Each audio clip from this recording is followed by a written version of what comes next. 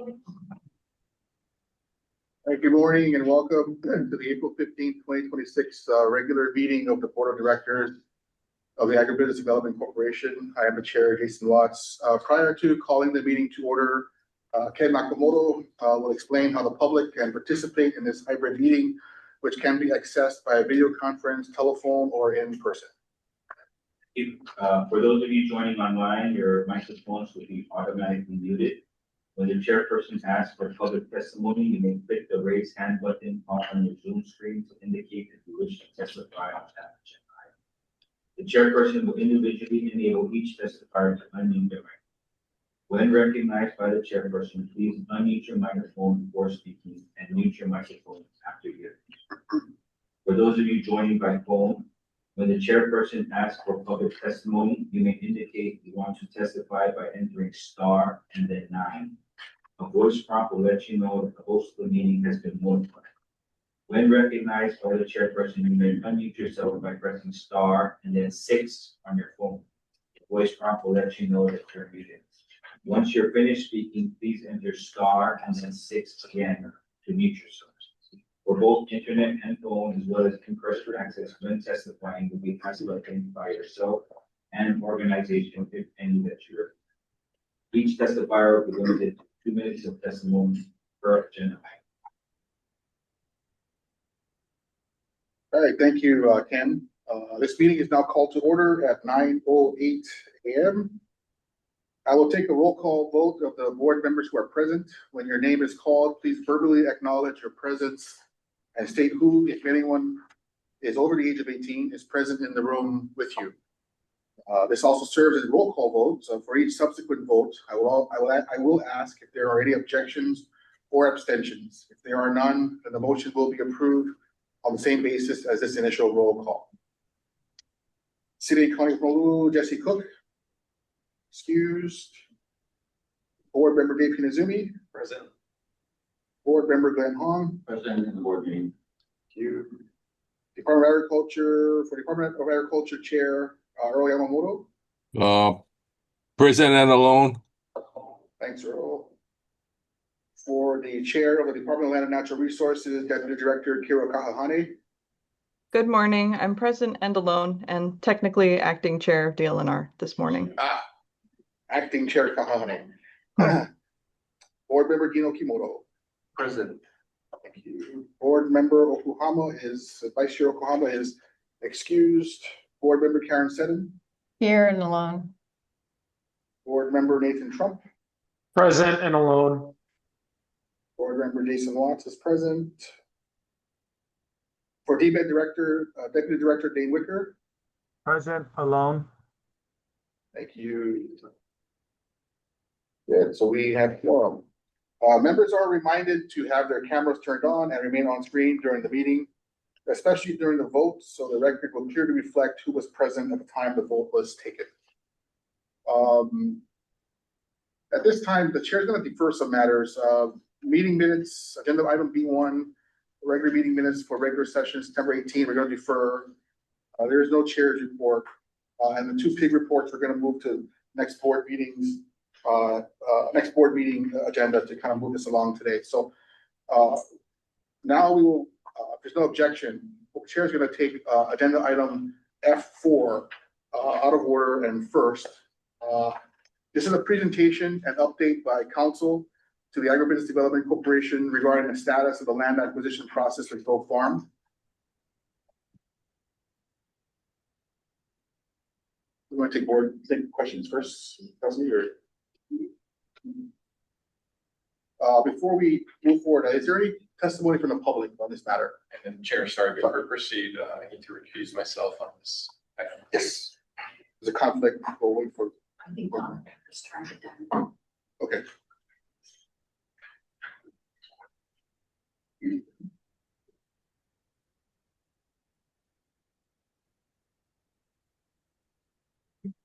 Sorry, members, we have someone calling in to testify on this item.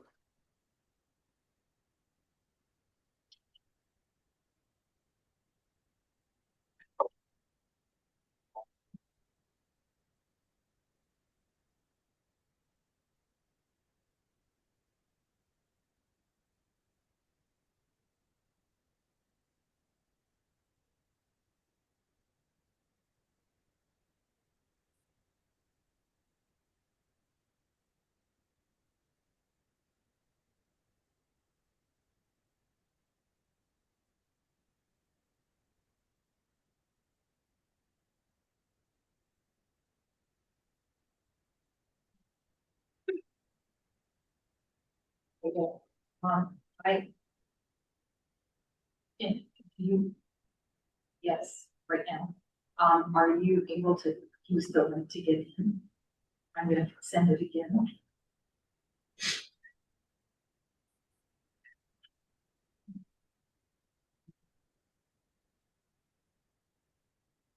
No. Okay.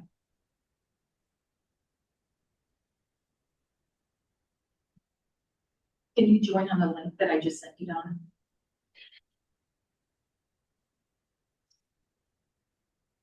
The meeting's live, so you can talk. So if you join the Teams link that I just sent you, then you can talk, just. So, should be. Sure.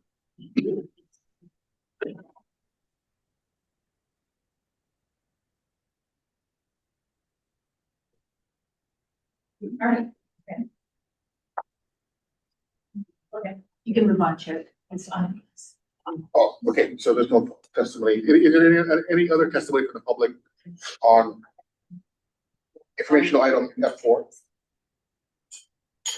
Seeing no answer. That we will move to a staff presentation. And do that here with the executive session. There's no staff. There's no staff presentation. Okay.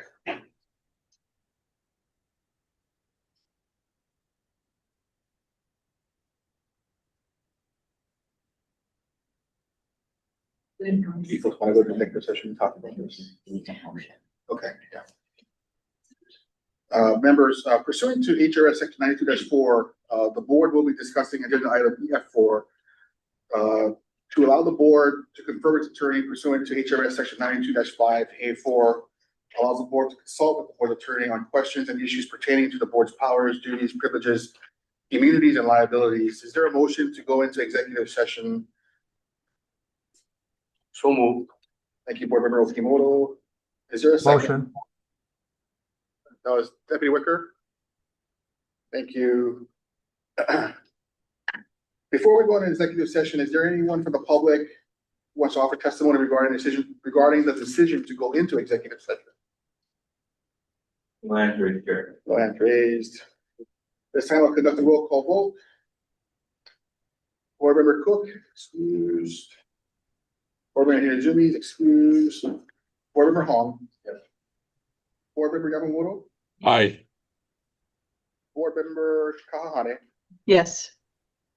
Board Member Okimoto. Yes.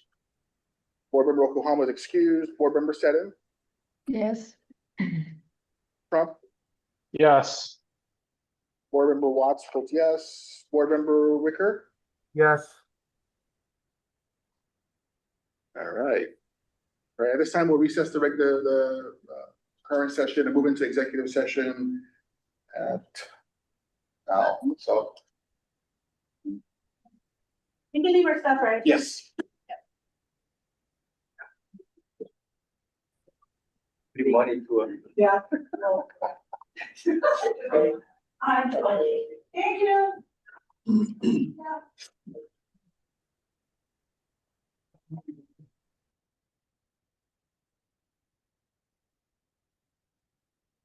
Don't remember to mute yourself.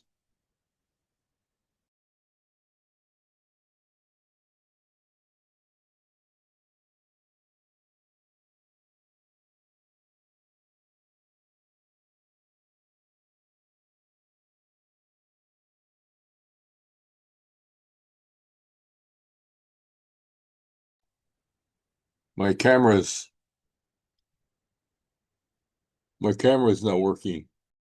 You're back, yeah.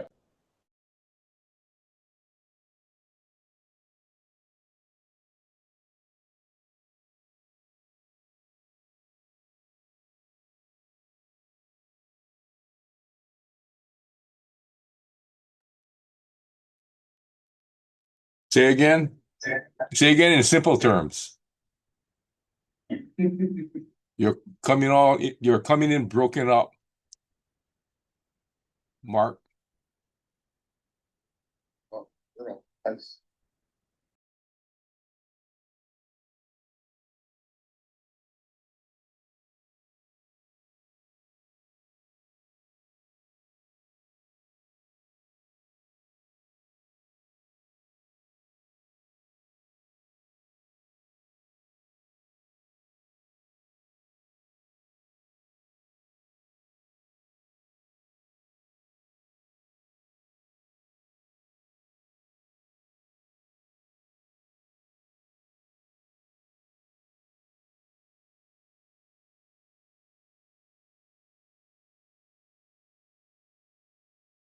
my my video. Oh, I'm a visitor only. Am I not included in?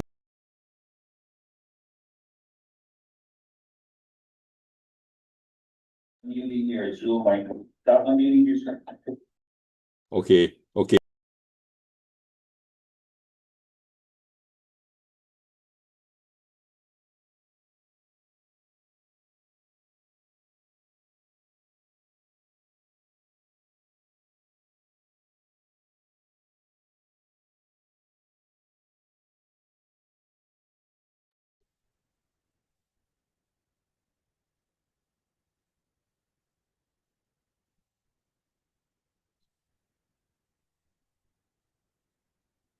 Earl, you're unmuted again in Zoom.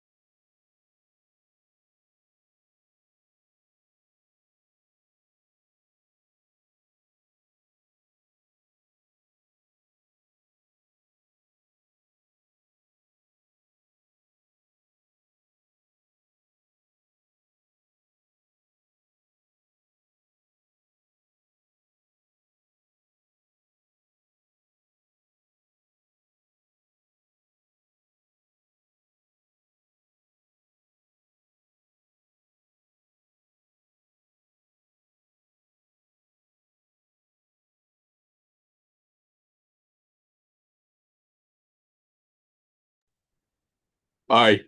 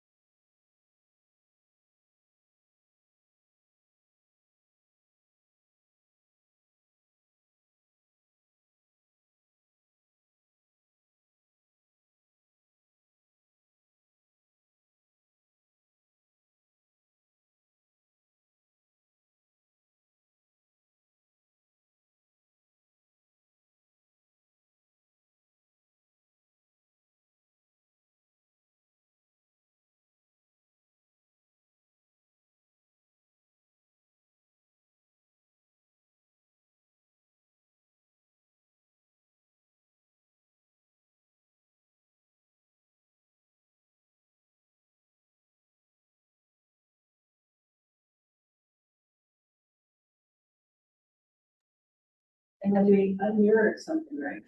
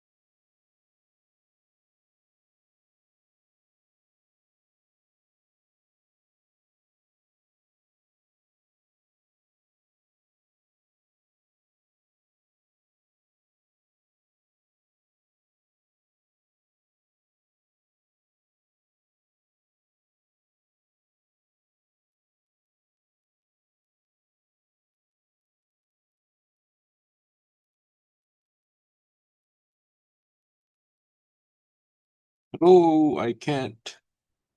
What happened?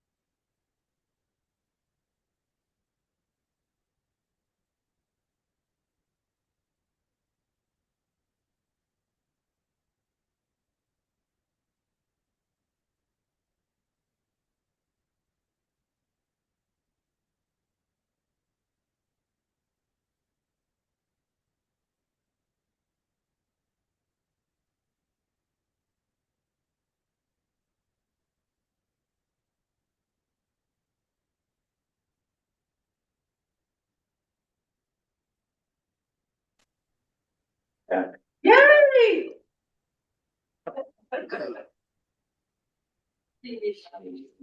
Yeah, okay, sorry, everybody online, we're coming back online, just give us, 30 seconds.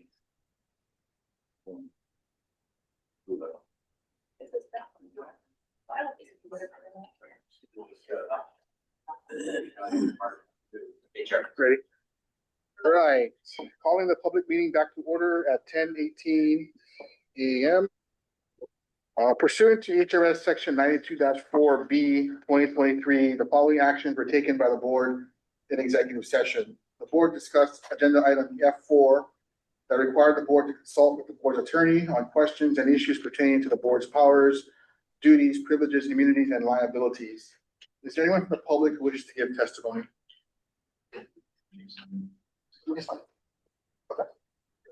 No hands raised, Chair. Oh, no, it's sorry.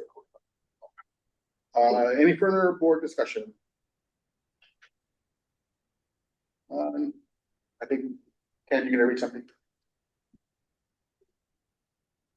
Back to this. Oh, yeah, it says, you're gonna read Zoom manager.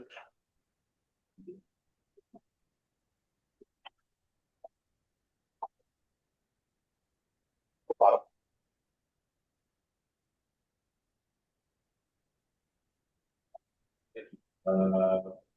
So the board discussed agenda item F4 that required consideration of matters required to the board to consult with the board's attorney on questions, issues pertaining to the board's powers, duties, privileges, immunities, and liabilities. There. That's it, right? Thank you. Board member, if there's no objection, I'm gonna take a couple of other things out of order as we move to the Waihewa discussion. There's some informational items that'll help us, I think, get a better idea of what we're being asked to vote on. So at this time, I will be taking out of order item F2, which is a presentation by Daniel Nellis, General Manager of Dole Food Company Incorporated, regarding operational parameters, infrastructure issues, and system challenges related to the Waihewa Dam and its system.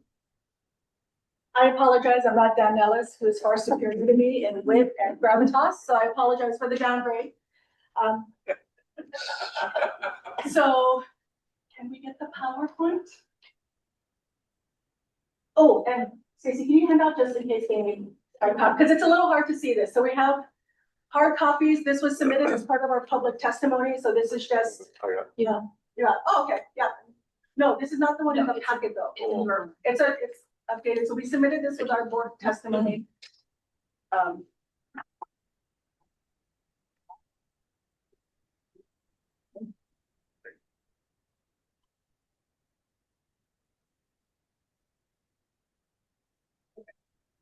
gonna use a script which I never ever do, so we'll see how this goes.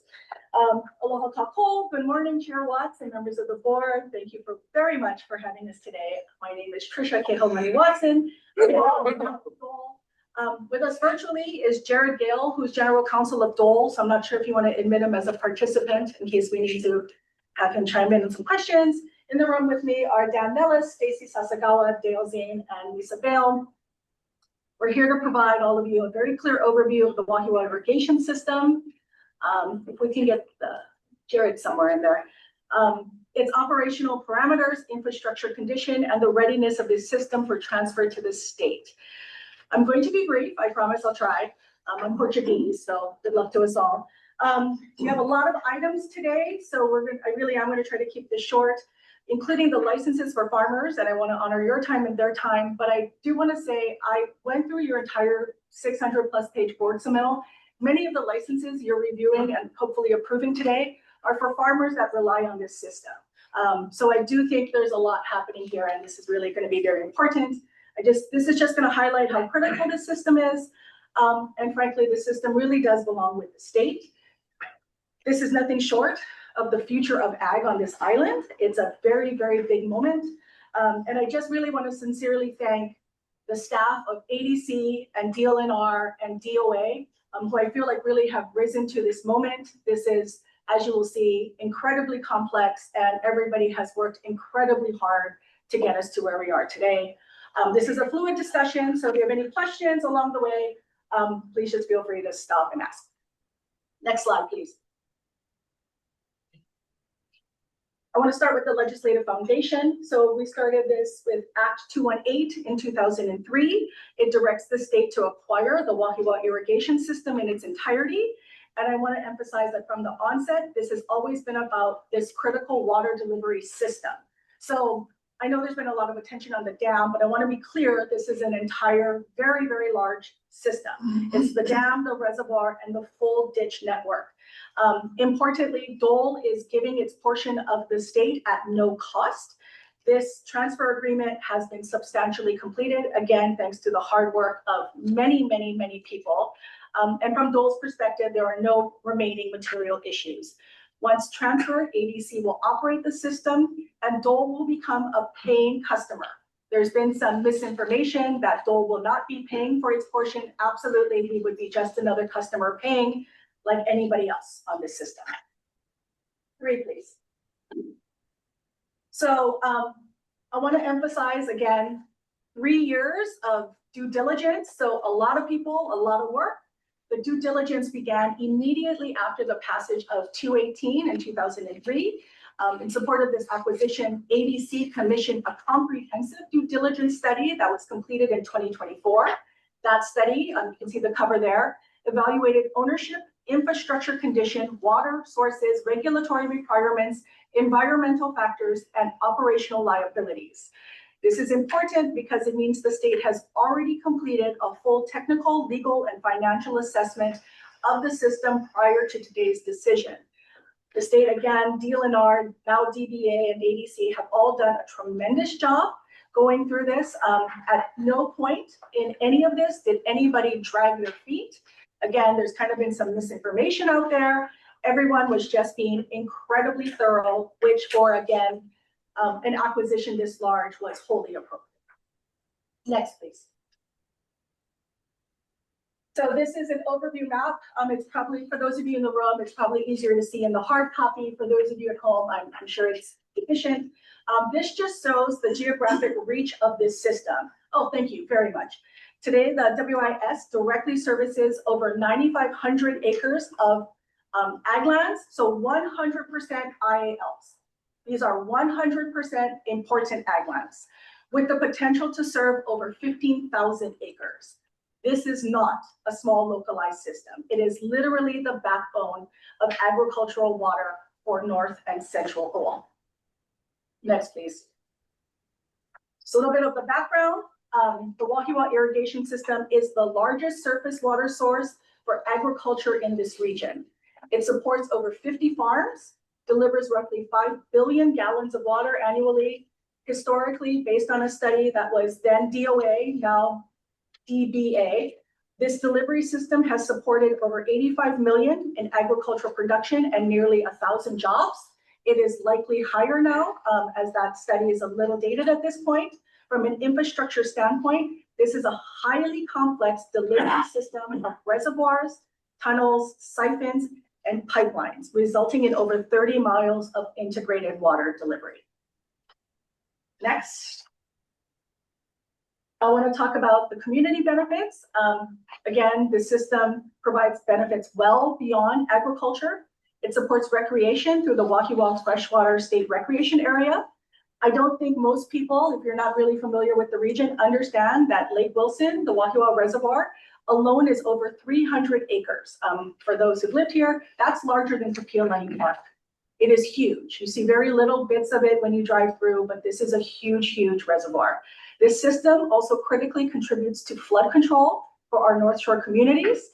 I want to take this moment to emphasize that during the Kona low storms, at no point did the dam fail, nor was failure ever imminent. It functioned exactly as designed and held back millions of gallons of water from that stream system. There's also, and this was something we learned, so this is sort of a real-time thing, there's a really important zero-cost management lesson from all of this. After the third event, we worked with DLNR to lower the 35-foot minimum level that's typically in place even further. So I really want to thank DLNR and Acting Chair Kahahane. We worked with Acting Chair Kanaka Ole, again, to lower it. So this was really important because we were able to let out more water and thereby increase the capacity of the reservoir to take in stormwater. So if you look at this most recent event, we never even hit the spillway. So I think there's things when you think about it from a watershed management perspective, and as ADC takes this on and thinks about like financial responsibilities, this is a zero cost management decision that can be made amongst the agencies. Like, so what we would recommend is when you're entering into the wet season, especially when you're thinking there's incoming storms or Kona low events, lower the threshold, which again, we've seen can be done safely. And then you don't even have the anxiety, the worry at EOC as this starts to go higher, because we've shown that you actually, through this sort of learned experience, keep it below the spillway level. So again, really important lessons learned, and we're very thankful that DLNR has been such a great partner in this management. Quick question, Trish.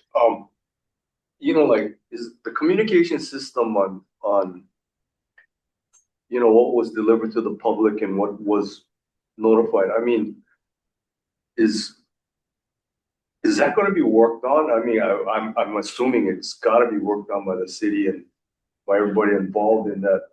I mean, you had a whole community just terrified. Yeah. Right. So again, I think we certainly do communicate. I think what became very hard is because there are plans in place that say when you hit X point, you have to do X. When you hit X. So I think it was lessons.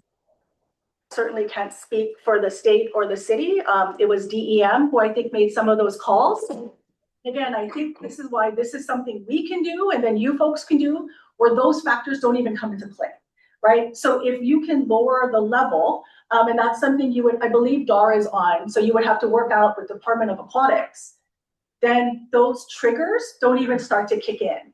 And I think that reduces some of the factors that they have to think about at the Emergency Operations Center, and then things that they're not having to face on communication side.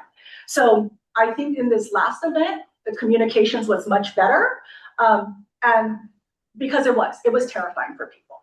So I hope so, and I think I'm putting this on the record because I'm saying there are really important lessons learned, and things that I think you folks, again, can do immediately, particularly, again, this is the benefit of having the system in state hands.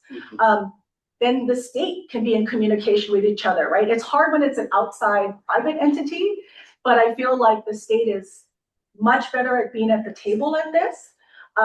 So I just really wanted to emphasize that because that was a really very valued, I think, adjustment. No, and I think I would add to Board Member Okimoto's question, I think it's hard, right, when you're a private entity Right. and you're in an emergency situation, you don't want to contradict government orders, right? So it's not necessarily that you're being silent and not participating, but to contradict what's being given by the governor, the mayor, whoever, right? You kind of want to just. Well, you want people to listen to first responders, right? I mean, it's health and safety. So it's not our place to say anything. But again, I think once this is in state hands, you folks are in a better position to internally communicate, especially at EOC, on some of these decisions.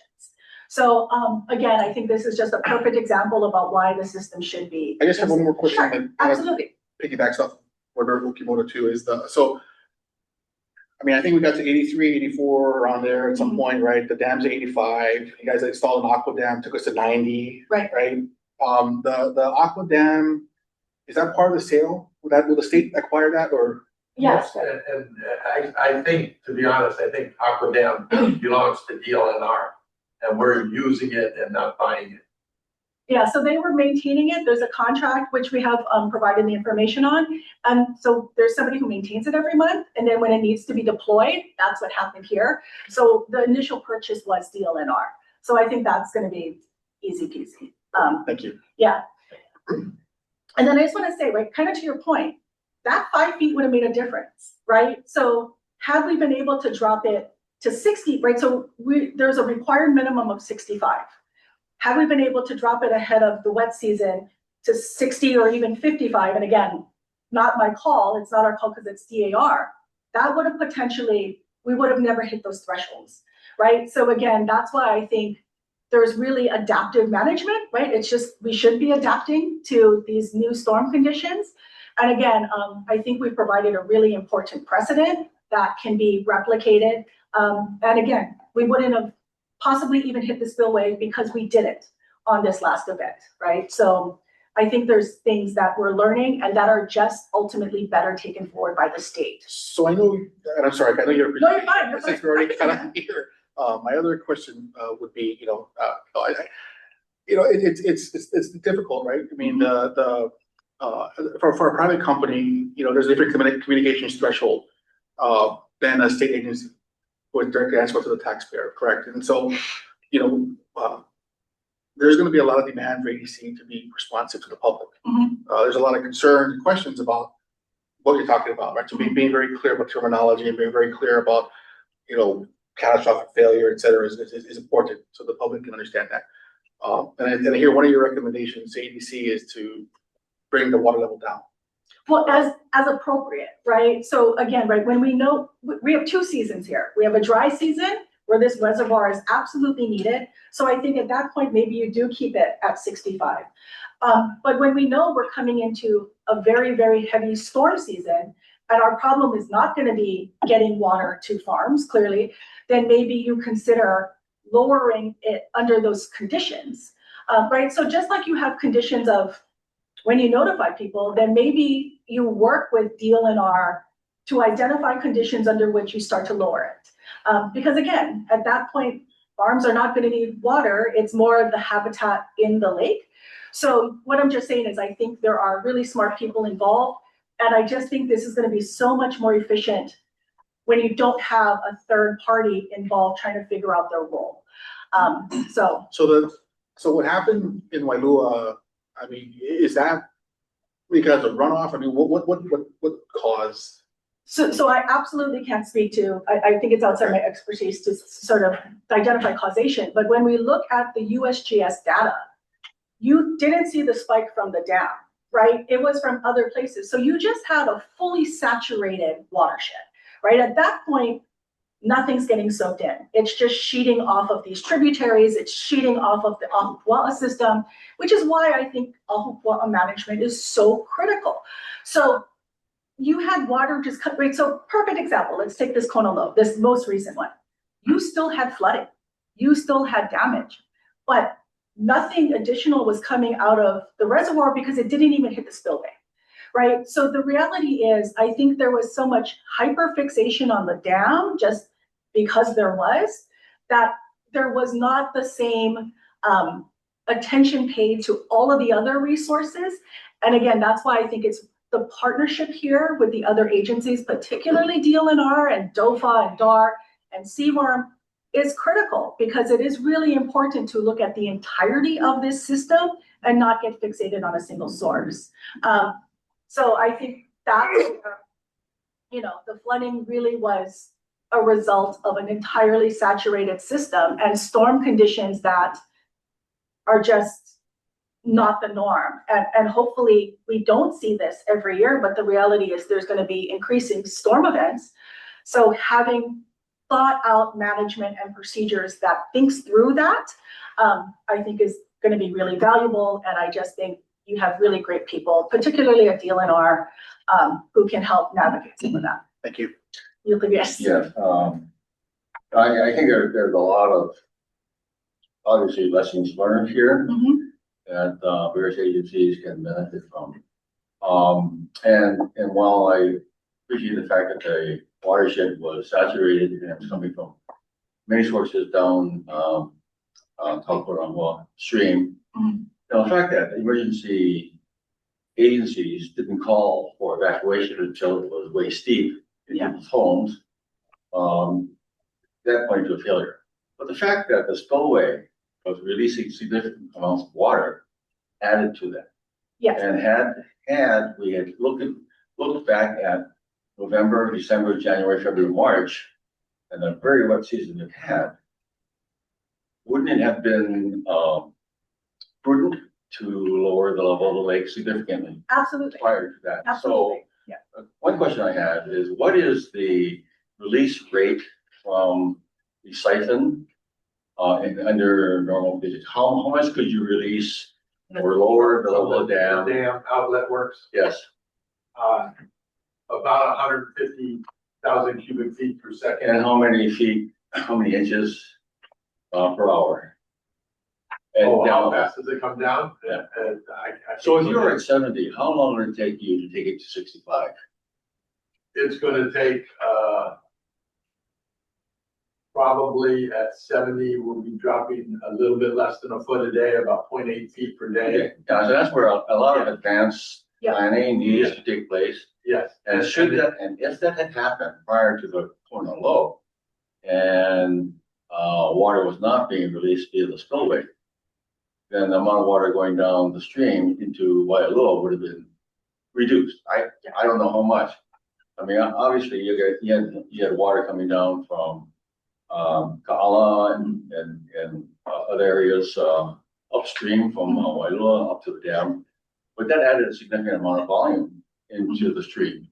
And so in the most recent storm, the fact that you had the level below the spillway and you were not releasing water, I mean, that was very telling in terms of how to manage the water system ahead of time. Absolutely. And it's why I absolutely believe it would be appropriate to reevaluate the levels.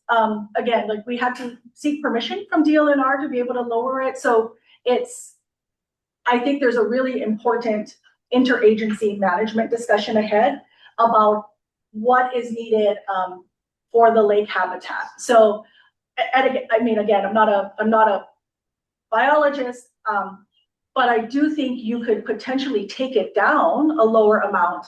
And again, exactly like you said, looking at, we have these events coming in, we need the additional capacity in the reservoir. So I think that would be a high priority. I mean, again, I think we're coming out of the wet season, but I would urge prioritizing that discussion to have adaptive management, to do exactly what you said, not just keep it below the 85 where the evacuation thresholds are, but how do we keep it below the spillway? And I think had we lowered it sooner, as we saw with this most event, you could have at least kept some volume out of the stream system. If I might go on a tangent. Absolutely. Question. Watching some of the newscasts, I'm not sure I'm attributing this to the right person, but I thought it was the general counsel who made a comment about how Dole did not put any recognition of liability for the dam on its financial statements due to the fact that the state had agreed, they were negotiating with the state to acquire property. What would that liability have been on the books of Dole for the potential of either taking down the dam or eruption of the dam or anything like that. So I don't know that I agree with the, and I think we're mixing liability with the schedule of the, I'm just Yeah. commenting on a statement that I heard on the Okay. news, during the Cornell. so I was the only one on the news No, commenting there for were others. Dole? There was a general counsel, I thought, or some legal person. Not on the news. That's his. Regardless, I mean, with my Yeah. financial background. Yeah, I look at things like this as disclosure items, at least in the minimum on financial footnotes. And I don't actually see your financial statements, but typically when you take it to the bankers or lenders and things like that, you disclose these types of things, potential liabilities, and maybe you can't monetize it, but at least there's a disclosure on potential liability. I just want to bring that up because I thought we might have had some. yeah, I'm happy to go back and look. I'm not familiar, but we can absolutely go back and look, but thank you.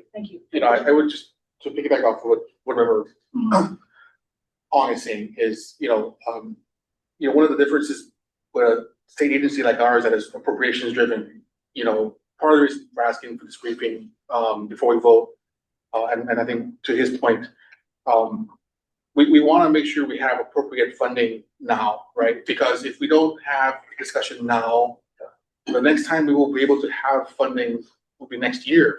And God for help, if something were to happen, loss of life would occur after July 1 of our acquisition, and we don't have any appropriate funding to respond to that, right, or protect life and property. So I think we just want to get a realistic idea of like what your estimates of costs are that we're inheriting here. Absolutely, understood. And I do think we're aware of what the potential funding for year one is. I think that's in here. Again, and I think that's why we're saying two critical things. One, the system is in good condition, right? So this system functions. I want to be very, very clear about that. And then two, where it comes to things about capacity of the reservoir, that really is dependent on the management of the system, right? So you could very realistically lower the water level ahead of time, and then you have even more capacity to take in water. So I think what we're saying is, at least for this year one, we think the estimates are sound, and then there are management things you can do that I said are zero cost to you folks. And then just one final thing about the benefits. There is tremendous benefit here for hydroelectric generation. There are critical state renewable energy goals ahead, and this really becomes a potential source of hydroelectric energy. So we think it's lots and lots of potential. Next, perfect, thank you. Reading my mind, I love it. Ownership. Currently, Dole owns the majority of the system, either in fee or through easements. As part of the transfer, these lands and easements will be conveyed to ADC and DLNR. There's also partial co-ownership with Sustainable Hawaii, which has been addressed through parallel negotiations. I believe it's also on the agenda for today. The key point is ownership issues have been identified, evaluated, and resolved through the due diligence process. Next, the system at a glance. Oh, see, this is why we brought hard copies. This is a little small to read. At a glance, the system includes about 25 miles of infrastructure, serving over 9,000 acres, directly benefiting over 17,000 acres. The reservoir holds between 2.5 to 3 billion gallons, sourced from an over 10,000 acre watershed. The dam and infrastructure have been operating for over a century and continue to function as designed. Next. Operationally, the system delivers about 5 billion gallons a year, and the daily usage is between 10 and 15 million gallons. There are constraints, including in-stream flow requirements and DLNR operating limits. I believe member and acting chair, Kahahane, is infinitely better qualified to speak to that than I am, but there are those limits. And another key issue is water classification. It's currently R2 due to city wastewater discharge, which limits certain uses. However, ADC does have planned R1 conversion project, which will significantly expand agricultural and economic potential on that issue. Next. Existing conditions. There have been discussions, a lot of discussions about deficiencies related to the dam. I think it's really important to clarify. These are not due to neglect or failure. They are a result of upgraded flood standards that are significantly more stringent than previous requirements. The system has met all prior standards and has a strong operational history. This has been a really hard thing to explain to people, so I'm going to try. This is my analogy. So I thought a good analogy for the public was it's like the cesspool conversions. So when these homes were built, cesspools were the standard technology. They work, they still work, but the legal standards have changed. So now property owners are having to take on paying for these expensive conversions, which often they cannot afford. So this, of course, is on a much bigger scale, but it's very, very similar. What is in place works. It's just that the standards have changed. Same with the dam. It was state of the art when it was built. It still works well, as we have seen. The standards have changed.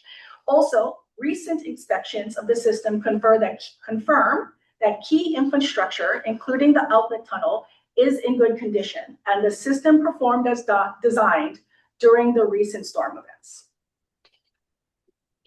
Water quality. Next, next, please. Thank you. The system operates within a highly complex regulatory environment. So wastewater has been discharged into the reservoir for nearly a century, contributing to its current R2 classification. Multiple agencies oversee those different aspects of water use, dam safety, environmental compliance, and recreation. Importantly, there is a clear pathway to transition away from wastewater discharge by wastewater discharge, which aligns with the state policy and unlocks future value. And that's the R1 project I was talking about a second ago. Next. So capital and O&M, in terms of costs, while there are costs to upgrade the system, we are confident that the legislative appropriations, particularly the past and the ones that are in the budget for this year, are sufficient to cover those costs. We're also confident that based on those records, that the appropriation to ADC for the upcoming fiscal year will cover year one operations. So I was reading your mind. That's already in here.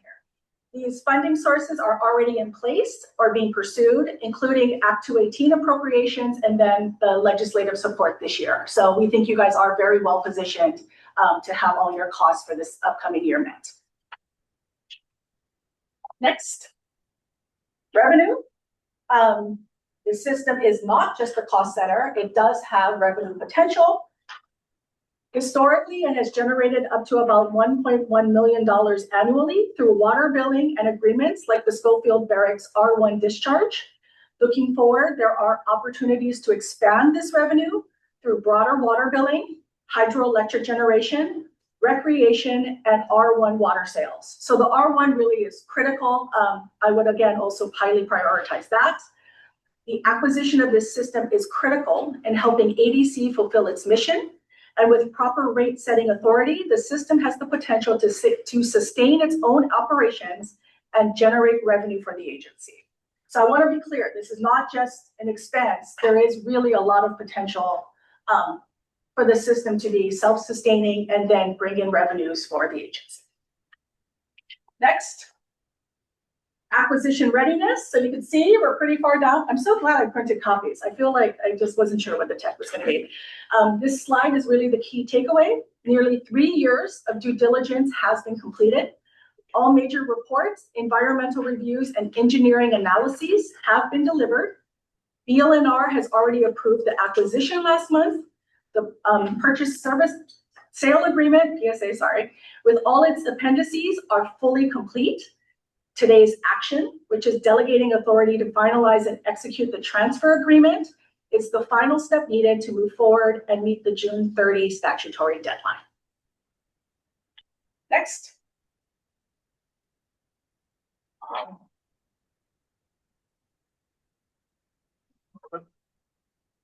You can scroll up, please.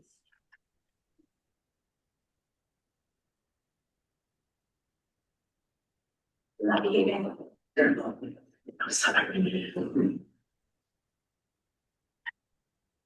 Okay, well, basically, there really was not much left. The last one is a thank you slide anyway. So the due diligence is complete. So just to summarize, The concerns raised by the state have been addressed. It has been 3 years of meetings and third-party studies. So those were not Dole studies, those were studies commissioned by the state. So they were independent reviews. The transfer agreement is ready, and now we are in a position to execute and move into closing. So just the last slide.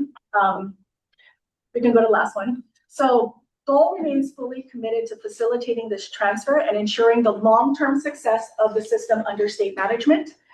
This is a once-in-a-generation opportunity to secure water infrastructure that is critical to Hawaii's agricultural future. And just a note, as I think we've conveyed through all of this, this has been really hard. Like, it is not an easy thing. Like, we're not, buying a candy bar. This system is complex.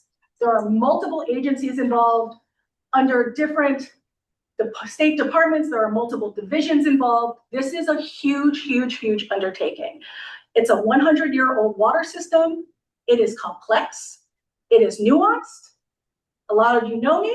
I love complex and nuance. I love big problems.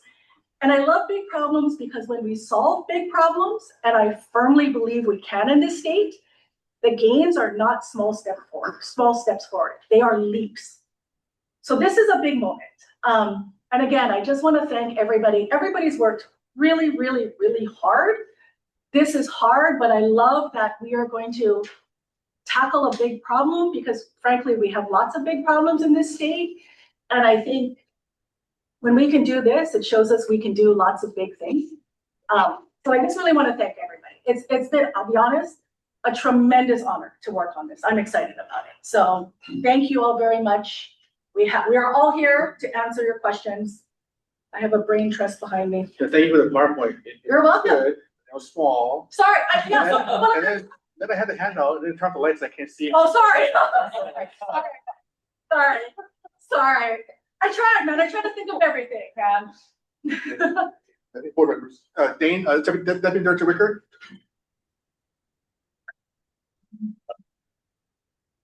All right. Oh, I'm sorry. Oh, sorry. Yeah. Oh. We're just calling you to say hi, Dane. That's apparently. That's all right. I was gonna say, I didn't, I didn't prepare anything. No.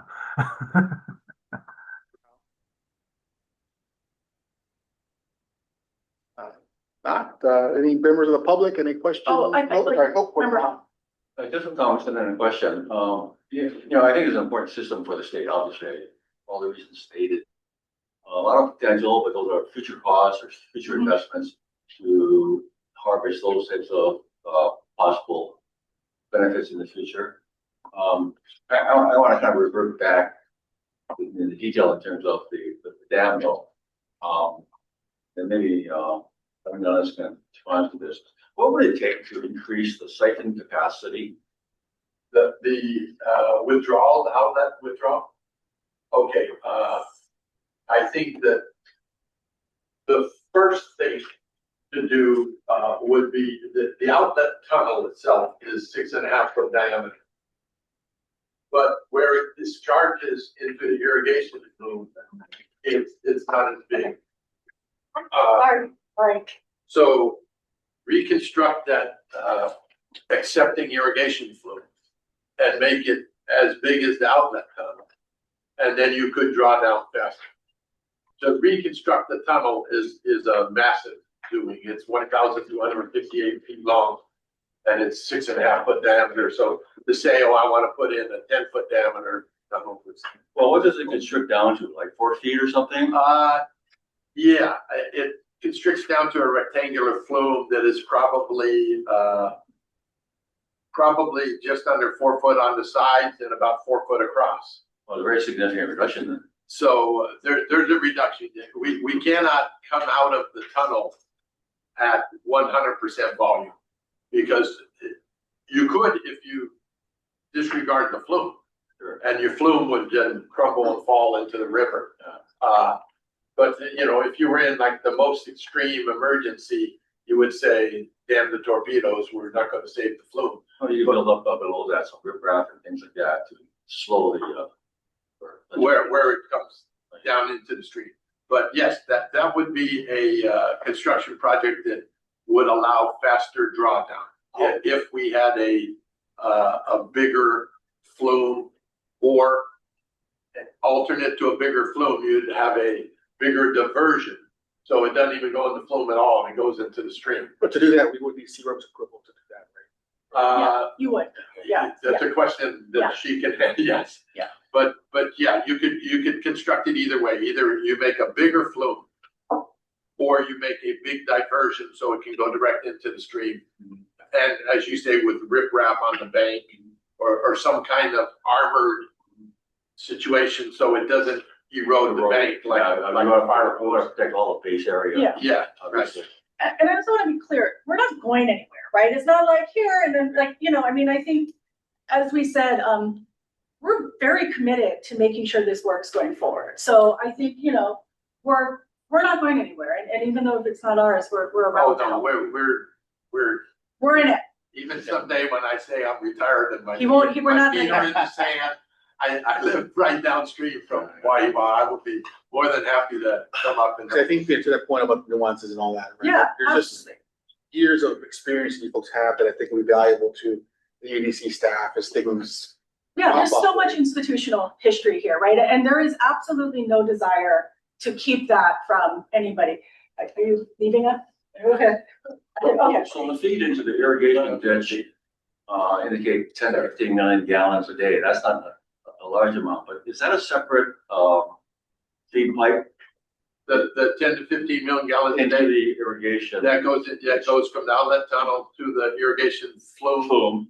which goes into a ditch. Yeah, is that a separate tunnel or pipe from the lake? It's the one outlet tunnel from the lake that Okay. feeds into the system. And Okay. that's the one we were talking about, the 6.5 How foot. many required for that, or is that just gravity? That's all gravity. That 1,258, I think I'm saying the number right, but whatever, the long tunnel is a downhill slope. So it's all gravity. And at what level of the lake is that? Well, the outlet valves in the lake are beginning somewhere near the bottom, like, Okay. and then they come up. There's 4 of them, and the what would be the highest valve, when you get down to 60 feet level, you can see the valve. Thank you. I'm getting into the weeds. No, That's all right. they're great questions. That's all right. They emphasize our point about nuance. So, oh, okay. No, board members, any further questions? Yes, board member Henderson. Cal, thank you for the presentation. Daniel, thank you to Dole for maintaining the system all these years, or else we wouldn't even be having this discussion today. Just some questions as far as maintenance of the system over this time. Who have you been using or contracting with to maintain the system? Okay, our main contractor currently is Y Engineering, and they are our operators. We've contracted them for the operation of the system. And so that's, if you look at the financials, that's the biggest expense every year. Prior to that, it was a Kahuku Farmers. And prior to that, it was Waialua Sugar. And when Waialua Sugar went out of business, we sent out for bid to companies who want to manage that system. Kahuku Farmers got the bid. They actually hired the Waialua Sugar guys who were being laid off. So we still to this day have those Waialua Sugar guys working for the contractor. And so there's a lot of expertise and experience in that. So that's our main contractor. And then we utilize a lot of other contractors for maintenance repair work. So the operations work is mostly Y Engineering, some of the repair work, Y Engineering. Pacific Electromechanical, they're the group that we've contracted to set up and deploy the Aqua Dam most recently. We've had Coluccio Tunnel Company redid that outlet tunnel that we've been talking about. They're the big sewer company that handles the big sewer projects. There's C Engineering. C Engineering is a ocean salvage company. they provided the expertise and the manpower to go in and repair the valves that I was just talking about. They had hard hat divers in the lake and scuba divers as well. And they do underwater welding and all that. So those, I don't know exactly what year, but it's in all the documentation. But I'm going to say it was somewhere around 10 years ago that they went in and redid all the valves for us. So the valves are in really good shape now, but they were probably 50 years old when they went in and reconditioned them. And this is all, again, so when I say I think your appropriations is sufficient, of course you folks will have to rebid, but I think it would be fairly simple because you do have companies with that history. These are all already contracts, so I think you could go through the state procurement process, but you would have contractors who are perfectly capable of doing the work and have been doing it for an extended period of time. And there is one other engineering company that is a geotech firm that monitors what are called piezometer wells. There's small 2-inch diameter pipes going into the dam, and these guys monitor it 6 times a year plus after big rain events. So this year we're probably going to have like 8 or 10 monitoring. And, so they're on contract to us. Okay, thanks. Yeah. And then just, sorry, Oh, sorry. one follow-up to that. In terms of maintenance of the system then, did you have any kind of future schedule, maybe 5-7 year kind of look forward to see what would be like recommended improvements that might need? I don't have a real good long-term schedule available, but again, working with our contractor who is operating the system, they let us know when there's certain things that need to change, and then we plan it. For instance, there's one of our siphons is no longer a pipe that goes down and comes back up. It's actually a suspended pipe. Y Engineering did that for us on a separate construction contract. That was in response to a storm damage. We didn't really plan ahead and say we should hang the siphon. Big storm damage, 2008, and so we had to replace the siphon that got damaged. And the engineering guy said, "No, in today's world, there's new ways to do it. Let's try this suspension time." So yeah, got it. So and you know, okay, thanks. And then so as of today, are there any let's say June 30th comes, everything's all out, July 1st. Well, guess what? We got to go take care of it. Is there any recommendations over the next maybe 6 months to a year then that making sure our staff is aware? Yeah, nothing that we have long-term plans other than what's in the documentation that we presented regarding Alimano 6 reservoir and Chemo 5 reservoir. So that's all in the due diligence. There is a current, like this week we're fixing something. We did have some damage with the recent storm on the ditch line. Silting, we have to desilt it. Our operator's out there with the excavator, but there was also a cement flume that partially collapsed. So now I think on Friday the cement truck will be coming in. They already formed it up. They formed a new wall. We got to make a road to get there, and then the cement truck will come in and pour the cement. We'll have a new cement flume there. So there's like that responsive or reactive repairs, but nothing really long-term planned right now. The big thing was the outlet tunnel, because we said, hey, at that time we're operating with 1 out of 4 valves. We said, hey, we want all 4 valves to work so we can draw down faster. Yeah.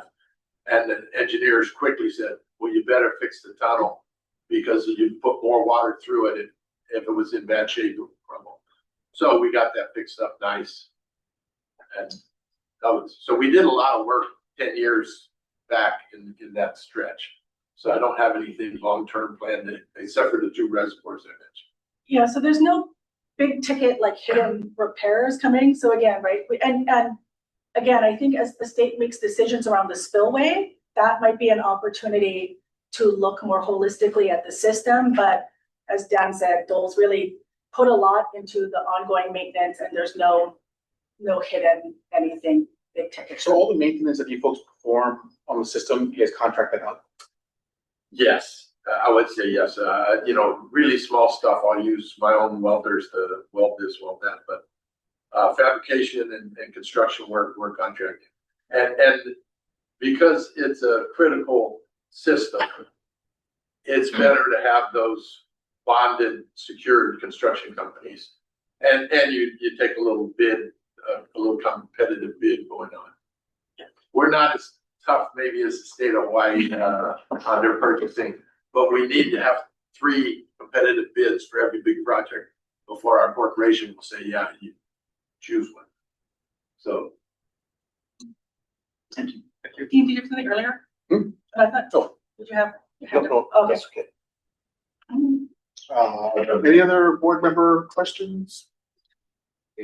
Oh, Deputy Director Wicker? No, we didn't. No, there's an attendee with a hand. That's an envelope. Oh, okay, it's emblem. Sorry, we're gonna move to the public then. TJ, go ahead. Hi, aloha. Can you folks hear me? Loud and clear. I'm sorry, can you hear me? Loud and clear. Okay, thank you so much. Aloha, Kako. My name is TJ Charisma, and I come to you today not as the vice chair of the Wahiawa Whitmore Village Neighborhood Board, but as a descendant of a Pico family from Haleiwa and Waialua. And I understand and I appreciate all the discussion and the conversations that you've had today about the dam and coulda, shoulda, woulda having to do with the Kona low storm. My concern is that for as much discussion has been held amongst the state, Dole, Honua Consulting, and the numerous other companies, there has been minimal discussion with the community about the purchase or the transfer of ownership of the dam and the spillway and its surrounding areas. It's very hard for me to understand why more outreach or communication was not done with the communities in the 96791, the 96712, and the 96786 zip codes have not been done. As I stand here and talk to you about this, I want to share with you, I have a 93-year-old auntie that lives in Haleiwa asking me 2 months ago, Bebe, what is going on with the dam? Because while there may have been minimal presentations at the different neighborhood board meetings, there were minimal opportunities for Dole or any number of these other organizations today to have conversations with the community. And I think a lot of the conversations and a lot of the talk after the Kona low about the dam and its failure, its impending failure, or it failed, I think a lot of that could have been lessened had more communication been done with the communities. Just to also give you some context, my mom's youngest brother, may he rest in peace, he was an employee of Dole. That was his only job after he got out of the military in 1971. So from 1971 until the time of his death, he was a full-time employee of Dole. And so I come before you and I ask that all of you do better, not just for my mom's youngest brother, not just for my 93-year-old auntie who's got questions about what's going to happen, but for the benefit of the public that could be affected and will be affected by the transition of ownership of this area. So I implore you all to please do better, have more communications, have more community meetings, and don't do it on Zoom because our kupuna are not Zoom savvy. Have conversations in Waialua and Haleiwa. Reach out to the North Shore Chamber of Commerce. Reach out to the different organizations in Haleiwa, Waialua, and Wahewa, and have in-person conversations about this very important resource in our community because it needs to happen. And if we are coming out of this Kona law, people are still wondering what's going to happen to the dam. The moment, like yesterday at 4:28 p.m. when the flash flood warning or the flash flood advisory was issued, my phone was blowing up already because people want to know, what about the dam? What about the water in Lake Wilson? So conversations about this process where ownership will eventually, hopefully, transfer over to the state who will have ADC manage. Those conversations are really, really important. And they must be had now before we go too much further. So that's my one ask. And my second ask is that I had read in your prior submittals and I guess news stories in the media that while Dole is not receiving money for this transaction, they want to retain water rights. Can you explain to me what those water rights are? And if those water rights are actually part of this transaction, I would really appreciate it. And I thank you so much, Kehao. I thank you from the bottom of my heart because I know where your heart is. And Dan, for all the years and all the energy that you have given to Dole, I thank you. I really do appreciate you folks. I remain open for questions and I'm here for a response. Thank you, TJ. Up to you. She's addressing the board, but if you. Up to you. I mean, I think we answered the water question, but I can re-answer. Sure. it. Okay. So, as I said, so there's not water rights as part of this transfer. Dole would just be a customer like anybody else. So I think there's been, and you're absolutely right, TJ. Like, I think there's been a lot of misinformation out in the media or social media. So there is not this idea that Dole is somehow it's in exchange for water rights is just not true. Dole is asking to become a customer. So we're not asking for any special rate or anything. It would just be the same that everybody else is paying. As to the first one, I hear you, TJ. I'm sorry if maybe we haven't enough. I think I said earlier, I certainly, and I would stand by this, would never put myself in a position where I am contradicting the government in an emergency situation. But I know you have my phone number. I'm happy to come talk to people. We did come to the neighborhood board, but perhaps that wasn't enough. I know we did get letters from the chambers, but I hear you, TJ, and I am very, very sorry for what the community has gone through. So please feel free to reach out. I'm happy to come talk to whoever. I'll bring Dan. He can come too. Yeah. Be happy to. Thank you, Kehal. Board members, any other questions? Board member Hong? I just like to, first of all, Dan, I apologize for calling you my brother's name. And just I'd appreciate any information you provide on the livelihood question. Oh, maybe Jared, are you on? Yes, I'm here. Yeah, did you hear the question? No, I didn't, sorry. Okay, yeah, can you maybe ask the question again? Any information that you provide later as you follow. Oh, later on. Okay, never mind, Jared, go back to mute. Okay, yes, absolutely, thank you. Sorry, false alarm. Any other questions from the public? Seeing none.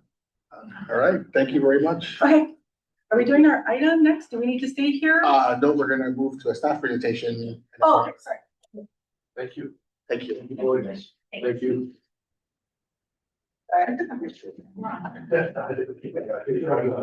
Yeah. I guess you can easier, or however you want. Well, okay. Thank you very much, Dan and Kehal. We'll be also taking out of the order item F1, which is by ADC staff, Senior Executive Assistant regarding Act 218, 2023, Session Laws of Hawaii, authorizing the acquisition of certain parcels of land related to the Waiwa Dam and Spillway and the Waiwa Irrigation System, currently owned by Sustainable Hawaii LLC and Dolphin Company. Mark.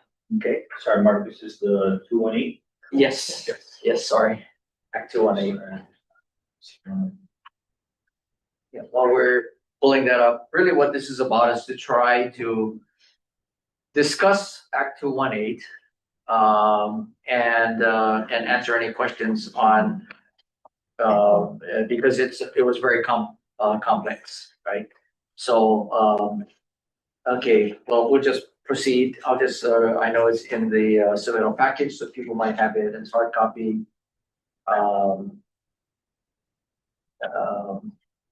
Okay.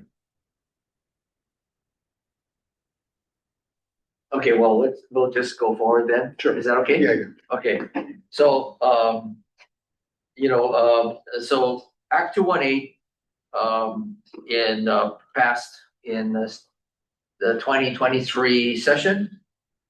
And, the real purpose of it is to sort of distill this down is the purpose of the act is to authorize the Department of Agriculture, Department of Land and Natural Resources, Agribusiness Development Corporation, to acquire the Waiwa irrigation system on terms negotiated and agreed upon by the office of the governor.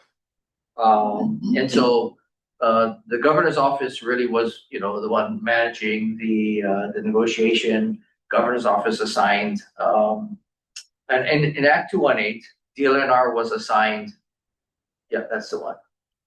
Was assigned 13 parcels to acquire. Department of Agriculture, now the Department of Agriculture and Biosecurity, was assigned one parcel to acquire, and that was the spillway, and they were going to do the improvement, and then they were going to turn it over to ADC. Okay, ADC was assigned 5 parcels to 6 parcels to purchase. And, yeah, that's the one. Okay. And it was, and so when it was passed, there was a discussion. The governor assigned DLNR to lead this process. And the DLNR chair at the time, Chair Don Chang, was running the discussions.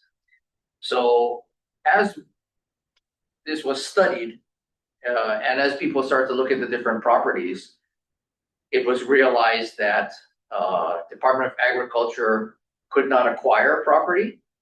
The reason that they were part of that was there was a potential for a friendly condemnation, where the Department of Agriculture does have the power to condemn. They would condemn, but they cannot hold property in fee. And so as part of that process, it was decided that it was easier if the if ADC would purchase that property. It also, during that process, Department of Land and Natural Resources realized that, they identified one of the parcels that they were going to acquire, they were assigned to acquire, had a significant irrigation infrastructure, which is the gate house and what they were just talking about in the earlier presentation. And so they assigned that to ADC. So now ADC basically was assigned to acquire those. And because the governor was negotiating this, the governor had the authority to make that the changes of which parcels would be purchased. So ADC is now proceeding on that. When we were given the go-ahead, we hired the consultant, Element Environmental, and they began a study to review the ADC's portion of the purchase.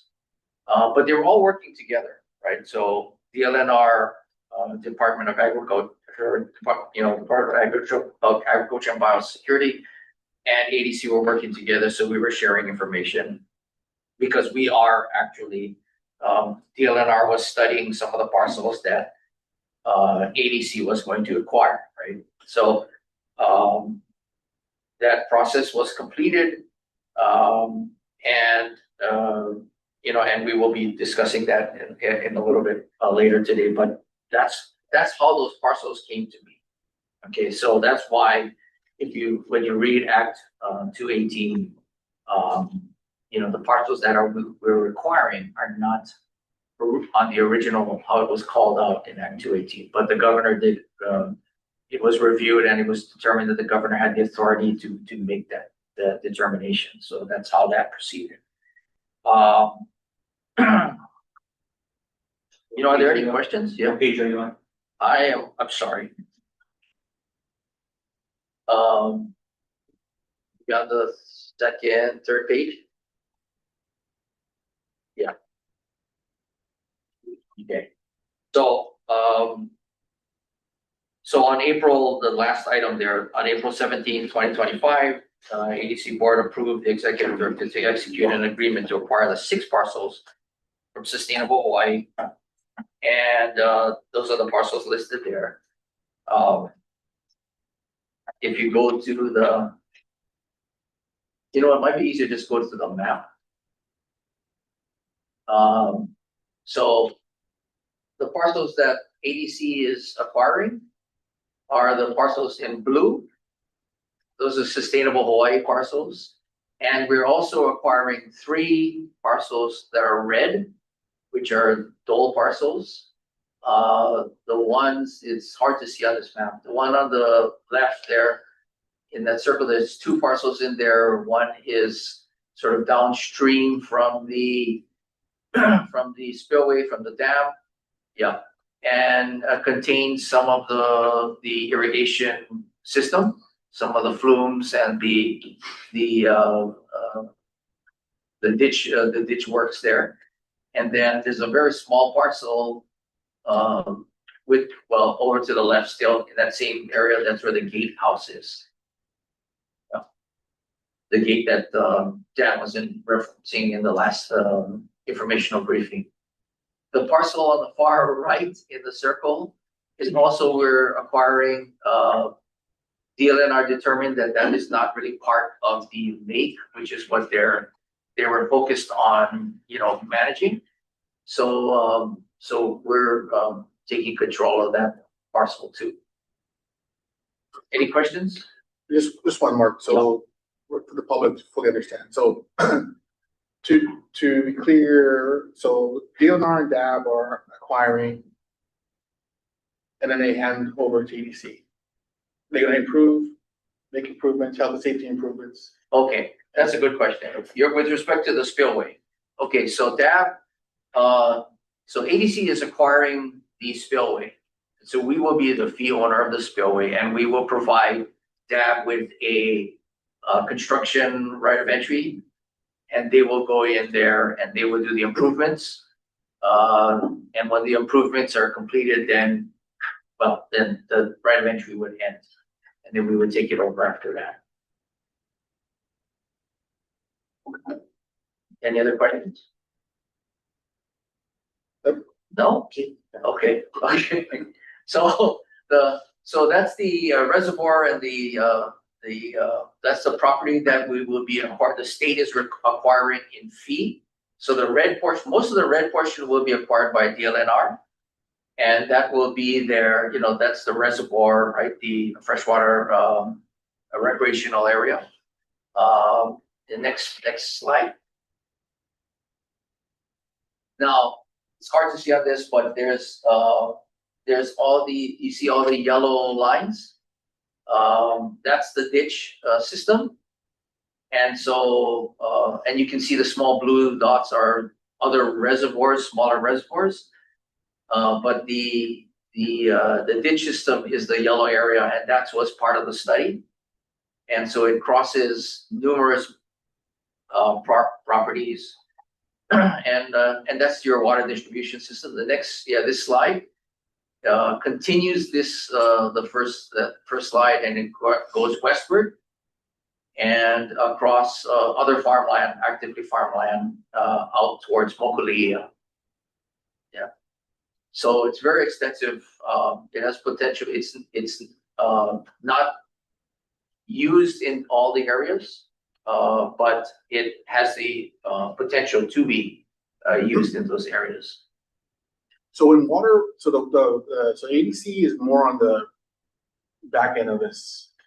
That DLNR will be the heart, but the kind of actual source. Oh, okay. So with respect to maybe back up to yeah. So DLNR will be managing most of the lake area, and they will be managing it as a a freshwater recreational resource. But we'll work with them, and we've been working with them quite a bit on from dam safety to including because part of what they need is they need a certain level of water to maintain a good fish population. And so we'll be always working with them forever after this to make sure that both resources are properly managed. So I imagine there's gonna be an MOU or MOA. Yes. Clearly spelling out everyone's responsibilities. And, Yeah. Mark, is there a level that the dam has to be at to take care of the fish? Or is that up for negotiation? That's a good question. I know Fish and not Fish and Wildlife, what's it called? DAR. Yeah. 65 at the moment. Yeah, so 65 is the minimum, but they'd like it a little higher, I believe. I'll defer. I don't want to misspeak, but I think a little bit higher is better for a good fish population. But that's so that goes into, I know, the discussion of what's the proper level to maintain it at. Is I think this is where you have to manage that safety component, right? And you would have to, and that's part of what we're already beginning to do. So we've had good discussions. Department of Land, the dam safety component of the DLNR has been very. They've communicated a lot with us, very supportive of working forward on this, including our other reservoirs. We have others, right, that are considered high risk.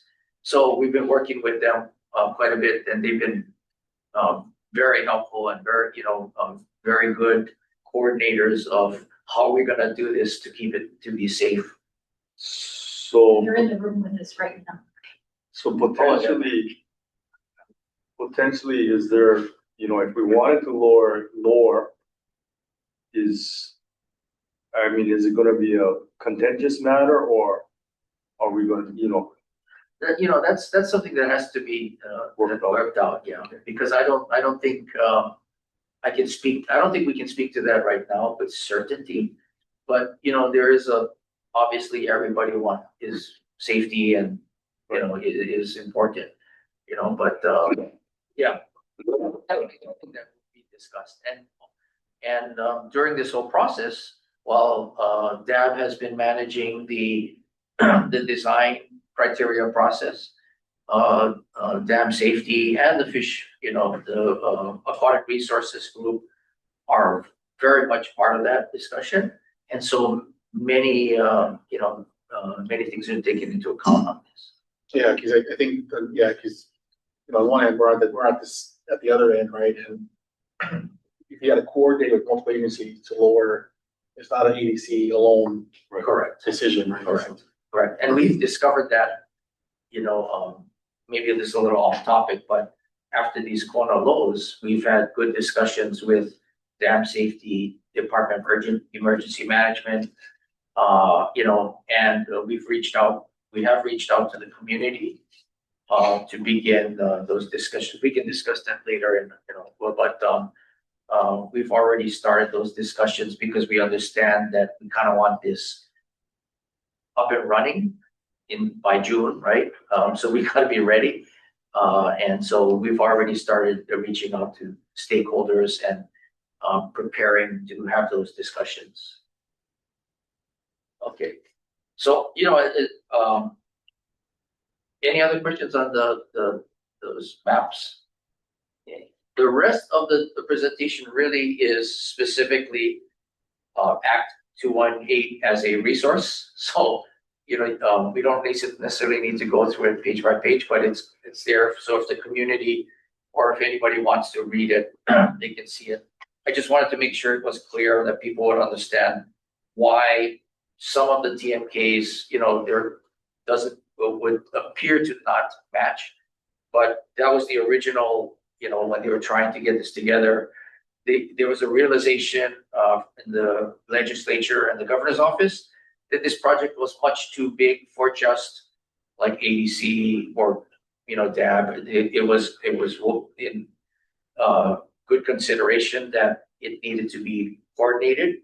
So in their best effort was to create this act.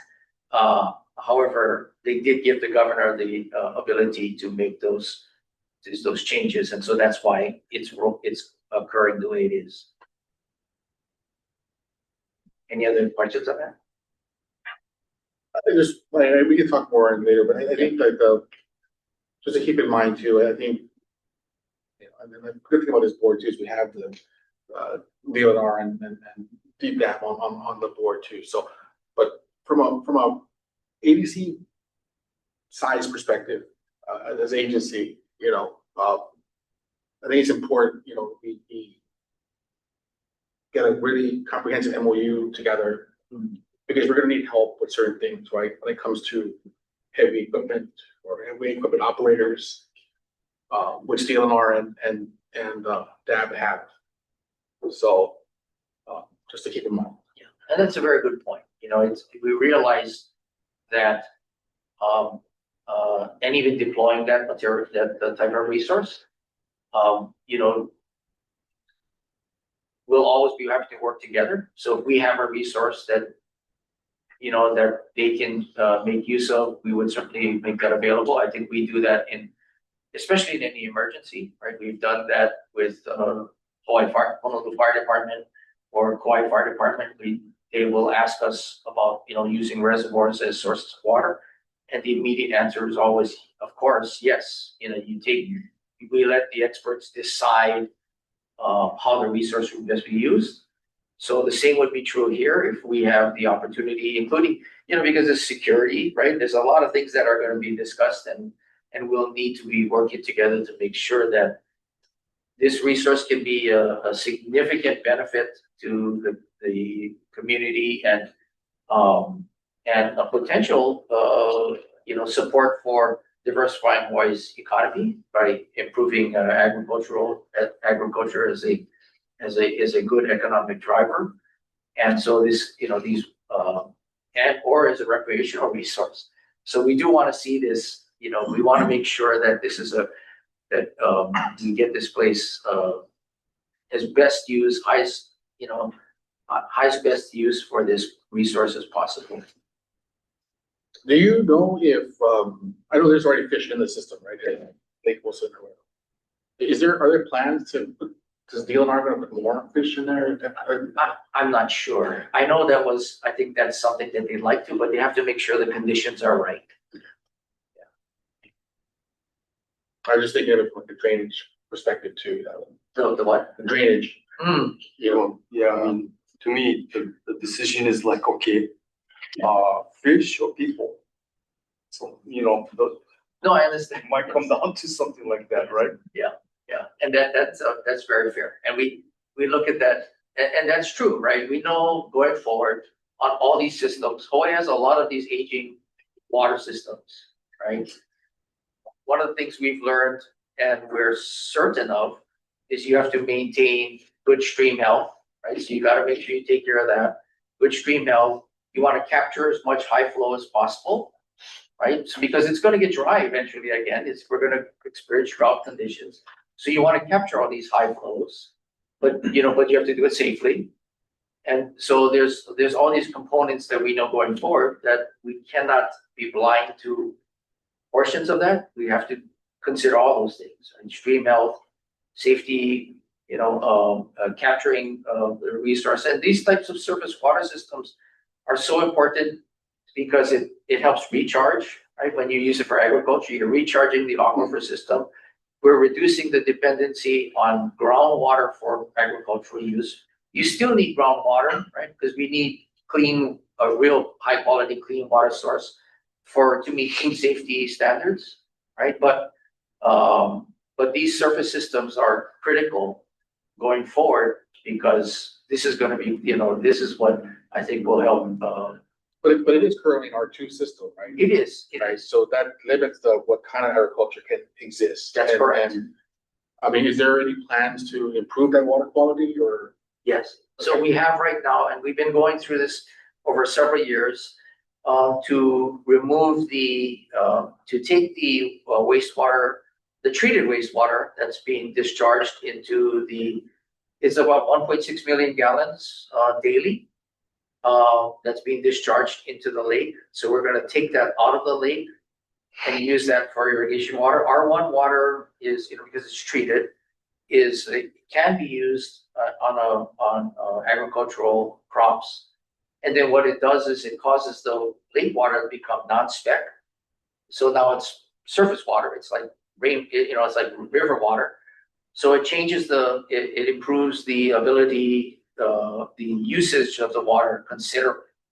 Right? And in the meantime, working with Department of Health, we know that the R1 water can only be used in certain areas. There's, proper mapping of usage so that you don't put it over an aquifer, right? So that's part of it too.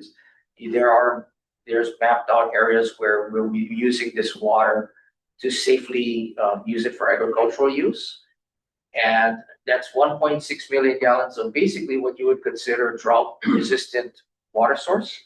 Because even during droughts, people are still gonna be, flushing, right, washing and everything, right? So the city and county discharges in the system? Yes. Correct. And also Schofield Barracks? Yes.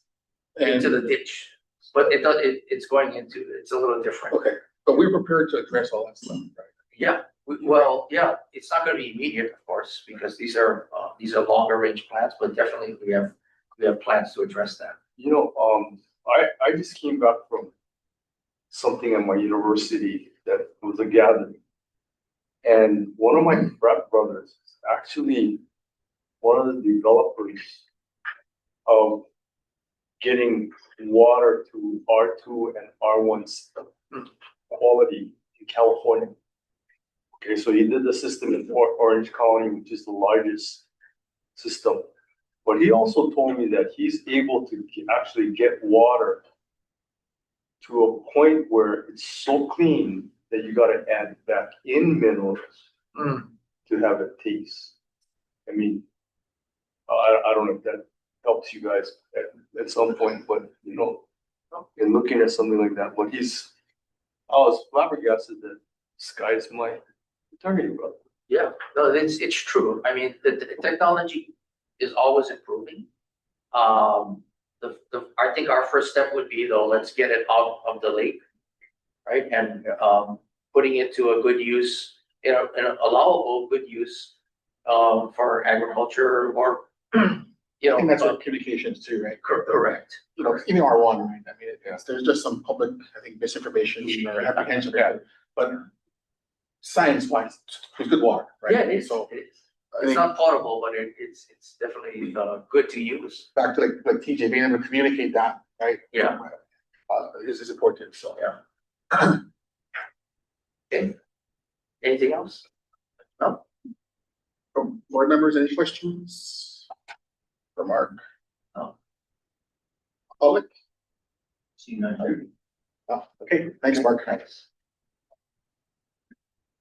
All right, you want to keep going or break or are we good or? Okay, okay, we're moving on to item, third item out of order.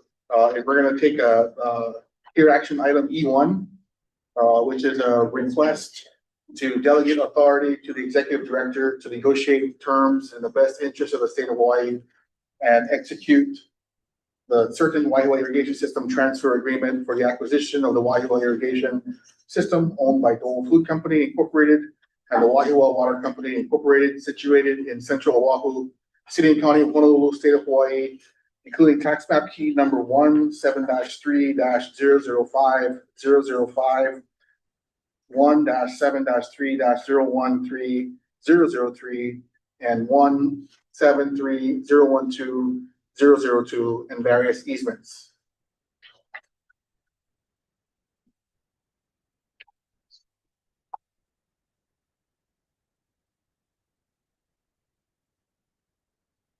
Is there a motion?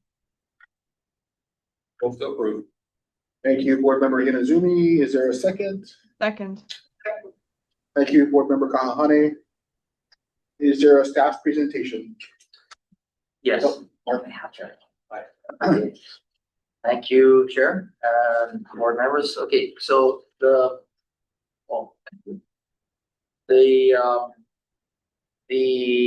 request before the board is the purpose authorization of executive director to negotiate terms in the best interest of the state and execute a certain Waiwa irrigation system transfer agreement for the acquisition of the Waiwa irrigation system owned by Dole Food Company and the Waiwa Water Company situated in Central Oahu. And the TMKs are listed.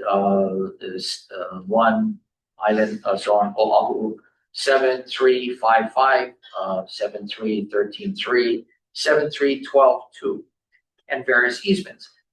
So what it is these are the three parcels that ADC will be acquiring from Dole, and the easements of the ditch system that we discussed a little earlier in the informational pack. So going through this really quickly, the Waiwa Dam was constructed in 1906 as a source of irrigation water for Wailua Sugar Company. The dam is owned by Sustainable Hawaii and Dole Food Company Hawaii. In 1921, 5,000 cubic foot per second flood caused failure of the dam, which was rebuilt with the existing 183-foot spillway. The existing Waiwa Dam is classified as high hazard potential dam, as failure of the dam would result in probable loss of human life. Should dam failure occur, it would flood a significant portion of Waialua and Haleiwa towns. The reservoir is utilized by the community as a freshwater recreational area and also receives effluent discharge from city and county of Honolulu owned wastewater treatment facility that has been recently upgraded to discharge R2 treated effluent. The Waiwa Dam is classified as having a poor overall condition classification due to various deficiencies, including having undersized spillway. The dam is anticipated to overtop during storm events approaching probable maximum flood PMF.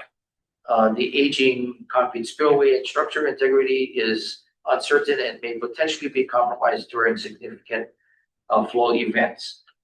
Okay, so without reading the entire submittal, what it is the state has decided to take this over in order to effect these improvements to meet the current PMF, the probable maximum flood, which would, which exceeds, which is greater than it, than I think it's been mentioned that it used to be. So it's because it is increased, they need to make these improvements. So as part of Act 218, we are beginning this process to take over this so that these improvements can be made. So the purpose of this is really to acquire this, have the state make the improvements so that we can make the dam and the system safer. The easements that we will be acquiring will be there to allow ADC to deliver irrigation water to all the farming area, at least in the North Shore area right now. But there's a considerable potential for water distribution for irrigation purposes, for agricultural purposes. Okay, so this also goes over Act 218, which we discussed, and goes over the different TMKs, the 13 TMKs, the 13 parcels. The DLNR was assigned, excuse me, the one parcel that Department of Agriculture was assigned, and then the 7 that were assigned to ADC. The request before the board is to move forward on the Dole portion of the acquisition, which are the 3 TMKs listed. And I'd like to go through some of the due diligence portion now. And so what we've done is we did hire a consultant, Element Environmental, who did a very extensive study. They had also done a study commissioned by ADC in 2007, I think it was. And so they're just building upon that. Okay, so what we had them do is there was a boundary survey done, you know, and you can see that there are access. It is some of these parcels are alongside public access, some of them not. Oh, but just to be clear, it's our ADC's intent. You know, we're not going to like build houses. This is not for residential development or anything. It's basically part of this irrigation system. So that's going to be its use. So the access is important because then we need to do maintenance and we need to be able to get in and maintain these properties. The areas that do not have access, we will need to work with neighboring landowners to if we need to get access, we will do that with them. Right now, there's no real utilities servicing the area. It's because it's basically agricultural land. There's no development on it. There are some encroachments. Some of them not significant, very small encroachments for fencing and sometimes guy wires and poles. There are some that do have considerable encroachments. One of the properties, because of the way there are residential property adjacent, they've encroached into the area, put in storage sheds. There's fencing. I think there's a dog kennel. A chicken enclosure. So there because these are Dole properties, I know Dole has gone out and met with these people and have provided them notice of not necessarily violation, but that they're letting them know that they're encroaching. Sometimes there's agreements in place, or they're being told to exit. I believe as part of this purchase of this agreement, Dole is going to be addressing some of the cleanup or clearing off of some of this property that does not have an agreement, right? And once the property is transferred, these agreements would then come to ADC. The environmental matters, I know there was a visual inspection of all these parcels, and then what the environmental company did was after the visual inspection and what they found on the property, then they did some testing, soil testing, and they without producing that, I don't have that map ready for you to review, but they all had basically fuel oil, right? Diesel, those types of products were found on the soil, mostly because of per the study, it was found that vagrants working on mopeds and generators and those types of things had spilled fuel, and so that will have to be addressed. We requested funding to do further studies. So we had enough to get up to this point where we understand what's on the property. The next step would be to determine the limits of the contamination and then the cleanup. We've requested funding, and I believe it's still in the budget. Once we get that, we will expand the testing. If there's sufficient funding to do the cleanup, we'll proceed on that. If not, we may have to come back for additional funding. We don't know what the magnitude of that is until the testing to determine the limits of the contamination is completed. That being said, we're still recommending to move forward on this because that type of contamination will not stop us from using the irrigation system and continue to provide irrigation. We do intend to clean it up, but like I said, it does not stop us from making use of the system. Could that subject us to fines? I think if we try to do something that's not approved for the use and it exceeds that, like if we residential, for instance, possibly yes, but I don't think you could get a permit anyway, right? So, and that's not our intention. I think this will be maintained in a natural state. I think it's the intention to work with DLNR on what could be best use of this property and the neighboring areas like OHA. Right, we have where we will be neighbors of OHA in that area, so I think we would work together. And what's the best use for this area? For everyone. It's not necessarily farmable, a lot of it, right? There might be some aquaculture opportunity, maybe, right? But I think it's sort of some of it's steep, right? It's the edges of the reservoir. So I think something DLNR and maybe OHA on. But that's yet to be determined. Okay. So the request again before the board is to authorize the negotiation and execution of this agreement. It's important that we try to do this so that it's deadline to because Act 8-218, and I failed to mention that earlier. If we do not take control of the property by June 30th, the Act 218 can be repealed, will be repealed. Question.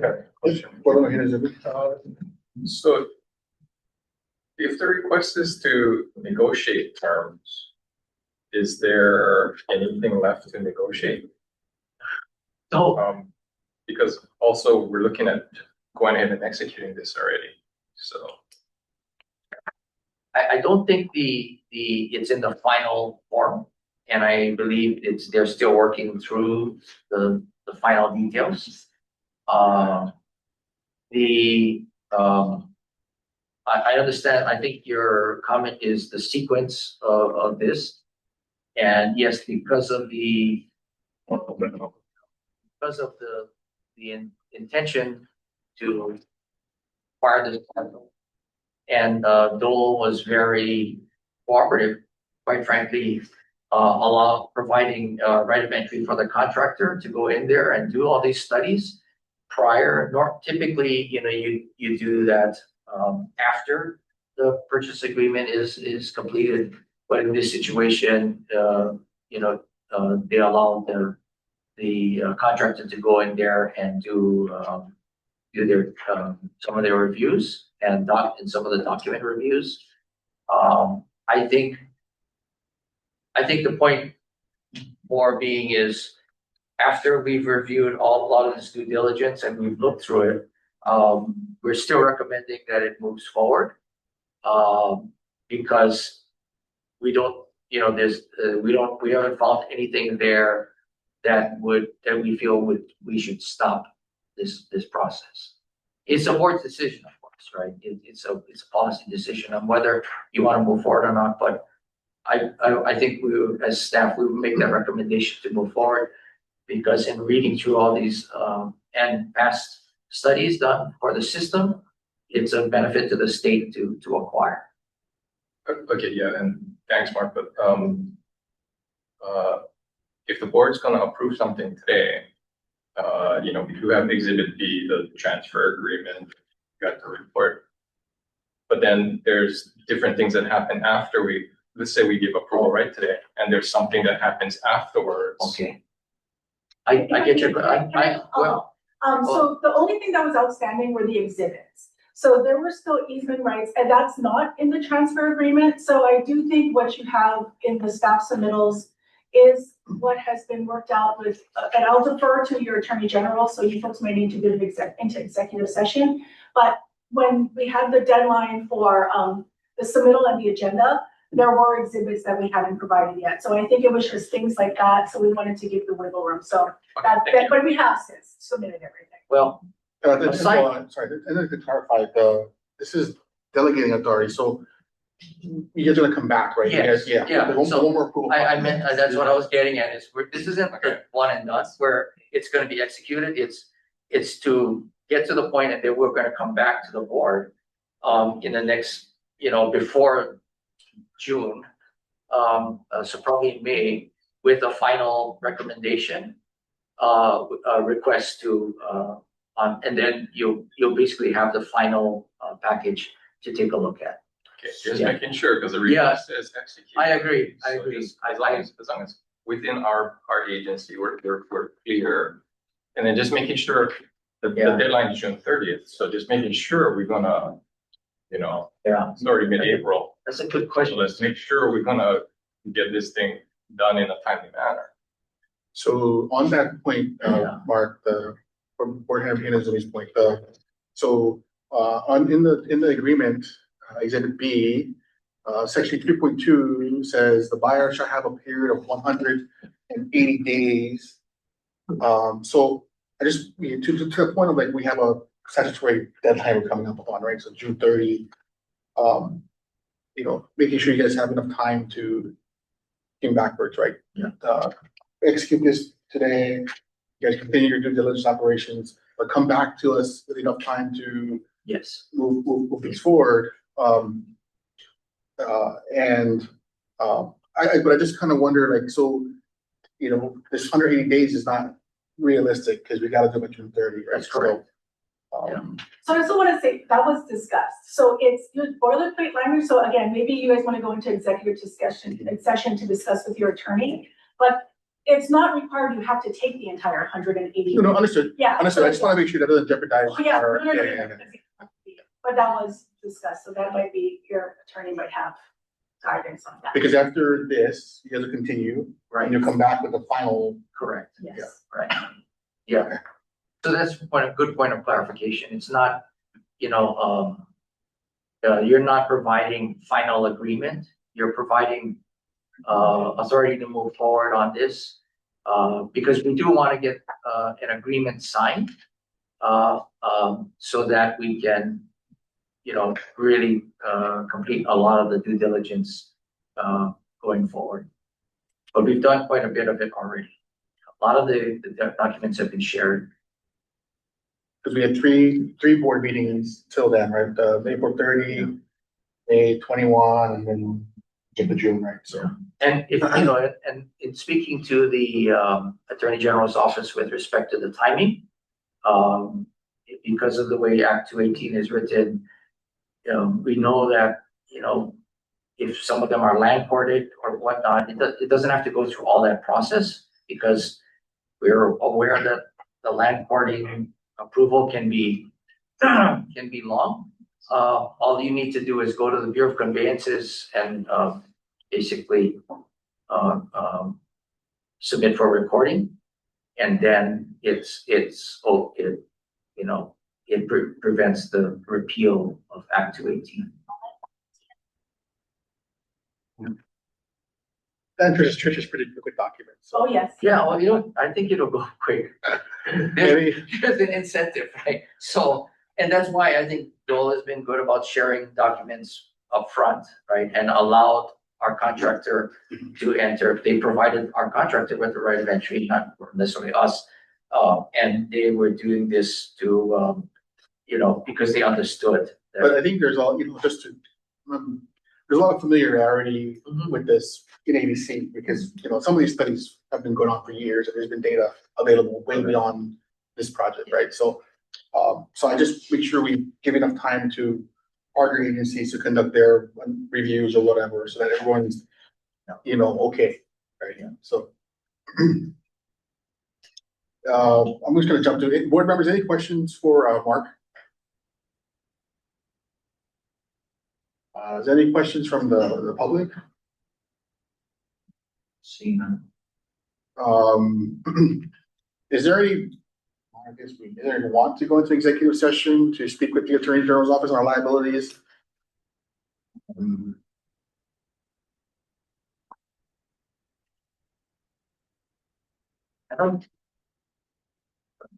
No, okay, if not.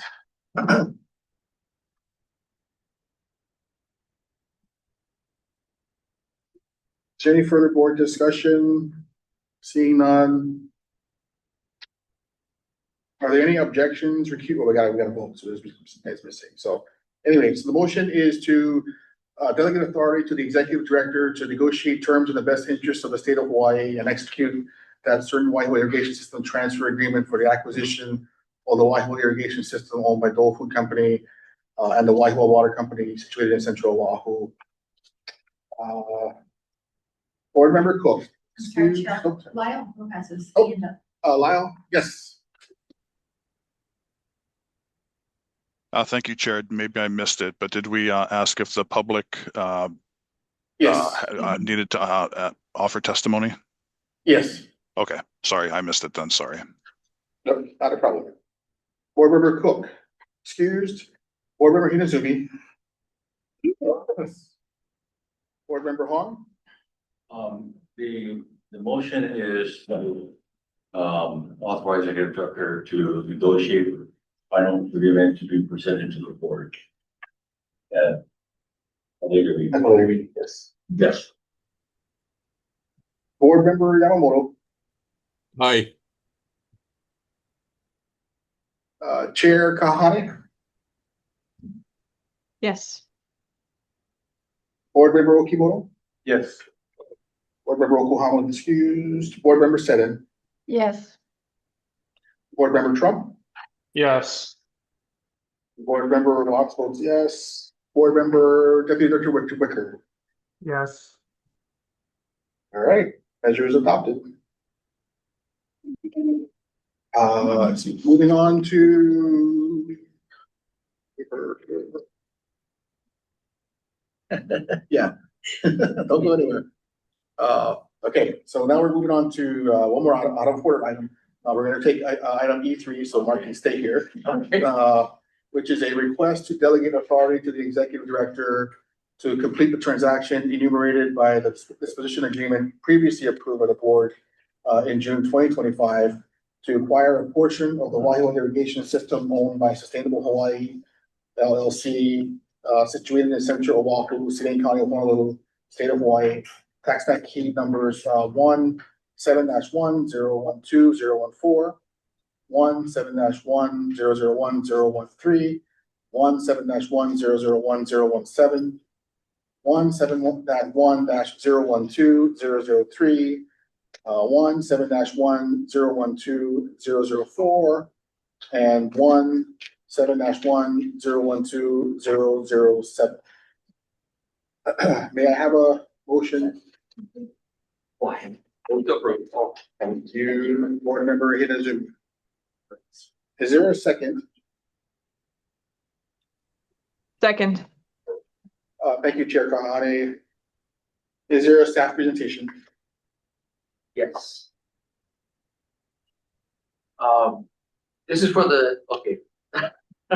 Okay, so this is for the Sustainable Hawaii portion of the acquisition of the dam and spillway and the adjoining parcels that are owned by Sustainable Hawaii. So as part of Act 218, DLNR, Department of Agriculture and Biosecurity, and ADC, Agricultural Business Development Corporation, we're authorized to proceed with this purchase. And in a similar timeline, ADC hired a consultant to do a study on these properties, and they did the environmental study and the property encroachments and surveys on these 6 parcels for ADC related to this project. So going straight in, the title was all good, and the owner could tell it to us. So, and then there was a boundary survey done. These properties are, there are some areas with public access, some without. Many of them are very sort of forested. They're in a natural state. There's no real utility servicing the area. There are some encroachments where you might have some overhead power lines, overhead utilities, some concrete fencing, and there was like a Hawaiian telephone box. These are not significant to our use of the property. We will have to resolve a lot of these as we go forward. Excuse me. So then we did the environmental study. We had the environmental study done. We did realize that similarly to in this area, that there are some vagrant activities, and because of that, you had some soils with petroleum, primarily petroleum products. I think there was one with a little bit of lead, but mostly related to that kind of activity. And so, again, as part of this process, we have requested funds to do further testing to determine the extent and of the contamination, and then proceed with a plan to clean it up. These conditions do not stop us from using the irrigation system, and we acknowledge they would need to be cleaned up, including again working with our partners on this. Going forward, we recognize that it seems like a lot of the vagrant activities are a lot of the cause of this, and so we would work with people like DLE and security to reduce that. Again, you can see the environmental results.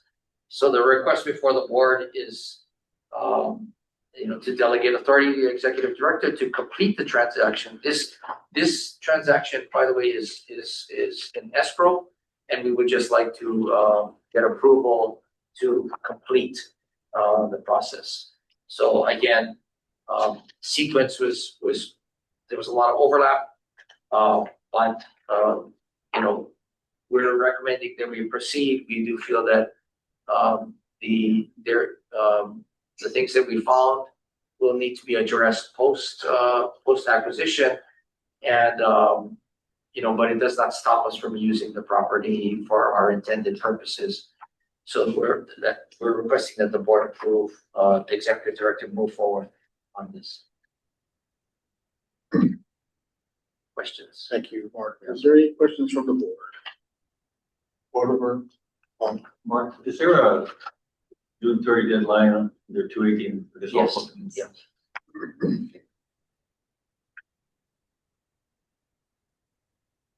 any other questions from the board? And ED's office can tell me if we gotta go to executive session, but I just have a question about staffing. And the EDC's current size and equipment ownership. Are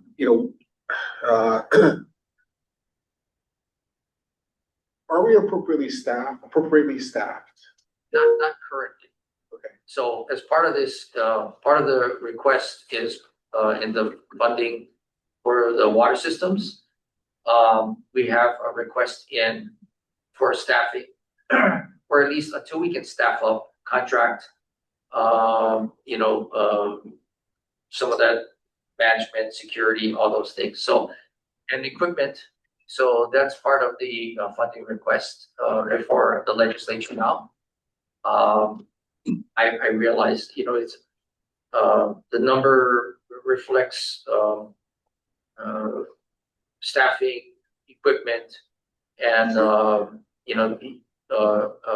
funding requirements for not just this system, but it is part of that request, because it is true, we're not right now ready to do this. Okay, and so is that moving to the legislature? It's currently in Okay. Senate Bill 2800. Okay, and that's going to also we have equipment, like heavy equipment, like excavator, stuff like that? It's or- requested, but we can also be requesting it with our next fiscal year. Okay. So it's primarily to continue with the contractors that are currently in place, add a couple of positions at ADC to kind of oversee what's happening, as well as to purchase meter equipment so that we can actually remotely meter through satellite instead of sending people out into the ditch. So because EDC doesn't own any of that stuff right now, right? So we don't have the ability to respond to the heavy equipment. So, in the event of an emergency, I just, and that's why I asked Mr. Nellis about if they contract out, because I think we want to make sure that whatever they're working on too, it's seamless. Because come July 1, right? I mean, it's going to be your responsibility to respond to that life and property protection. So I just want to make sure we have the right dollar amounts in place and we're ready to go. And I think the legislature understands that when the bill was first introduced before it became an act, it had funds to address this, but because they removed that because we didn't have it. So they said, when you get it, we understand that it's needed. Okay. And so that actually passed in 2023. And at the time, the governor, I think, vetoed it because he said, when you get it, then we'll restore that. Yeah.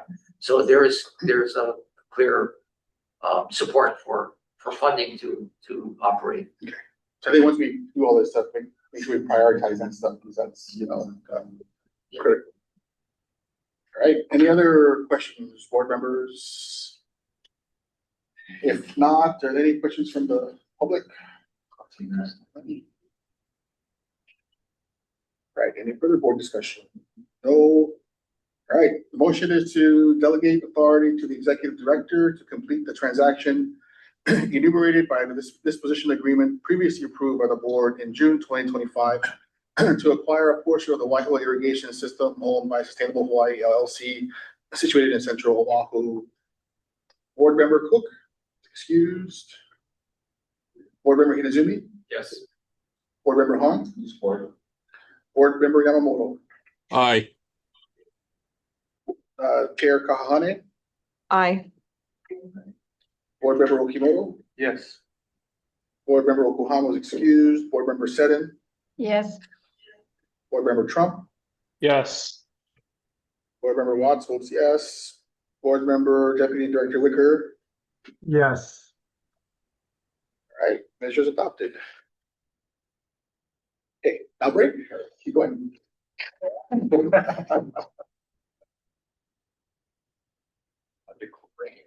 Yeah, okay, so we're gonna take a quick 5-minute break.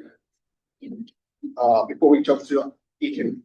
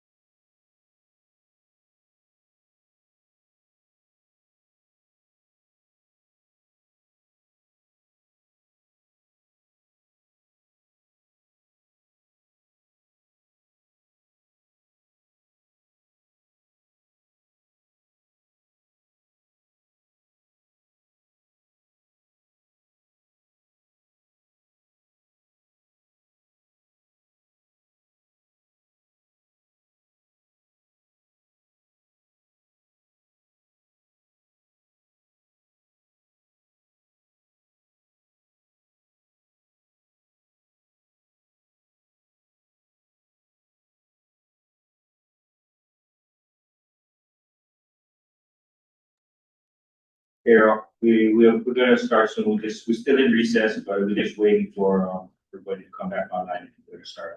Okay. Thanks. So we're still on recess, okay?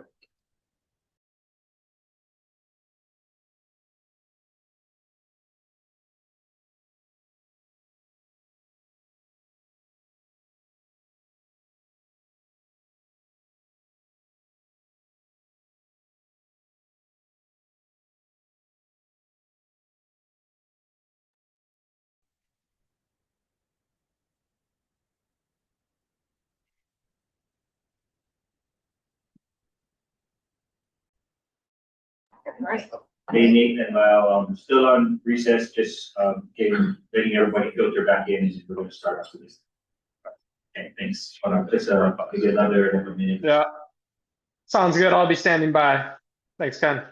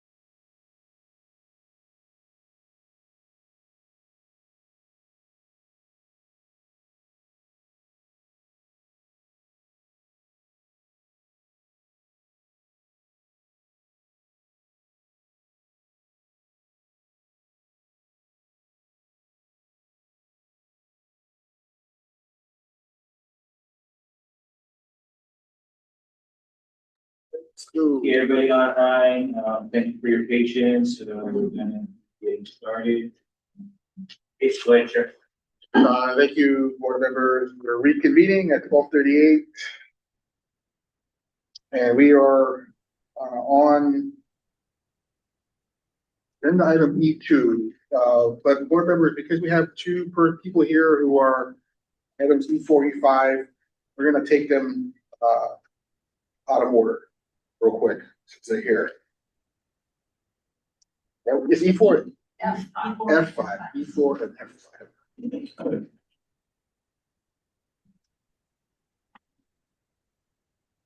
So item E4 is a request to pass a resolution, which will be signed by the board of directors to e-sign to accept the Federal Energy Technology Innovation Partnership Grant through the United States Department of Energy to support a technical deep dive related to hydroelectric power generation potentially associated with the Wahiawa Dam, situated in Wahiawa, District of Wahiawa, City and County of Honolulu, State of Hawaii, and tax map keys are various. Is there a motion? Move to approve. Thank you, board member Hinazumi. Is there a second? Second. Thank you, board member Okimoto. Is there a staff presentation? Yes, there is. Oh, thank you, Val. Please proceed. I'll try to be brief. Just wanted to note for this item that in 2025, under a delegation of authority to the executive director to seek federal grant funding, staff applied to participate in the Energy Technology Innovation Partnership Cohort 5 through the U.S. Department of Energy. We received notice of the award last year, but due to federal shutdown of the federal government at the time, we couldn't publicly announce the award. But this award allows ADC staff to work with the National Lab of the Rockies, formerly the National Renewable Energy Lab, to do a technical deep dive regarding the potential for hydropower generation at the Wahiawa Dam, which acquisition, as you guys know, is currently in process. The award also grants up to $50,000 to ADC to compensate for staff time and expenses associated with the technical deep dive. I'm available for any questions that the board may have, and I think Eric Sippert with the Hawaii State Energy Office may be in attendance and may wish to speak to the board regarding the award. Right. Right, I just have one question, and right now, is there any kind of matching requirement of ADC? No. None? No. Okay. So this is just an award to ADC? At one point, it was considered a national prize. So Okay. there were very few given, but I think Eric's got a lot of background to Okay. this. Eric, welcome. So because of changes at the federal level, it is no longer a prize and is now technically a subcontract between ADC and the National Lab of the Rockies. And I believe there's somewhere between 3 and 5 deliverables, but they're all very easily completed, such as a review and completion of a scope of work to get that full $50,000, which can be used by ADC for whatever they like.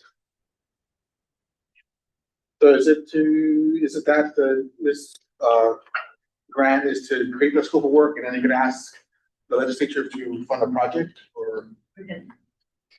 Yep, so the funding is for to develop the scope of work and then to do 12 to 24 months of analysis. So we will have that technical analysis completed between April and October of 2027, at which point we'll have a better idea about the feasibility of hydropower, and that analysis for preliminary results could be used to ask the legislature for future funding.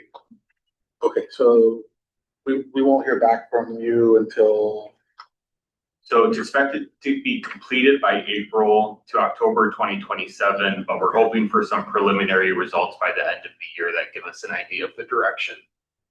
So Chair, this was the request that I've made for either the last week of May or the first week of June. Some of the money, the 50,000, would go towards travel expenses to bring in the Colorado group in order to do an on-the-ground assessment of the Wahiwa Dam and to have a couple of key board members in attendance. So yeah, just let us know. See, I responded to you. Just let us know exactly what.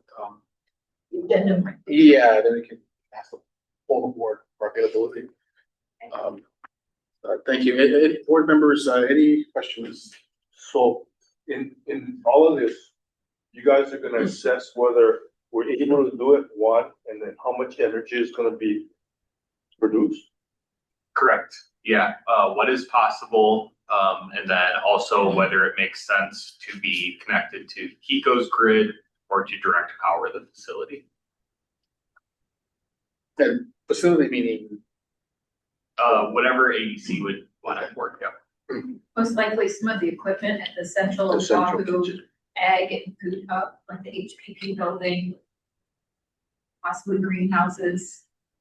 Okay. Well, that's raises some other stuff, right? So we got, make sure you guys work with UHCDC, because I think that's one of Kimmy's questions too, right? About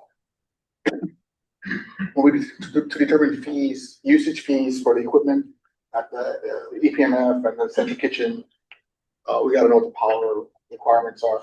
So this directly plays into that. So, okay, thank you. Any other board questions? Not, they're gonna open the public who wish to give testimony. And raise any final board discussion. If not, the request is to pass a resolution which will be signed by the board of directors to e-sign to accept the federal Energy Technology Innovation Partnership Grant through the U.S. Department of Energy to support a deep dive related to hydroelectric power at the Wahiwa Dam. Board member Cook, excused. Board member Hinazumi. Yes. Board member Hong. Was there a motion made? Yes. Yeah. Dave made it, and Dean seconded it. Thank you. I missed that. Yes. Board member Yamamoto. Aye. Mayor Kahane. Excuse me. Excuse me. Board member Okimoto. Yes. Board member Okuhama is excused. Board member Setters excused. Board member Trump. Yes. Board member Watts votes yes. Deputy Director Wicker. Yes. Measure is adopted. Thank you. Okay, now we're gonna jump to F5. And this will be of interest, I think, to Board of Baham.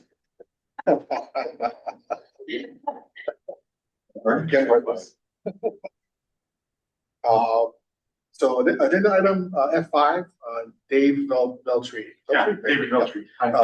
Is a presentation by Chris Nakagawa, Vice President, Legal and External Affairs with Young Brothers LLC regarding the water carrier inflationary index. David, he's not available today, but his associate David Veltri is, and will present. But just to give you an idea of why it's on the agenda, if you notice, after we have some bills that I've asked Wendy to talk about, that water carrier index is part of that legislation. So I think from a food industry perspective and cost related and some of the debate that's happening in the Capitol, maybe it's of interest to hear from you folks on your position. But anyway. Absolutely. Thank you for that introduction. You took taking care of the purpose section of my presentation. But I don't know if anyone had a chance. Well, we sent some materials by email. But if you don't have it, I'd be happy to hand out what I have. I do not have a PowerPoint presentation. But this would it be better? Yeah. That's the attachment. Yeah. So, as the chair said, my name is David Veltri, and I'm Associate General Counsel at Young Brothers. Sorry, Chris Nakagawa, my boss, could not be here today. He had a scheduling conflict. But thank you for the time and thank you for the opportunity to speak about this important mechanism to Young Brothers. So I want to give a little bit of background before we begin. I'm sure you've all heard a little bit about what's been happening with Young Brothers, probably to different extents, I'm sure. Mr. Hong over there knows all about what's going on with Young Brothers, but I'm well retired, I don't you just put your head in the center. So I think everybody knows the most recent, the most recent big news is that on January 1st of this year, we were approved to implement a 25.75% rate increase. That's average. That's different by different commodities. Some are more, some are less. But that's a big number for a lot of our customers to stomach. And unfortunately, this is in our opinion, this is a byproduct of what we're basically considering to be a broken regulatory system. And I'm going to explain that. So for a lot of you guys might be familiar with a lot of the things I'm about to say, so just bear with me because I'm going to just go over it, just build a foundation here. But Young Brothers is a common carrier of property by water between the islands by tug and barge. And because Hawaii is an island state, this is considered as basically as important as a public utility to the state. And because of that, we're regulated like a public utility by the Public Utilities Commission. And that has a lot of implications, a lot of legal implications, and a lot of regulatory implications. And I think the one that we're talking about today is the rate implications. So basically, being a regulated water carrier that's regulated like a public utility basically means the way that Young Brothers rates are established is based on something called the regulatory compact, where essentially a public utility, or in this case, a water carrier, provides a certain set of services on one hand, and then in exchange for investing the capital and running the operation, the utility is supposed to be able to recover or charge rates that enable it to recover all of the reasonably incurred costs to provide that service, plus a fair return on the investment. So what's happening, this all has to be sort of sorted out by the Public Utilities Commission through a process called a rate case. And these are really long and expensive processes, often very contentious. And basically what they do is they build our whole cost, they examine our whole cost structure top to bottom and determine what the rate should be for us to be able to recover those costs. And that translates into a rate that's charged to our customers. And after you go through this process, They approve a rate, and then that rate can be charged to customers. And other than that, we're not allowed to change our rates. We can't increase our prices. We can't decrease our prices. Like a lot of transportation companies can, depending on what the market can bear, or whatever other strategies you might have. We just operate based off of this regulatory compact, subject to PUC rate regulation. So there's a byproduct of this, which is something that's known in the industry as regulatory lag, which basically is just a way of describing this concept that while we build these rate cases and then put them in front of the PUC for review, and then eventually, hopefully get at least some of it approved, and then eventually implemented into rates, by the time the rates are actually implemented, often it's been a year or more since those rates were actually designed. This is called regulatory lag. And what happens in a really high inflation environment like today, and in an industry where it's not really a stereotypical monopoly like most public utilities actually are, is you end up having costs that are actually rising and rates that sort of stagnate. And then the more contentious these cases are, the longer they take, and the more the costs sort of rise based on inflation and the rates stagnate. And then you end up having this big gap between what the rates you charge cover and what the costs in reality actually are. So this is just like a standard problem that all utilities face.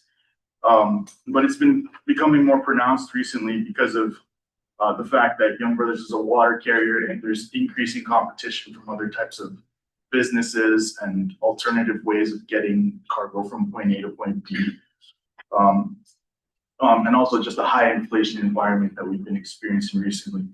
And this didn't start in 2026. I would say 2026 is one of the first kind of iterations of an ongoing cycle where we have these long periods of 0% rate increase followed by these large rate increases. But when this even started was at COVID. During COVID, you guys might remember Young Brothers was granted a 46% rate increase in 2020. Following that, the legislature, particularly the Senate, issued a Senate Resolution 125 to establish something called the Hawaii Water Carriers Working Group. And they were tasked with basically trying to recommend solutions to the legislature to prevent this from happening, this situation from happening where the PUC is in a position where they have to decide between, risking the stability of the water carrier or just granting this super large, difficult to digest rate increase for the customers. And one of the things that they came up with was this thing that we have before the legislature today, which is called the WICI mechanism, or the Water Carrier Inflationary Cost Index. And it's actually pretty simple. What it is basically, because these rate cases take so long, and because Young Brothers is prohibited from changing its rates without a rate case, and because these rate cases are so expensive, the WICI mechanism proposes that we switch to a system where you can at least raise rates incrementally in the interim between rate cases, and you would tie it to some external inflation. Originally it was CPI, and then others have proposed GDPI. In the current iteration, we're proposing wharfage because that's the state's own inflationary index that's used at the very same ports and for the very same cargo we serve. But basically, you would have these smaller step rate increases. I direct your attention to the charts that are presented on the bottom right of page.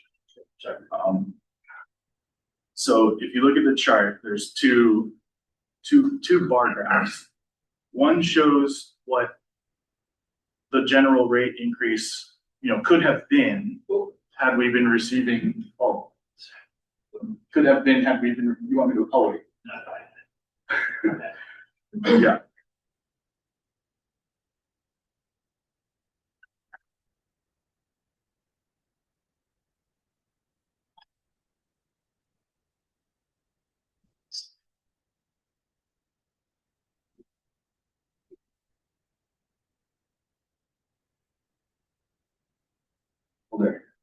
so if you look at the chart, see there's 3%, 5%, 5%, 3.9%, 4.1. I'm sorry, it's very small, but if we had had these small step inflation tied rate increases in between rate cases, then the rate increase we sought in 2026 to produce the same amount of revenue that we need to cover our expenses would have been a 2.4% increase instead of a 25.75% increase.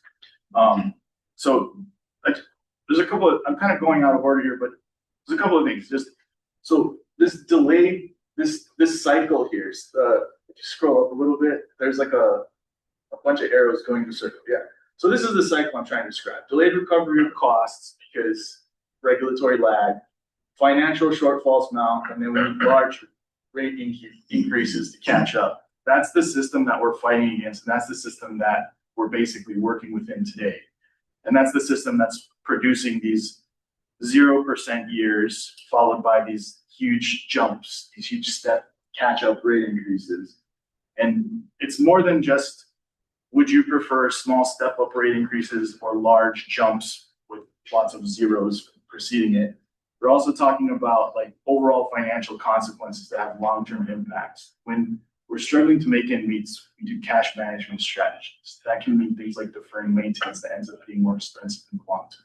It can also mean things like more expensive access to capital or even just no access to capital. And of course, the bigger the rate increase, this is something that I know very well. I'm the one who works all these rate cases as part of the legal regulatory staff. But when you ask for a larger percent increase, the rate case becomes really contentious. Really contentious rate increases get drawn out. They become very expensive. You have to hire a lot of expert witnesses, and these costs get passed on to customers. So what the water carrier working group was trying to establish was just trying to find some way to spread the rate increases out, and also with the added benefit of making things more predictable for our customers. By tying it to wharfage increases are announced by the Department of Transportation months in advance before they actually take effect. So for example, this year on July 1st, 2026, I think it's gonna be like a 4% increase or something like that. Sorry, I don't have the exact percentage memorized, but they issued the notice in March of this year. So as of right now today, everybody knows how much wharfage rates are gonna go up in July of this year. So you get advance notice of what the rate increase is actually going to be in these off years. And another key guardrail, in addition to being tied to wharfage, is that a general rate case would be required in the third year. So the point of that is just to make sure that these rate increases based on inflation don't just keep accumulating with no balance or no counter or no reconciliation. Every third year, we would have to go before the commission, and they take a holistic view of our entire rate structure, and they either adjust it up or down, depending on what they believe is reasonable and prudently incurred costs. So the PUC would still have all their oversight powers. Yes, there would be automatic increases happening in the interim, but that's what's sort of necessary to prevent the current cycle that we have with these long periods of stagnant rates and then followed by these large step-up increases. So that's what's before the legislature today. The bills are in conference. We don't know what's going to happen. If these things fail, basically, we need to find other ways to make ends meet. So I'll leave it there and I'm available for any questions you guys might have. Thank you, David. Any questions from the board? Ready to get some background? No conflict. 15 or 18 years ago, the Hawaii Harbors Users Group was helping DOT harbors deal with the same issue on wharfage. They had in front of them the rebuilding of harbors throughout the state. Maui, Hawaii was done pretty much by then. Honolulu Harbor was a huge one. We're talking about billions of dollars ultimately. And the state wharfage system, same thing. it was all a political thing where you don't want to put fees on top of citizens, but you needed to reinvest hundreds of millions of dollars per project into Harborville. Upgrading, meeting climate change, higher seas, just change in how goods are moved to upgrade the heavy load going on. And governors would not allow them to raise rates because it was a political issue. And we together came up with a recommendation for harbors the users and harbors, and we made proposals that would go to annual increases and supported it.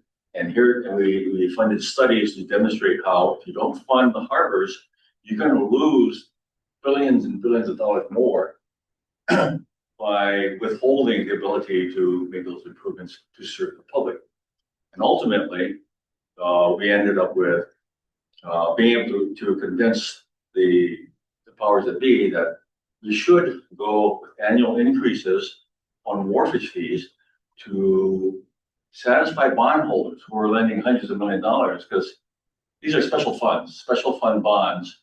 The harbors has to pay back, not the general fund, but the harbor special fund. And so once we were able to do that, demonstrate that the industry supported the government, the harbors, in terms of going through annual increases, and that the revenue stream was going to be there to fund the bonds, the P&I on the bonds. That gave them great confidence that they go out and sell the bonds to the public, to the greater investment community, and reduce the risk on the bonds, thereby improving the bond rating to a high investment grade. And so it saved the state a lot of money, but also made the entire system more efficient. And so in the case of harbor wharfage, we're able to demonstrate that this was the better path to go and not have every 5-8 year huge increases of wharfage fees. That's the same example that I think David talked about. No, thank you. I think it's become a big deal at the legislature this year, and I sit on other boards too that affects, including the Food Industry Association, and a lot of farmers, of course, where margins are very small. So I just kind of wanted to give everybody a chance to kind of learn more about the situation where we're in, where it's kind of hard. I mean, it is what it is, right? I don't think there's really anybody that really wants to do what you folks do, right? I mean, so anyway, any other board members, any questions for Young Brothers? This is a bill that's, I think, is still moving. Is it still moving, or It's in conference. it's in conference? Okay. It's alive, it's in conference. In other words, the bill that's conference is the one saying that it can increase every year. There's two versions in conference. One of them is sort of resetting the whole thing and sending it back to the PUC to just determine all the details. And then the other one is basically what I've described today. So I forgot to add more detail. The rate increases, the interim rate increases are capped at 5%, regardless of what happens with wharfage. Wharfage can go up above 5%, and it has recently. It's been like 18% recently. Some special project happens, but this bill proposes that it can never be more than 5% on an interim. So I think people forget, like the whole, like White Harbor users, right? Like maybe like airports too, right? A lot of these upgrades in these areas are actually financed by the users, right? So the airlines fund terminal upgrades, right? A lot of people, it's not the state who gets these. And Young Brothers, same thing. So yes, and we do not have any subsidies from the state. Just throwing that out. I know a lot of other entities that perform kind of vital services like this have. We've been unsuccessful in securing the subsidies. Just want to put that out there. any other questions? Board members, anyone, public testimony? Thank you so much. Thank you. All right, we go back to 2. Okay. All right, we went back to our agenda. So item E2 is a request to 1, consent to the cancellation of Governor's Executive Order number 4558, setting aside real property zones residential to the Agribusiness Development Corporation in Wahiawa, City and County of Honolulu, State of Hawaii, tax map key number 17-3-013-010. And 2, request to reset aside a portion of the same property to the Agribusiness Development Corporation for agricultural and agricultural worker housing purposes. 3, and to consent to the set aside of the remaining portion of the property to the Hawaii Department of Human Services for such public use as they may benefit. Is there a motion? Thank you, Board Member Hong. Is there a second? Second. Thank you, Board Member Okimoto. Is there a staff presentation? Yes, there is, Chair. Thank you. Go ahead. Proceed now. Thanks, Chair. I think the board is aware, but this has been an ongoing process and we've worked to keep the board informed along the way.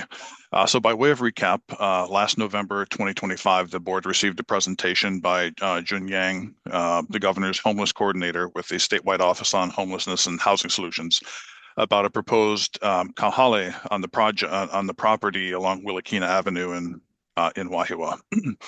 It had been set aside to ADC for agricultural purposes. Then again, in December 2025, the board approved a right of entry to SOHHS through the Department of Human Services for planning, clearing, and design work for that kauhale.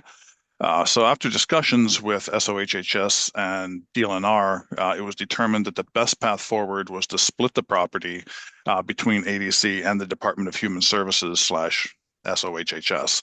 ADC would retain the northern parcel of approximately 2.7 gross acres, and the set aside would be for agricultural and agricultural worker housing purposes. And DHS would be given management and control of the southern parcel, approximately 2.3 gross acres, to construct and operate the kauhale. I think it's important to emphasize here that the property is held in fee by DLNR, who has granted control and management of the property to ADC under Executive Order 4558. I say that to illustrate that ADC does not own the property.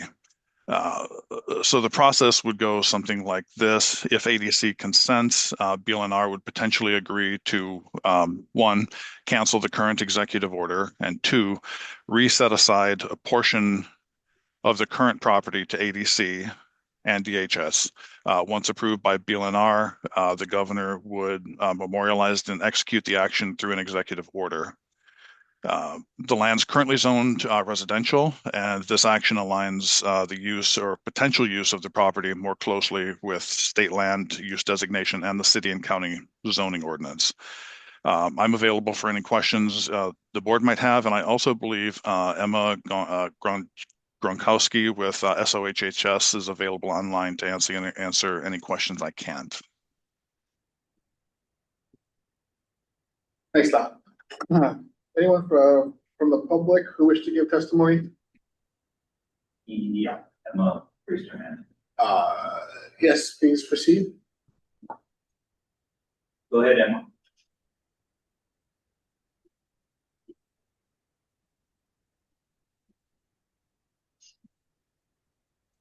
Hi, good afternoon, Chair Watts and members of the board.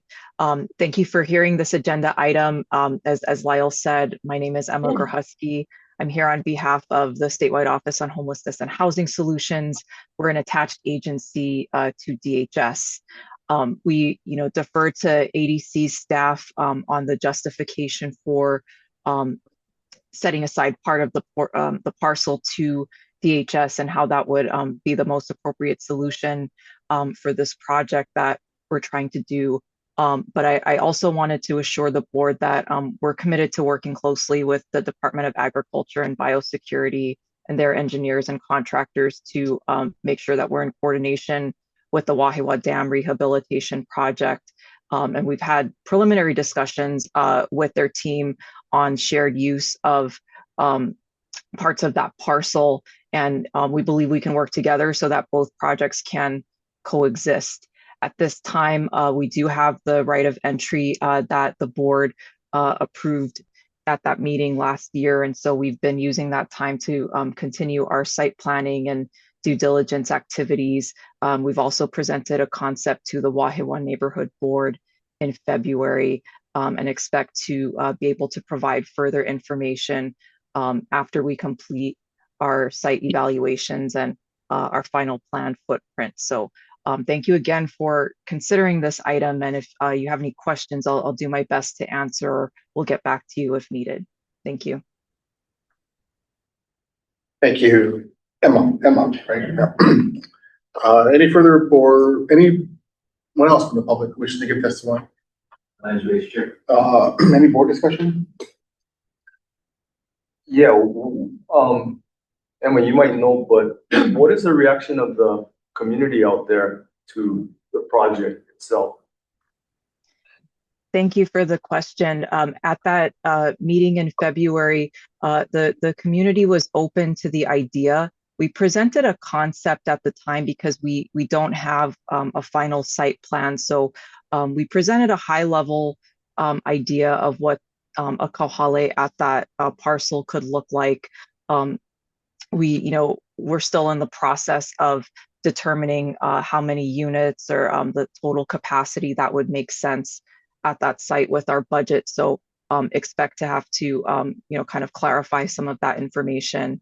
But I think there is an overwhelming need from the community to try to bring appropriate resources for people experiencing unsheltered homelessness, especially around Lake Wilson. So we hope that this can be a helpful asset and increase some of the really deeply affordable transitional housing options for people who may be unsheltered in the area. Thank you. Thank you. Any further board discussion? Emma, I just have a question. Well, both you and Lyle. The first question is, at the last, when we did talk about the initial discussion of this, I think Chair Hurd had some concerns that it was put aside for aquaculture use. But in speaking with you, Lyle, I learned, so what you're requesting is to realign this thing to what it was actually meant to be, right? This aquaculture was kind of a stretch. Is that what you're saying? I would say that. I mean, as the state, we could, excuse me, we could do an aquaculture project if it were done correctly on property that was zoned, in this case, R5. Residential. Okay. But it would come with certain strings. We would have to do it in a rather precise way. The way what we're requesting from DLNR is for agriculture, or which agriculture includes aquaculture. So, we're requesting for agriculture and agricultural worker housing purposes. So we're preserving both options in the public purpose. So my second question is the permanence of kauhale. They're kind of not mobile, but they're not really bolted to the ground, right? What's the length of it? If you guys are looking at this like forever, or and I'm only asking because in the event that the kauhale program may change, right? Could we go back to agriculture? Thank you, Chair. I'll do my best to answer that question. So I think, over the course of the past couple of years, the very early kauhale sites, such as Pulama Ola, which was in the Department of Health parking lot across from Washington Place, had more of a temporary pop-up nature to quickly bring the resources online.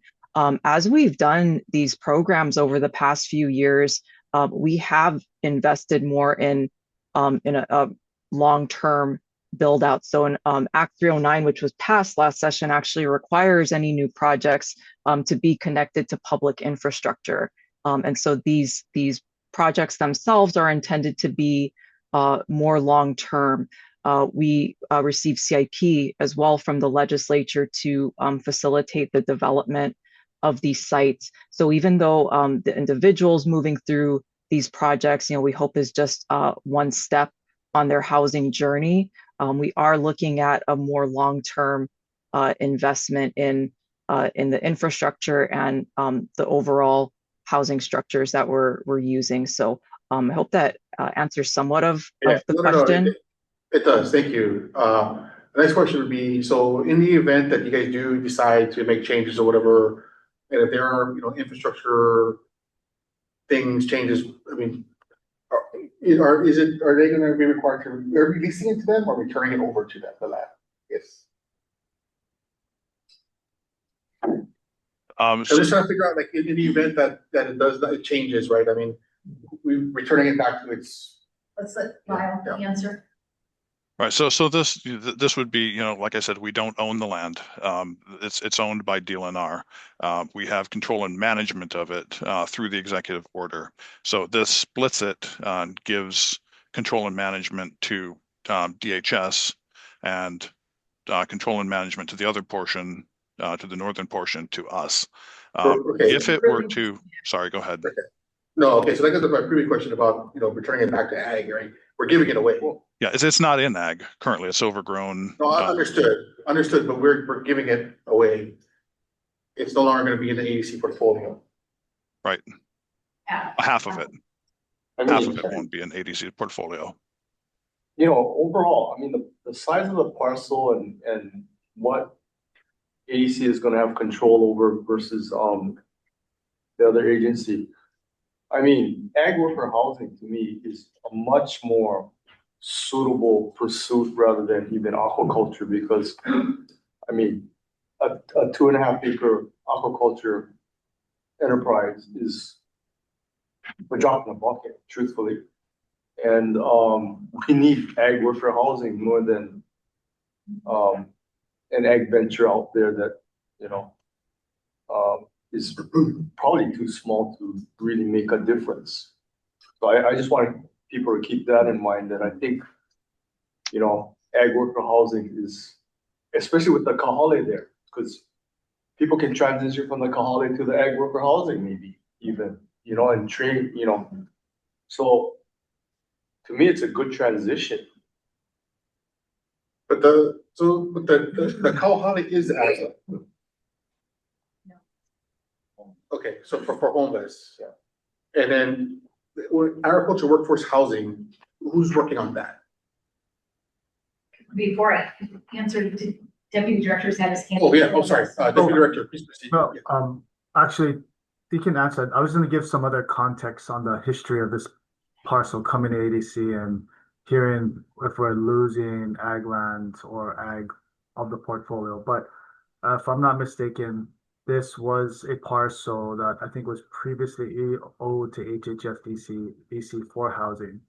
A while back, we identified it as part of the state's portfolio and requested it to come over, thinking, yes, aquaculture because of the proximity to the spillway, and thinking infrastructure, you could bring up aquaculture. As there's been a push from legislature asking ADC, let's start also looking at aquaculture as food security.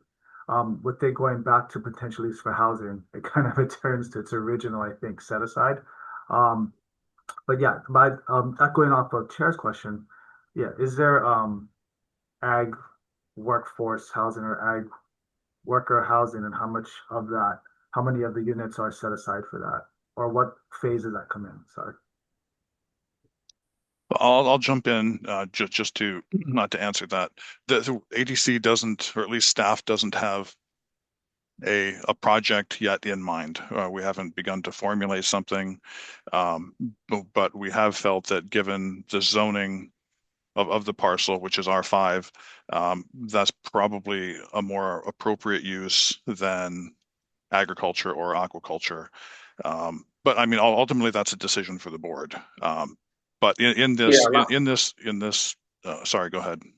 No, I was just going to add that, I'm only asking because I think at some point we got to create a pig, because we don't have a ag workforce housing policy, right? And in the staff submittal, the last paragraph says approval of the request does imply board approval of any specified agriculture worker housing project.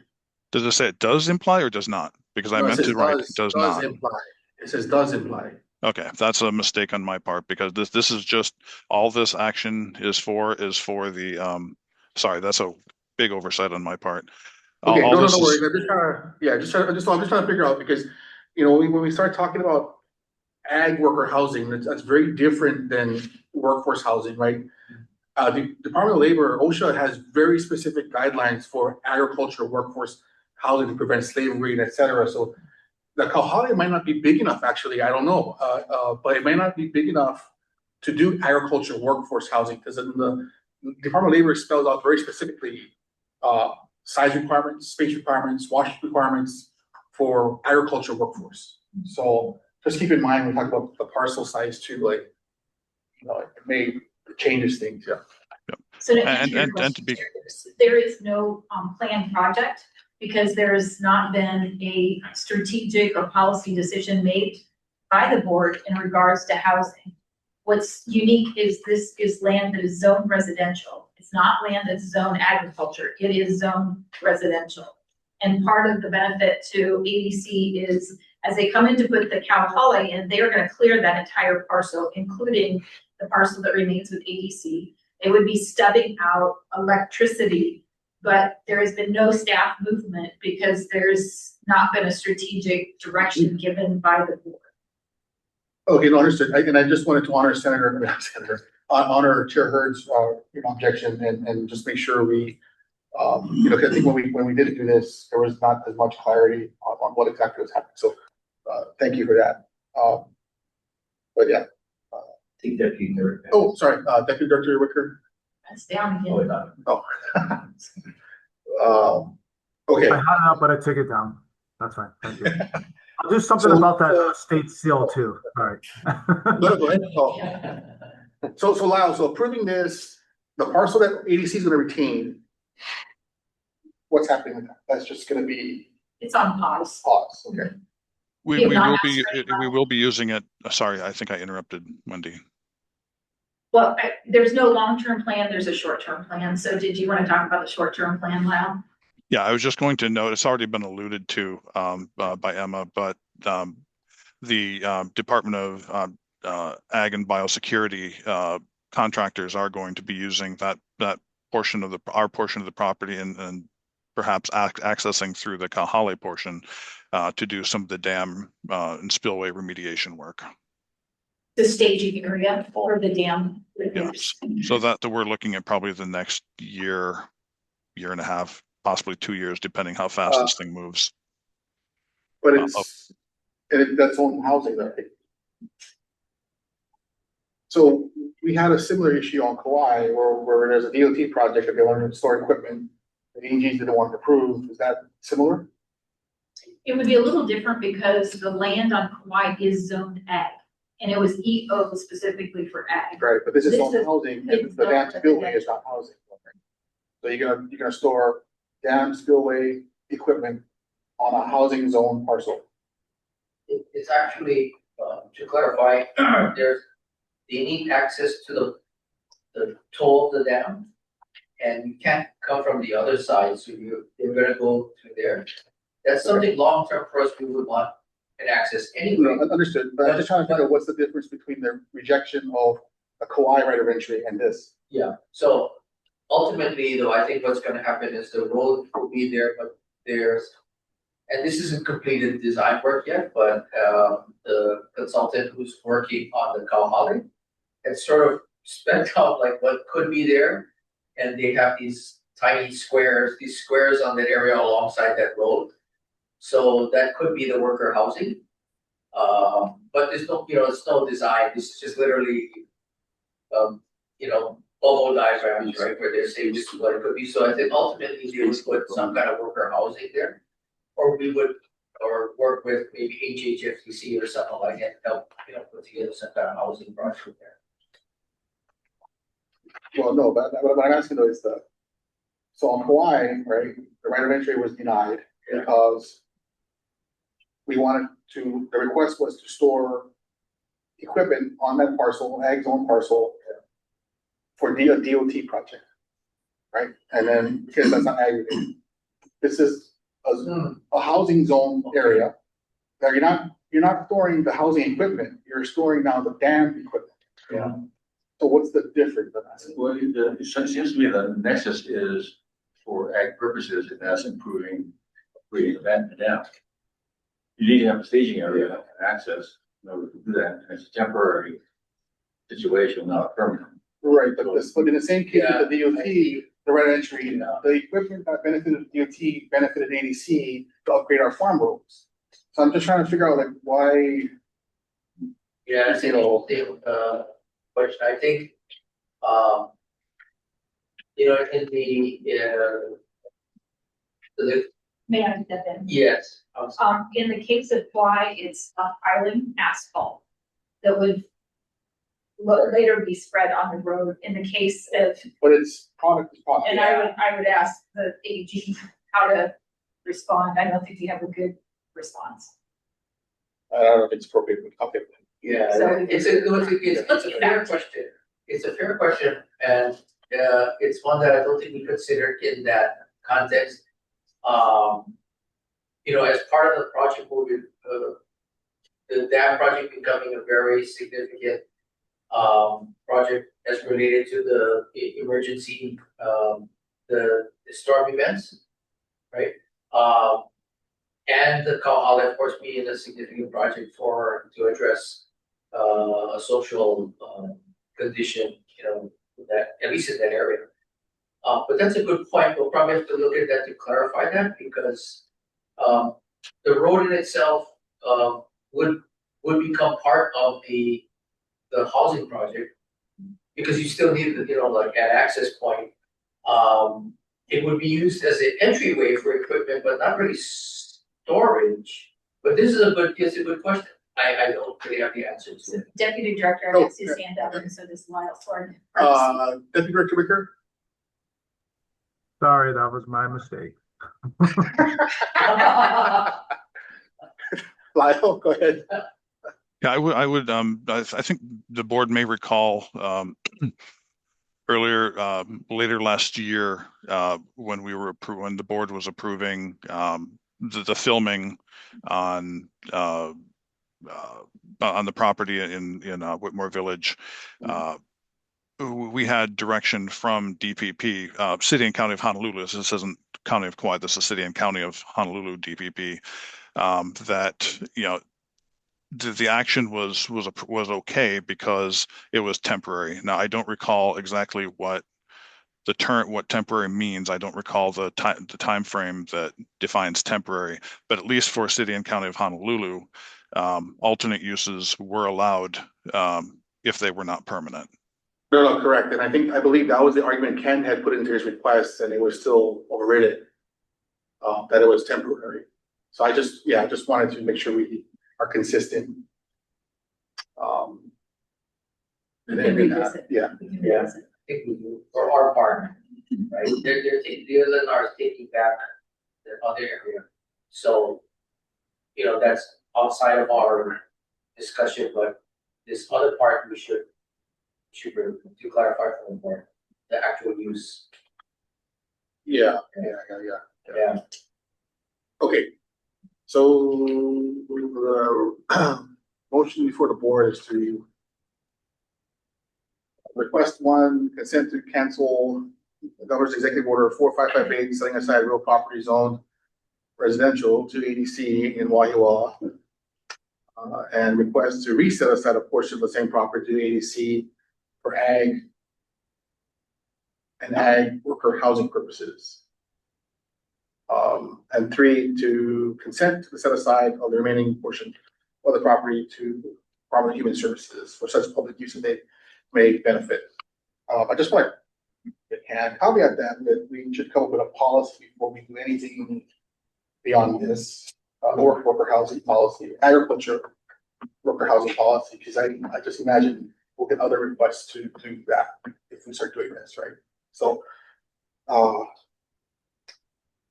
anyway, moving forward, Board Member Cook is excused. Board Member Hinazumi? Yes. Board Member Hong? Yes. Board Member Yamamoto? Aye. Chair Kahane is excused. Board Member Okimoto? Yes. Board Member Oklahoma is excused. Board Member Seda is excused. Board Member Trump? Yes. Board Member Watts votes yes. Deputy Director Wicker? Yes. Yes. Measure is adopted. Okay, now we are E5. Pack is getting smaller. So agenda item E5 is a request to amend prior board action of December 18th, 2025, item E4. Wait. Item E4, request for approval to issue a new license agreement to Kitchak Kucharo for 64.5 gross acres, more or less, -16 and PU-23 for diversified agriculture use in Wahiawa, Oahu, state of Hawaii. Tax map key 1/6-4-003-016 portion. The purpose of this amendment is to provide the applicant with a temporary 2-year license fee credit for which Agribusiness Development Corporation cannot provide a reliable irrigation water source. Is there a motion? So move. Board Member Okimoto, thank you. Is there a second? Second. Board Member Trump, thank you. Is there a staff presentation? Oh, hi, Allison. Please proceed. Hi, yes. Hi, Allison Newstein, Property Manager for ADC. This and the next several items is relating back to the meeting we had in December, and several board members had brought up the lack of water and the possibility of issuing a larger credit. We've been working with an interactive group trying to provide water. So for this submittal in particular, this farmer was able to pull some water off of an adjacent ditch. And so he will be paying full rate because he is able, just for 3 acres, because he is able to irrigate that. And as we work towards bringing more water until our final irrigation project is completed, any tenants that are able to bring water, whether it's via a water truck that was purchased by them or off the adjacent ditch, they will be willing to pay the full rate. But right now we're asking for at least a reduced credit to allow the farmers to apply for USDA grant money and to keep maintaining the property, because if not, it just gets really overgrown and becomes a fire hazard.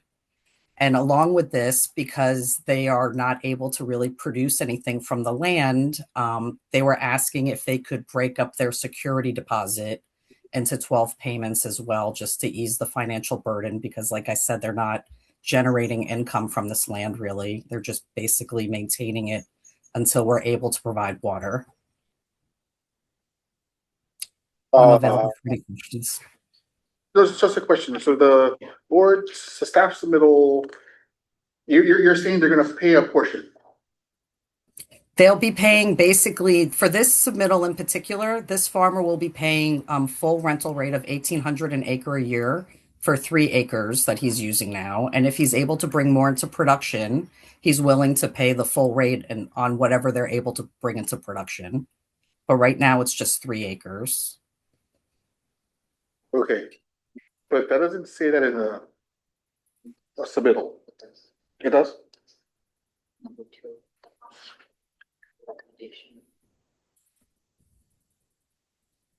Okay, so number 2. Yeah. Scroll down, it does say the applicant has had access to the whole irrigation ditch and has put 3 acres into production. Okay.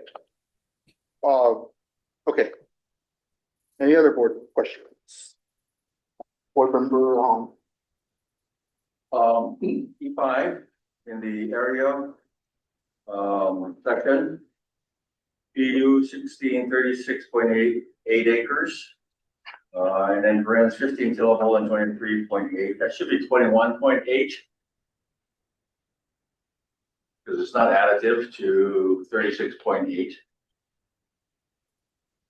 You see that reference? 27, 21. Because the total non-tillable acres is 21.8, not 23.8, as you have in the parenthetical section under PU 16. That is 48, and then the other one is I'll have to double check the math on that. If there's an error, I apologize. EU I'm not- 16 is 36.8 total acres, and then parens is 15 tillable and 23.8 tillable. That's 38.8, not Yeah, 36. all right, that has to get corrected. That was a typo. I apologize. But I believe the actual total acreage did add up at the bottom. Right. The parenthetical number is wrong. It should be 21.8. Yep, that one was a typo. I apologize. So my understanding is that this and all the other lessees that we're talking about, we will be talking about, will be paying the full rate once the water is delivered to the various acres that they hold at release, and then they will begin paying $1,800 lease rent per year. And it could happen inside of 2 years, but right now we're looking at a cap of 2 years rent holiday on non-irrigated properties, where they'll be paying $1 a year instead of $100 a year. Is that right? Correct. Okay. And of course, as I said, if water is available sooner, then we will start charging the full rate at whatever they're able to irrigate. So if it happens sooner than 2 years, then we'll start billing sooner. Are we going to be having or hearing a discussion about what it will take to get water to these 511 acres? So as I said, we have a interaction group that's been working on a temporary solution to bring some of them water, but we have been funded on putting a well. Once again, it's just going to probably take a while to actually get all the infrastructure installed. Okay. We have a $9.2 million CIP line. By a couple of different options of potable, non-potable water for them. Okay. It's just taking a bit longer. Yeah, that's great. Does ADC have any liability to DHHL for credit to tenants? We own this land, it's not seeded, so there's no Right, seeded. that's what I wanted to That's know. a good question. Thank you. Any further board discussion? Yeah. Reporter on me. Okay, so in this item E5 in particular, so if they're using 3 acres, what are they doing with the other 39 acres? Like the other tenants that are in there, they're basically just maintaining and keeping the grass down. A lot of them had gone in and cleared some substantial areas because they were doing their due diligence and it was so overgrown they couldn't even see the land. So they're just keeping the grass down, like I said, to prevent a fire hazard. And it's actually helping ADC because if not, we would have to maintain some of that area. That's a good thing. So the tenant is there. Let's say it's 2 years or 2 years plus. They're fine just taking care of 40 acres a year and eating that cost on their own. They've all agreed to it. I'm not sure if she signed in. Nora, who represents a lot of the farmers, can speak on their behalf, but she's been holding meetings with them and has relayed all this. So they're all aware. I mean, I think that they're all just really hopeful that we'll have the water a lot sooner than the 2 years, to be honest. Is there any other use they can do? Possibly with the water truck that they've now purchased recently, they may be able to get some tree crops in. And if that is a possibility, once again, we would have to come back to you guys at the board and reevaluate what we would charge them for using whatever they're going to be using. I mean, I imagine they could possibly store some agricultural, like equipment, if stuff if they had, and they have no place to put it now. But I can't speak on their behalf as exactly what they'll be doing, other than maintaining. Deputy Director has seen that. Deputy Director Winger. Thank you. So I couldn't really hear it. There was a CIP statement, for, was it 9.6 mil? Was that what I heard? 9.2. 9.2, and we already have those funds, so that's a pending request. we have those funds. That was at, what is it? At 250 funds. Okay, so, and then also, just for some history, the Dole well acquisition that was previously, it's closed already, right? That's completed? So that's a potential water source for this area, which is across the way, right? Correct. Okay, so but that would need irrigation to go up.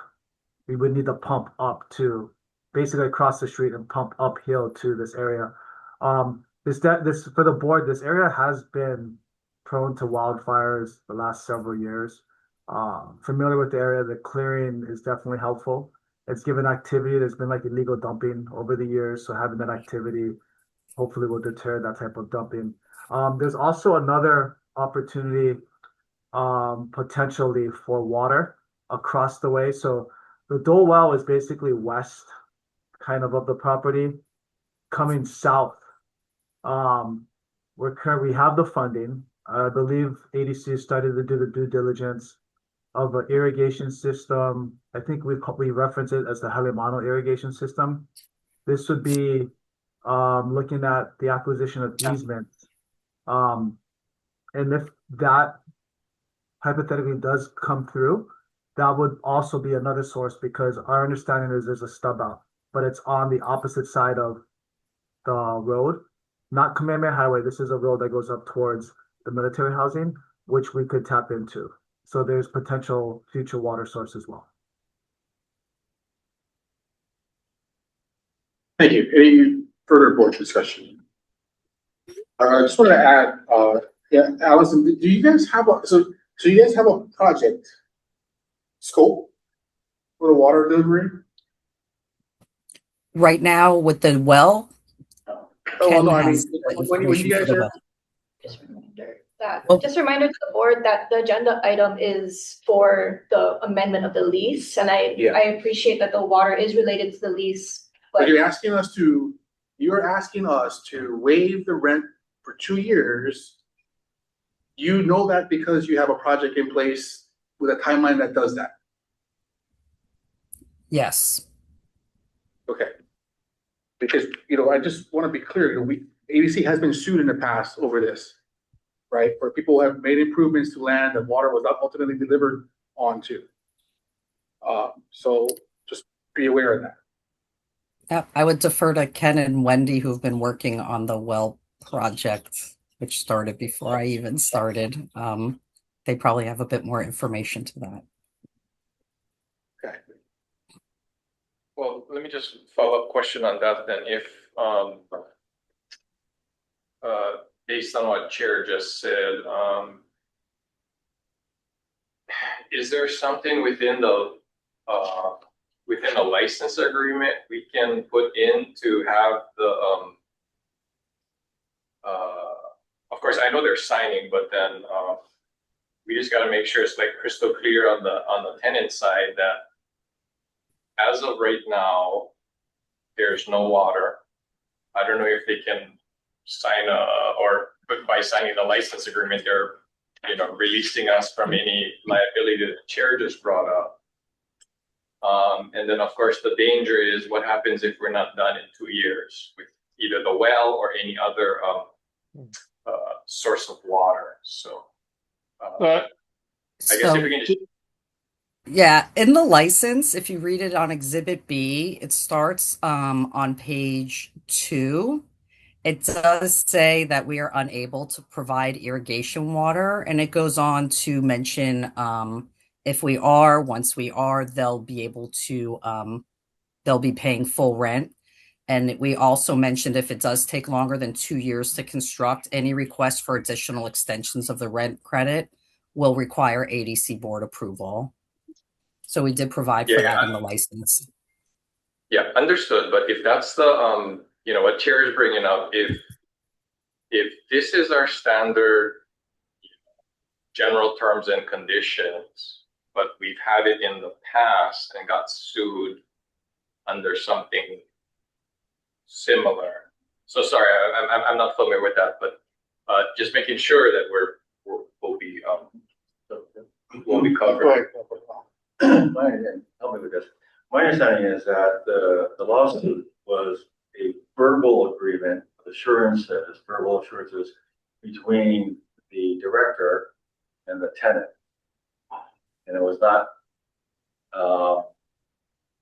evidence in a written license agreement. So this license agreement indicates all the terms and conditions which were verbally promised previously. And I think that makes a big difference in terms of that situation and what we're looking at now. Okay.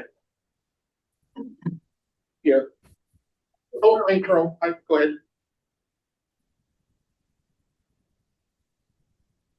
Oh, me? Yep. Yeah, okay. Yeah, the audio is not so hot. Anyway, yeah, Earl Yamamoto, Department of Agriculture. I have a question about that 1800 and the 1799 coverage by license reduction on an annual basis. Why is this person who's this first licensee who's farming 3 acres, hauling in water, bearing the cost of hauling in water? Why is he being charged the full 1800 for providing water that I didn't look at the license agreement, but doesn't the license agreement cover, or mention, provide for some kind of offset if the licensee comes up with this idea of buying a water truck and then providing their own water? Doesn't that license come along with some sort of expectation of relief for the person who's hauling in water? So right now, for this one submittal in particular, the water is being taken from an adjacent irrigation ditch. So as soon as he's able to get his small retention pond put in, I don't even know how much of a difference, and I'm not an engineer, but having the well for possibly this farmer who's able to pull enough off the ditch, he may not even need the well. I don't know. I can't speak to that, but he's bringing, like, the water is there, like, for this guy in particular. For the other ones that are going to be bringing in water, from what I was told, they're displaced. They have no other land, so that they're willing to haul in the water. And if it costs that 1800 a year an acre, they're willing to pay it.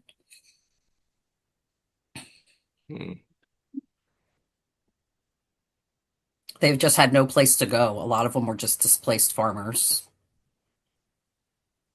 But if they're also bearing the cost of cutting down grass, that's a lot of shrubs and woody shrubs and grass to chop down especially after these heavy rains. They'll be doing a lot of chopping and mowing for a long time, maybe every day, kind of depending on how big the equipment is. I'm just concerned about them getting discouraged, incurring all these costs without any, and reducing the risk to the public for fires and such, and yet not being compensated for it. I know several were anxious to get these leases hashed out because there is USDA grant money for certain things, whether it's equipment or going towards this maintenance. But after they execute these licenses, they'll be able to tap into those resources. Okay. Well, okay, any further discussion? I just, back to my question, I think, going forward to, these numbers are reported to the legislature, they need to be in the budgetary. We haven't seen a corporation budget. It's hard to ask us to look at these and vote on these things, and we don't even know ADC's financial picture. So I'm going to ask publicly, please get an ADC budget to the admin committee, like, now. It's hard. $1,700 here, $1,800, it's just, we don't even know what our, numbers are. So when we issue these credits, it's kind of uncomfortable to do that. And I would also ask that, when we make these leases, the forward thinking part of it, change them all the time. It's also, I think, problematic, because what's to stop it from changing again? Right? So, but anyway, if there's no more further questions, do we have enough people without Dean? Maybe six, right? Six, but I don't think you did public. Right? Oh.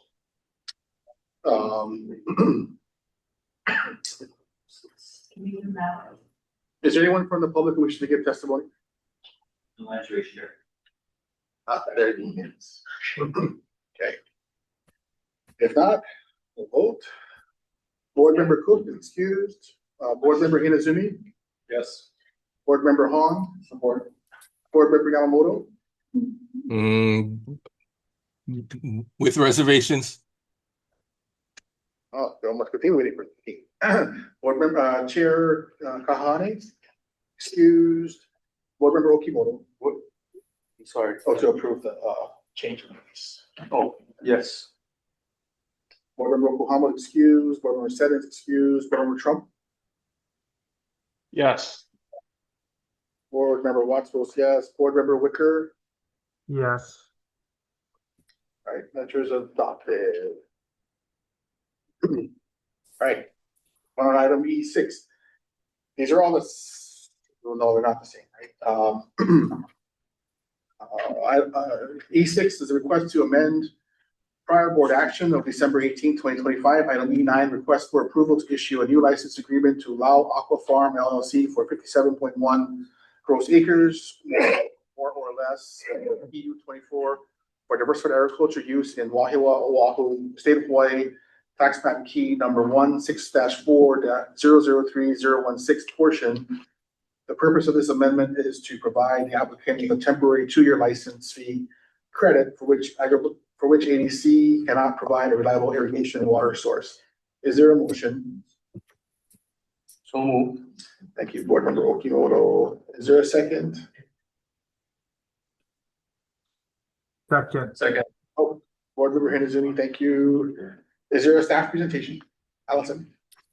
Yeah, so this is basically like the last one, and the next 11 are going to be similar, except that these farmers are not using any of their land for production right now. Still a work in progress, but hopefully in the next few months they'll at least have a few acres in production. Is there anyone from the public who wishes to give testimony? No hands raised, Chair. Is there any board discussion? Allison, just real quickly, on the previous action, Earl brought up, clearing of brush and stuff. If there's no water, they're clearing. In the event that there is a fire, are we still responsible? Everybody is supposed to have their own insurance. Okay, so at that point, that land is theirs, they are responsible for it. All right, there's no further board discussion. Board Member Cook is excused. Board Member Inazumi? Yes. Board Member Hong? Yes. Board Member Yamamoto? Aye. Board Member, Chair Kahane? Excused. Board Member Okimoto? Yes. Board Member Oklahoma is excused. Board Member Settings excused. Board Member Trump? Yes. Board Member Watts votes yes. Board Deputy Director Wicker? Yes. Measure adopted. All right, item E7 is a request to amend prior board action of December 18th, 2025. Item E5, request for approval to issue a new license agreement to Suriwong Chayachet for 73.7 gross acres, more or less, of PU 17-PU-22 for diversified agriculture use in Wahiawa, Oahu, state of Hawaii, tax map key number 16-4-003016 portion. The purpose of this amendment is to provide the applicant with a temporary 2-year license fee credit for which the ABC cannot provide a reliable irrigation water source. Is there a motion? So moved. Thank you, Board Member Okimoto. Is there a second? Second. Oh, Board Member Hong, thank you. Is there a staff presentation, Allison? Basically the same as the other one. If anyone has any questions. Is there anyone from the public who wishes to give testimony?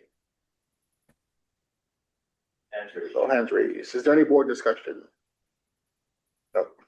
And I apologize. I tried this last time to just vote all of it in one motion, but I was told to go individually. So, Board Member Cook is excused. Board Member Hinazumi. Yes. Board Member Hong. No. Board Member Yamamoto. Aye. Chair Kahan is excused. Board Member Okimoto. Yes. Board Member Oklahoma is excused. Board Member Seddon is excused. Board Member Trump. Yes. Board Member Watts votes yes. Deputy Director Wicker. Yes. Yes. Measure is adopted. Item E8 is a request to amend prior board action of January 15th, 2026. Item E6, request for approval to issue a new license agreement to Samarat Court Wong Tong for 32.9 gross acres, more or less, of EU-15 for diversified agriculture use in Wahiwa, Oahu, State of Hawaii, tax map key number 16-4003016 portion. The purpose of this amendment is to provide the applicant with a temporary 2-year license fee credit for which the ADC cannot provide a reliable irrigation water source. Is there a motion? So moved. Thank you, Board Member Okimoto. Is there a second? Second. Thank you, Board Member Hong. Is there a staff presentation? Allison. No, same. Okay. Is there anyone from the public who wishes to give testimony? No hands raised, Chair. Is there any board discussion? Seeing none, Board Member Cook is excused. Board Member Hinazumi. Yes. Board Member Hong. Board Member Yamamoto. Aye. Chair Kahan is excused. Board Member Okimoto. Yes. Board Member Oklahoma is excused. Board Member Seddon is excused. Board Member Trump. Yes. Board Member Watts votes yes. Board Member Deputy Director Wicker. Yes. Thank you. Measure is adopted. Agenda item E9. It's a request to amend prior board action of December 18th, 2025.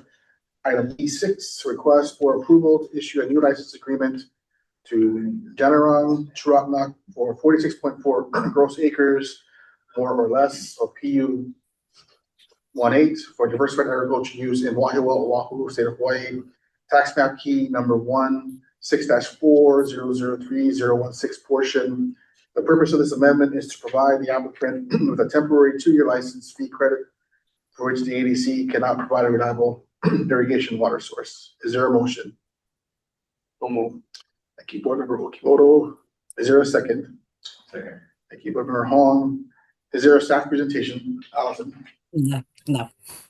Thanks. Is there anyone from the public who wishes to give testimony? No hands raised. Is there any board discussion? All right, Board Member Cook is excused. Board Member Hinazumi. Yes. Board Member Hong. Board Member Yamamoto. Aye. Chair Kahahana is excused. Board Member Okimoto. Yes. Board Member Oklahoma is excused. Board Member Seddon is excused. Board Member Trump. Yes. Thank you. Board Member Watts votes yes. Deputy Director Wicker. Yes. Measures adopted. Moving on to item E10, the request to amend prior board action of December 18th, 2025. Item E7, request approval to issue a new license agreement to Kajordask Harp Prawn Kitty for 25.1 gross acres, more or less, of PU-19 and PU-28 for diversified agriculture use in Wahiwa, Oahu, State of Hawaii, tax map key number 16-4003016 portion. The purpose of this amendment is to provide the applicant with a temporary 2-year license fee credit for which the ADC cannot provide a reliable irrigation source. Is there a motion? Thank you, Board Member Okimoto. Is there a second? Board Member Hong, thank you. Staff presentation? Is there anyone from the public who wishes to give testimony? Any board discussion? All right, Board Member Cook is excused. Board Member Hinazumi. Yes. Board Member Hong. Board Member Yamamoto. Aye. Chair Kahan is excused. Board Member Okimoto. Yes. Board Member Oklahoma is excused. Board Member Seven is excused. Board Member Trump. Yes. Board Member Watts votes yes. Deputy Director Wicker. Yes. Yes, thank you. Measure is adopted. Item E11. Request to amend prior board action of December 18th, 2025. Item E8. So request for approval to issue a new license agreement to Tanong Sak Shamfang and Funny Shamfang for 84.1 gross acres, more or less, of PU-20 and PU-21 for diversified agricultural use in Wahiawa, Oahu, State of Hawaii. Tax map key 16-4003016 portion. The purpose of this amendment is to provide the applicant a temporary 2-year license fee credit for which the ADC cannot provide a reliable irrigation water source. Is there a motion? So moved. Thank you, Board Member Okimoto. Thank you, Board Member Hong, for second. Is there a staff presentation? No. Is there anyone from the public who wishes to give testimony? Is there any board discussion? Not. Board Member Cook is excused. Board Member Hinazumi. Yes. Board Member Hong. Yes. Board Member Yamamoto. Aye. Chair Kahan is excused. Board Member Okimoto. Yes. Board Member Oklahoma is excused. Board Member Seven excused. Board Member Trump. Yes. Board Member Watts votes yes. Deputy Director Wicker. Yes. Thank you. Measure is adopted. LB12. Request to amend prior board action of December 18th, 2025. Item E13, request for approval to issue a new license agreement to Surafan Suana for 14.1 gross acres, more or less, of PU-29 for diversified agriculture use in Wahiawa, Oahu, State of Hawaii, tax map key number 16-4003016 portion. The purpose of this amendment is to provide the applicant with a temporary 2-year which the ADC cannot provide a reliable irrigation water source. Is there a motion? So moved. Thank you, Board Member Okimoto. Seconded by Board Member Hong. Thank you. Is there a staff presentation? B. Is there anyone from the public who wishes to give testimony? Is there any board discussion? If not, Board Member Cook is excused. Board Member Hinazumi. Yes. Board Member Hong. Yes. Board Member Yamamoto. Aye. Chair Kahane excused. Board Member Okimoto. Yes. Board Member Oklahoma is excused. Board Member Seven is excused. Board Member Trump. Yes. Board Member Watts votes yes. Deputy Director Wicker. Yes. Measure is adopted. Agenda item E13 is a request to amend prior board action of December 18th, 2025. Item E12 is a request for approval to issue a new license agreement to Sila Farm LLC for 59.2 gross acres, more or less, of PU-27 and PU-30 for diversified agriculture use in Wahiawa, Oahu, State of Hawaii, tax map key number 16-4003016 portion. The purpose of this amendment is to provide the applicant with a temporary 2-year license fee credit for which the ADC cannot provide a reliable irrigation water source. Is there a motion? So, thank you, Board Member Okimoto. Is there a second? Thank you, Board Member Hong. Is there a staff presentation? No. Is there anyone from the public who wishes to give testimony? Is there any board discussion? Seeing none, Board Member Cook is excused. Board Member Hinazumi. Yes. Board Member Hong. Yes. Board Member Yamamoto. Aye. Chair Kahan is excused. Board Member Okimoto. Yes. Board Member Oklahoma is excused. Board Member Seven is excused. Board Member Trump. Yes. Board Member Watts votes yes. Deputy Director Wicker. Yes. Thank you. Measure is adopted. Agenda item E14 is a request to amend prior board action of December 18th, 2025. Item E11, request for approval to issue a new license agreement. New license agreement to Sofa Nuan Bunma for 16.7 gross acres, more or less, of PU 26 for diversified agricultural use in Wahiwa, Oahu, State of Hawaii, tax map key number 16-4003016 portion. The purpose of this amendment is to provide the applicant with a temporary 2-year license fee credit for which the ADC cannot provide a reliable irrigation water source. Is there a motion? So moved. And thank you, Board Member Okamoto, seconded by Board Member Hong. Is there a staff presentation? Is there anyone from the public who wishes to give testimony? Is there any board discussion? Seeing none, Board Member Cook is excused. Board Member Hinazumi? Yes. Board Member Hong? Yes. Board Member Yamamoto? Aye. Chair Kahan excused. Board Member Okimoto? Yes. Board Member Yokohama is excused. Board Member 7 is excused. Board Member Trump? Yes. Board Member Watts votes yes. Board Deputy Director Wicker? Yes. Measure is adopted. All right. Agenda item E15, the request to amend prior board action of 18th, 2025. Item E10, request for approval to issue a new license agreement to KP Farm Group LLC, less of PU 25 for diversified agricultural use in Wahiwa, Oahu, State of Hawaii, tax map key number 16-40036 portion. The purpose of this amendment is to provide the applicant with a temporary 2-year license for which the Agribusiness Development Corporation cannot provide a reliable irrigation water source. Is there a motion? So moved. Second. Thank you, Board Member Okimoto. Seconded by Board Member Hong. Is there a staff presentation? No. The public who wishes to give. Is there any board discussion? Seeing none, Board Member Cook is excused. Board Member Hinazumi? Yes. Board Member Hong? Yes. Board Member Yamamoto? Aye. Chair Kahan is excused. Yes. Board Member Yokohama is excused. Board Member 7 is excused. Board Member Trump? Yes. Board Member Watts votes yes. Deputy Director Wicker? Yes. Adopted.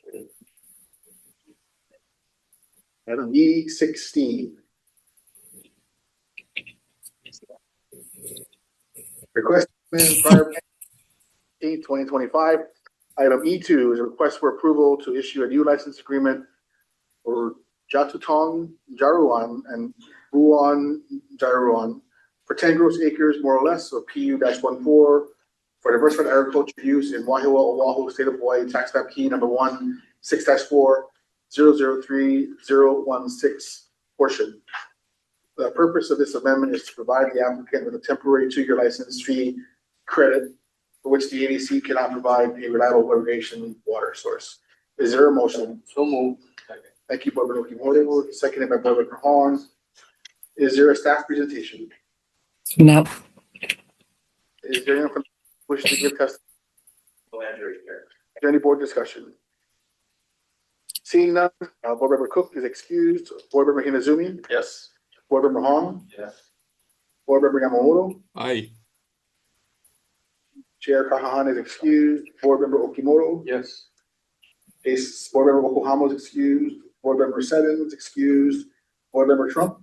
Yeah. Board Member Watts votes yes. Board Member Wicker? Yes.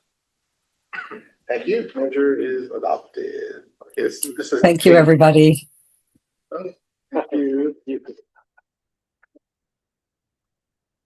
Moving on to agenda item E17 is a request for approval to delegate authority to the executive director to execute a memorandum of understanding with the University of Hawaii and the Hawaii Department of Business, Economic Development and Tourism for agricultural extension and supported services.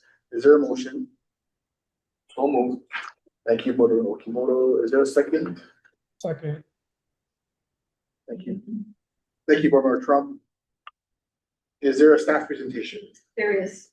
So Chair, what this is it's transferring funds that have been placed in the ADC budget for the purpose of funding 20 CTAR staff positions and also transferring the funds from Senate Bill 865, which would add an extension agent on Kona. We have two testimonies in support. One is from Senator Manuha, another is from Representative Kapaloa. And the CTAR would be supplying EDC with an ag support services plan of what these individuals are going to be doing and accomplishing. And then at the end, they would provide the EDC board with a completion report to show what was accomplished by the 20 CTAR staff and the extension agent. All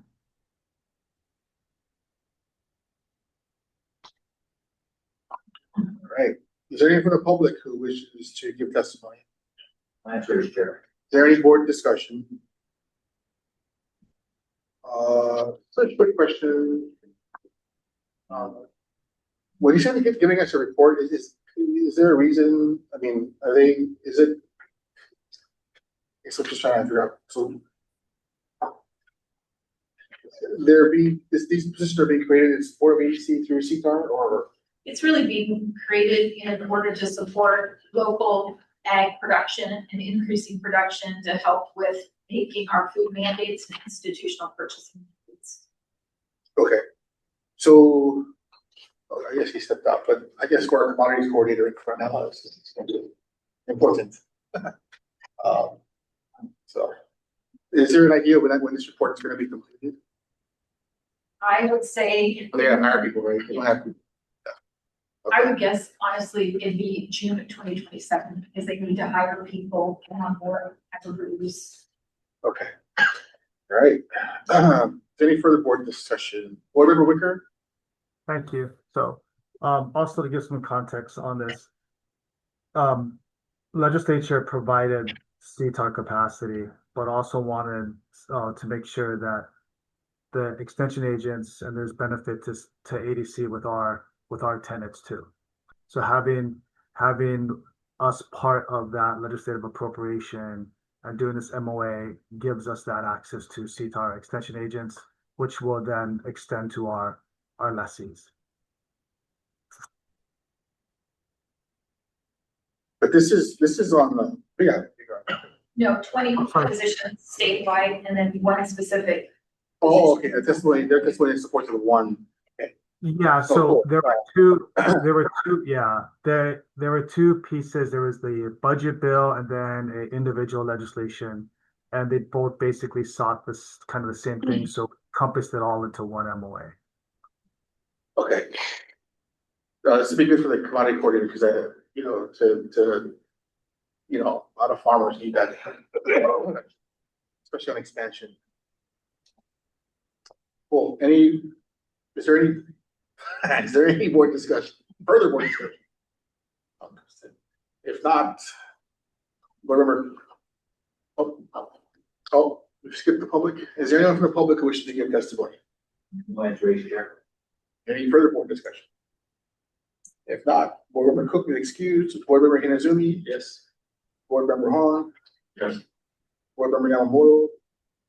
Aye. Chair Kahane excused. Board Member Okimoto? Yes. Board Member Oklahoma? Excused. Board Member Simmons excused. Board Member Trump?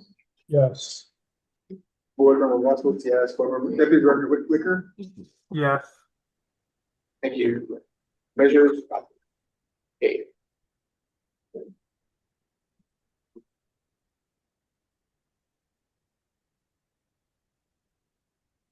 Agenda item E18 is a request to establish a statewide irrigation permitted interaction group to evaluate and make recommendations on current ADC assets and future acquisitions. Chair's going to defer this to the April 30th when we do the pig reports. Brain overload right now. Agenda item E19 is a request for approval to delegate authority to the ED to execute a memorandum of understanding with the Hawaii Department of Education, Hawaii Department of Agriculture and Biosecurity, Hawaii Department of Business, Economic Development and Tourism, Hawaii Department of Health, Hawaii Department of Transportation, University of Hawaii, and the Hawaii Department of Labor and Industrial Relations to support coordinated agriculture development, workforce training, and food systems initiatives statewide. Is there a motion? So moved. Thank you, Board Member Okimoto. Is there a second? Second. Oh, Board Member Hong. Oh, and thank you, Board Member Hong. Is there a staff presentation? Yes, there is. So Chair, the purpose of this is to, again, help scale the local ag production and achieve the mandates. The lead agency is the Hawaii Department of Education with the regional kitchens, the Board of Education for statewide policymaking.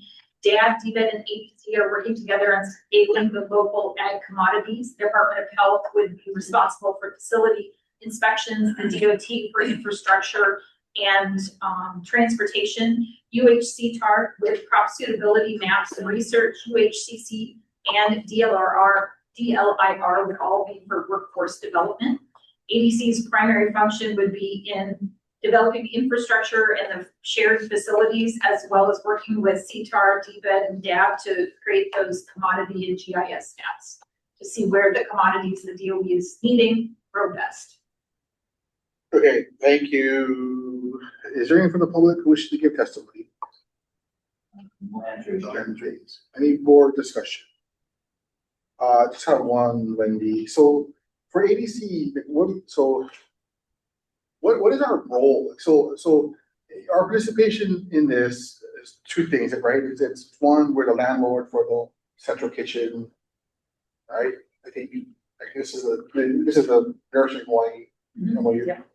And then secondly, as ADC, as a land agribusiness organization, and the commodity coordinator is to our farmers who want to sell their product to institutions, prisons, hospitals, and schools.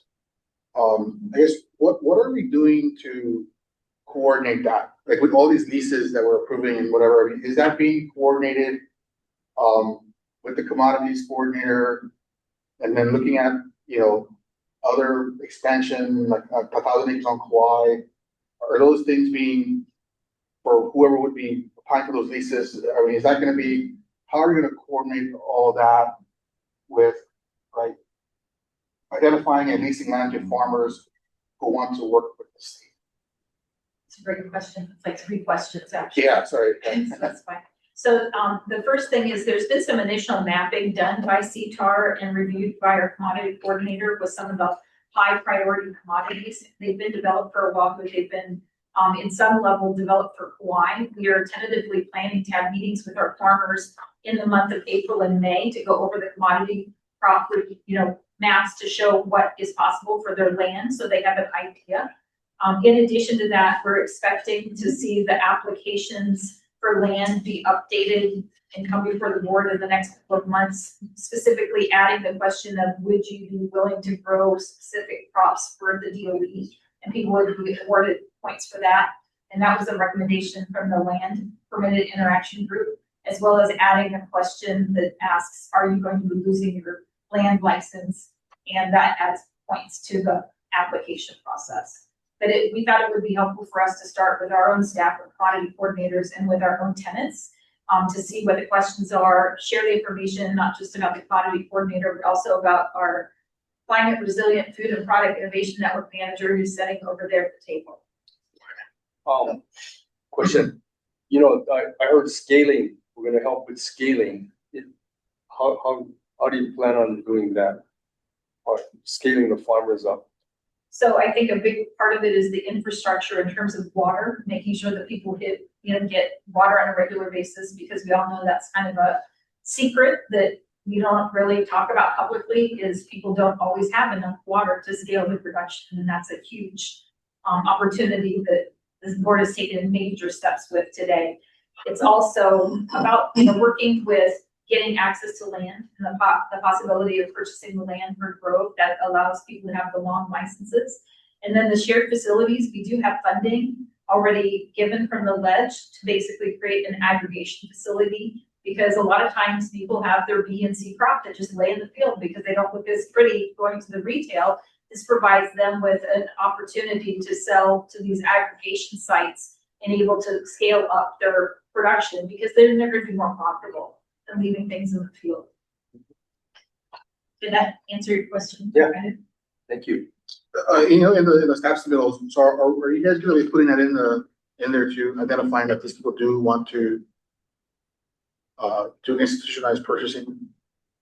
So two things will happen. One is we're inviting all of our farmer tenants to the meeting to talk about the commodity coordinator's work and basically come up with a list of who is willing to grow from the current tenants, because we haven't really asked them. And then the second step is with the new applications that are being designed, it will ask people, do you want to grow for the DOE and other institutional purchasing folks? So we should have a list that our commodity coordinator can work with of people that are willing, and then we'll have maps, and our commodity coordinator is working closely with the DOE in terms of what their menus are and what their volume's gonna be. And there's an anticipated May 14th meeting here on Oahu with the distributors and the DOE for farmers to talk about, you know, what it is that they're looking for and what volumes and how people can get plugged in.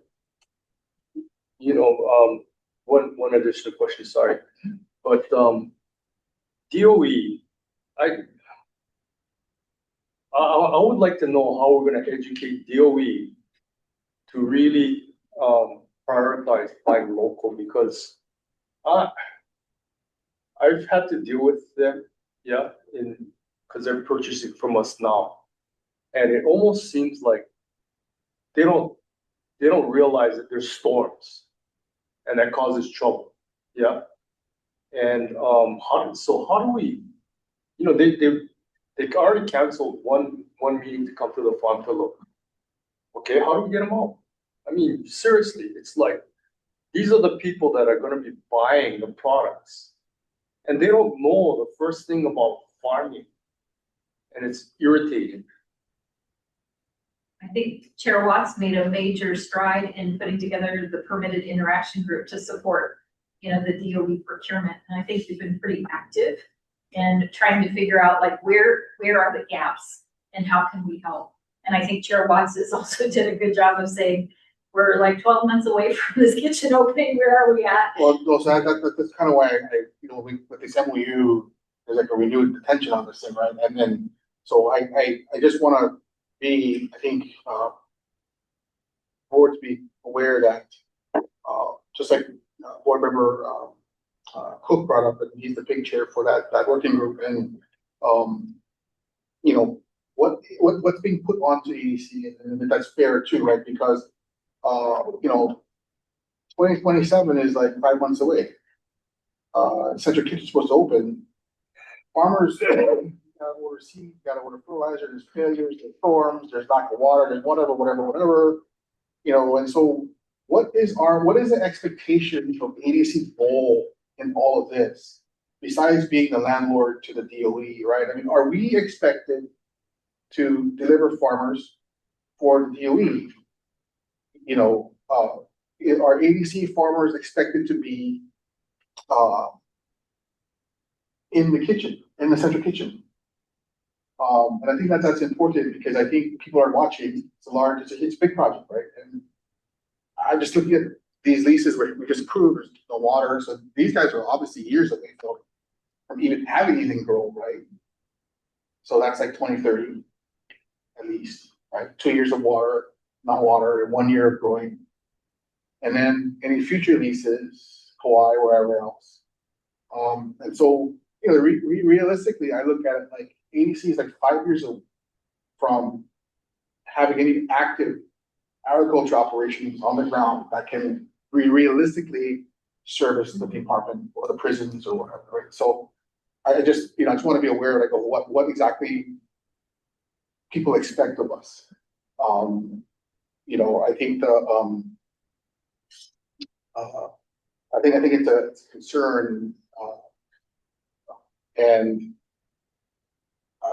you know, I also would think we should start looking not just at new farmers, but when you're talking about scale and expansion, looking at current ADC tenants who are successful farmers and approaching them to see if they are willing to expand, if, you know, certain acreage which is dedicated to the department or whatever. But board member Worker, sorry, go ahead. This is a really good discussion, and some of the stuff that's already been said. Yeah, so the commodity coordinator has been kind of going in different directions because every question results in a new problem. So as I'm gonna use the commodity corner. Basically, we're trying to reconcile a larger discussion of land use, and this will tie into the agenda item. But we're competing with not just agriculture, you're competing with mandates for food security, energy security, as well as housing. So to begin with, we have to understand, well, what ag lands are critical to food security. Then, as we look at the demand of food for the general population due to Act 151, we can start to dive down and look at DOE as that smaller population. And if we can figure out what that template is to increase local food purchasing and food production at that scale, what does that template look like at the larger scale to achieve Act 151? So listening to board member Okimoto's the challenges he presents, the procurement has always been something that keeps coming up, and it's even more recent as we're preparing for this this DOE Food Branch Summit next month at the Value Added Product Development Center, where it's bringing in farmers. We're going to have some of our ADC tenants there. We're going to have distributors there. The purpose of that is DOE is trying to get ahead of understanding what the connection is and how to sell ahead of the regional kitchen. But the reconciliation of, okay, how does ADC tenants get there? There were, I don't know the status of the bill. There was a bill that the legislature introduced to incentivize farmers on ADC lands if they're growing for the state institutions. So that discussion, Chair, is coming. It's happening. But the biggest challenge I think the commodity coordinator and I have had in discussion is that you have seasonality charts here. You actually do have growing seasons. How is the menu aligning with that? And if you're going to look at other ways to preserve those foods, whether it's freezing or drying or curing, will DOE be set up for that? That's DOE's Kuleana. They got to figure that out. But we are getting to that discussion of, okay, what needs to be grown? What's the incentives? The work that CTAR did along with DAB and these suitability maps, we should ask the commodity corner to come present at a future board meeting where it's not a heavier load like this. A lot of work has been done where they've taken those maps.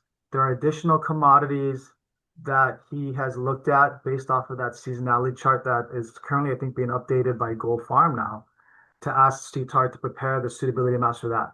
That went over to OPSD's website, GIS system, so we can start looking at the large tracts, looking at the crops that need to be grown, and then that can feed back to, okay, institutional purchasing for something like the Nourishing Hawaii's future. So it's really chicken and egg right now. For every question, it's resulting in new challenges or new questions. The goal, though, is to get a land use inventory by midsummer, so we can start to look at what those acquisitions would be to beef up on the institutional purchasing side. So it's kind of bouncing around on that, but there's a lot going on right now with DOE, DBED, CTAR, and ADC. Thank you, Deputy Director. So I would just make one request, Wendy, when you're working on this, one, I made it, but involving the board. I look at the approval of this thing, the BOE is on here. And to me, the BOE and the DOE have the same relationship as the ADC board and the ADC does, right? And I think there's a reason for that is the superintendent and the board actually had some conflict between what the board's priorities were and what the superintendent was being told. And so I would like to include this board too, or even like Jesse, who is heading the pig, right? So that we can communicate ADC's realities from the board. And in that too, there's some things that the board can say that might be harder for you to say, right? So we can communicate that, because I think even for the commodities, right? Like this also begs the question about ADC's expansion to other islands in the state, because like you hear the Young Brothers presentation, right? I mean, we would want farmers on other islands too who can grow for the DOE, not just on Oahu, and you got to ship everything out. So I think it requires a more thoughtful process on the ADC side, and so I'll just ask that if the board could be more involved in that, or Jesse could be more involved in that or what, but.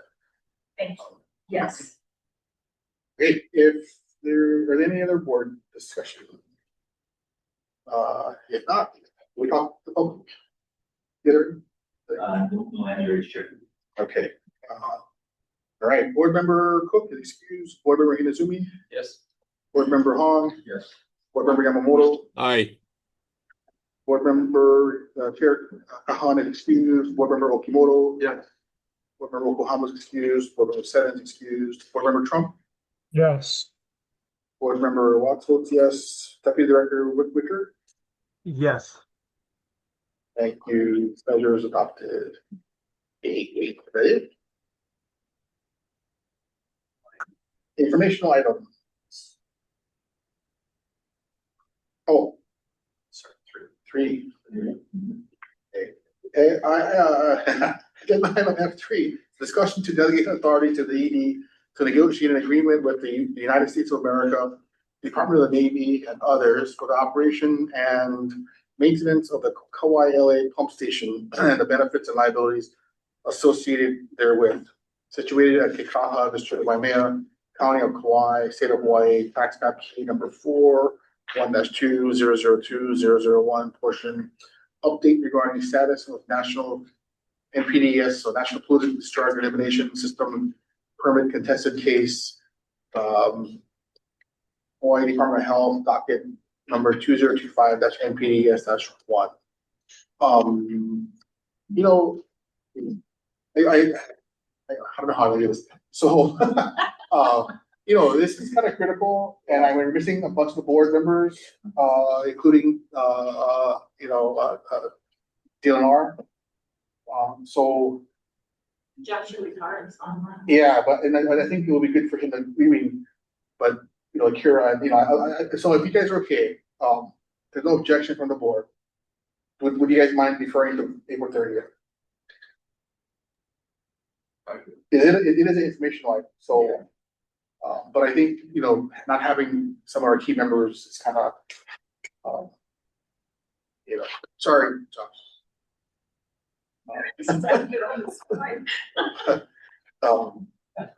So anyway, if there's no objection, I'll defer to April 30th. Okay. So, if you guys are okay.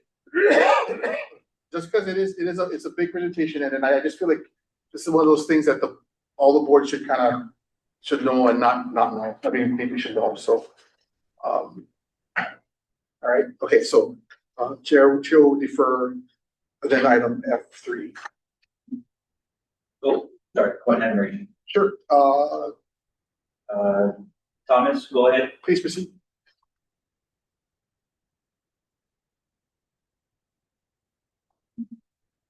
Does anyone in the public wish to give testimony? Yeah, Thomas. Thomas?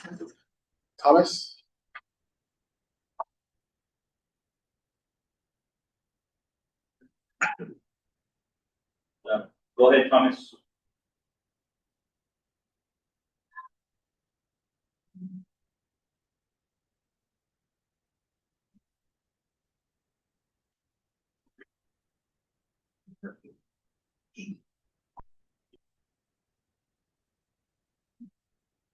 Okay, we'll defer item F3 and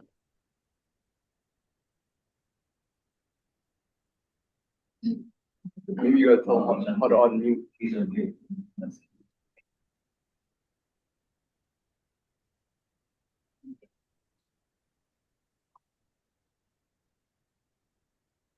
Thomas, you can hear us? Go ahead. You have your hands up.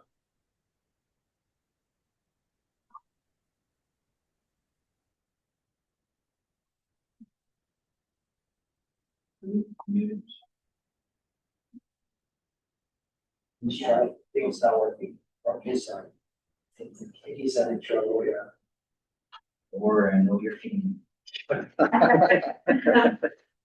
okay, so we'll move on. Agenda item. Sorry, real fast.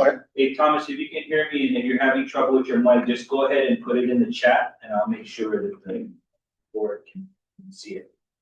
And just type it in the chat and get it on.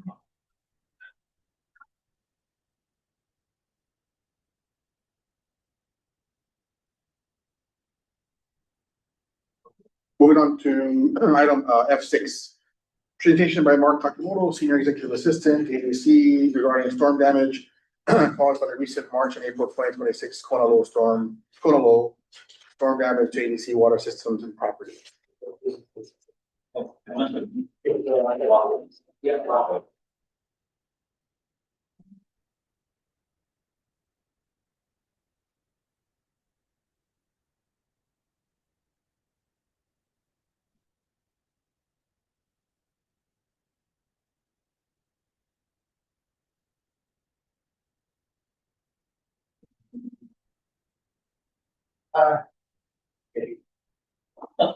you want Mark to move over there? You're fine. Yeah.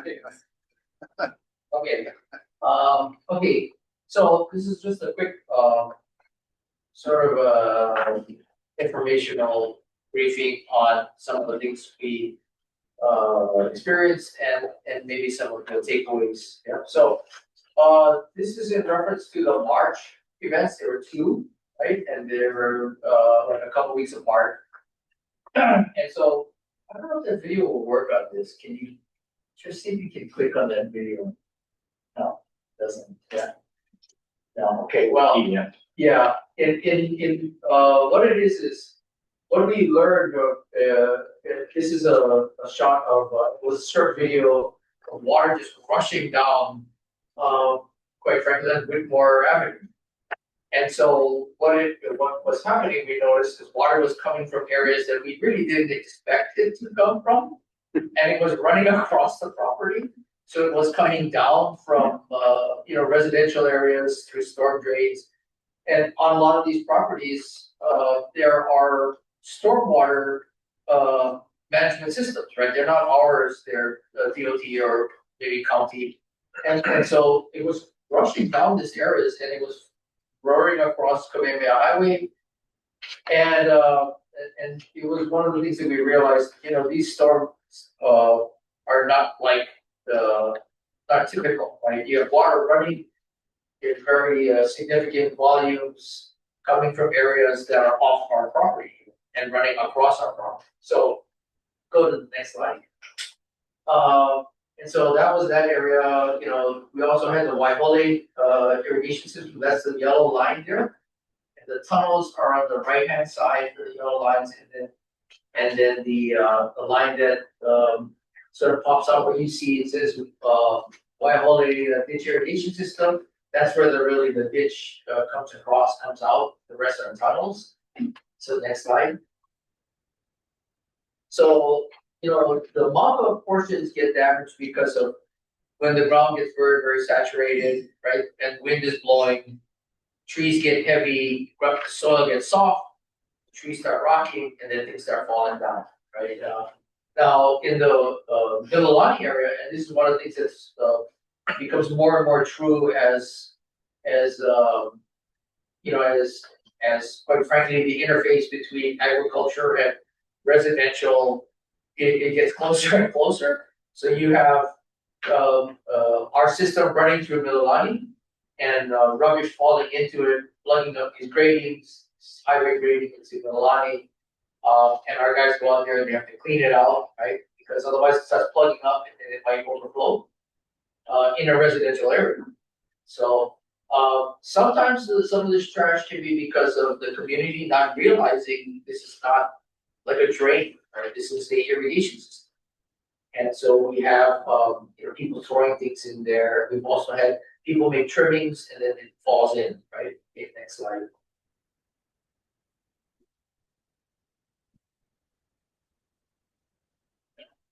And so one of the things that you heard some of the guys mentioned on the storm, like the siphons and things. The siphon was damaged because of a storm. Dole had mentioned, and I'm aware of that particular situation. That was a huge siphon that got washed away. This is our siphon for Waihole ditch system. So you see, this is a large HDP pipe that was a replacement for what the past plantation had a wooden siphon. But you can see that water had been rushing around the islands, and then there's this tree But if you look closely at the tree, it was basically chainsaw cut, right? So somebody had cut the tree and it had fallen somewhere up the valley or upstream. And then during these storms, this thing will float and it comes floating down. The water was as high as the siphon. You could sort of see some of the grass stuck on the side. And so, these are the kinds of things that we were seeing, right, as a part of this event. And so I think Dole was mentioning their siphon now is suspended, right, over that's something, and that would be an extremely costly bit of work, but that's the kind of stuff that we have to start considering as a long-term future improvement that needs to be made. But you can see this is the kind of damage we were experiencing. Next slide. This is the Whitehall irrigation, reservoir 155. This is not 15, I misstated that, it's about 13 million gallons water. It's a high risk dam because it's upstream from residential area.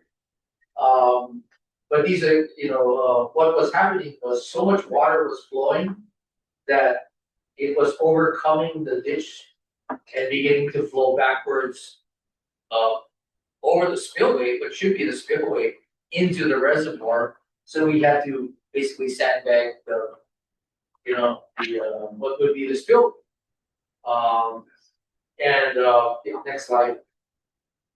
And then we were doing 24-hour watches. But what we were noticing is water was flowing from the Manca area or the ditch. And this is like coming in from the ranch land above.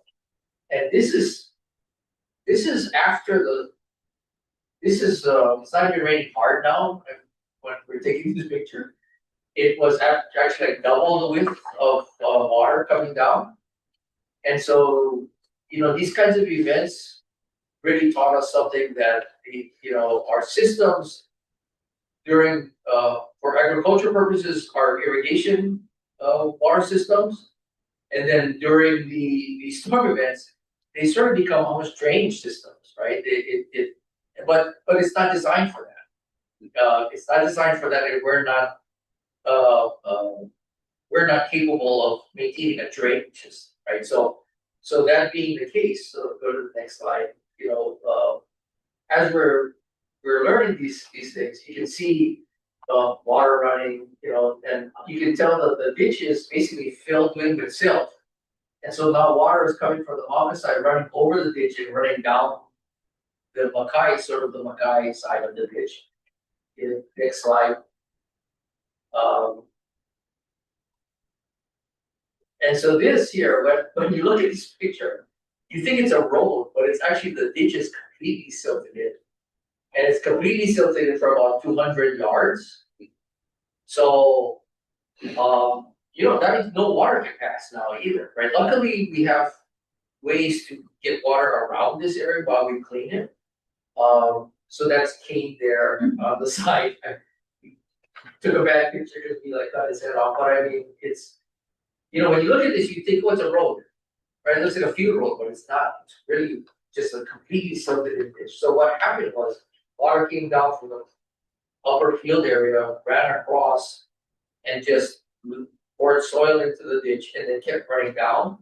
So it kept going down, of course. The concern, of course, from a safety point of view, is if your reservoir is downstream from that, now it's just going to run right into your reservoir, and it's unstoppable at that point, right? So there's considerable, concerns there. It's very dangerous. Next slide. We were very fortunate. I'm going to say that we, there was no loss of life, or right. However, good lessons learned on some of the things that you heard a lot of people say. Next slide. So we have some short-term needs. We were, of course, during that event, we were meeting with DLNR Dam Safety. They were awesome. We were texting literally 24 hours a day while we're sharing information. I don't know how they managed that, the statewide crush of information that was coming in. They did I think a great job. We had DOT coming in very quickly, you know, all these different people who were coming in to help. We had National Guard support, right? And so, you know, we were thinking, you know, we obviously are not capable as ADC of managing this all by ourselves.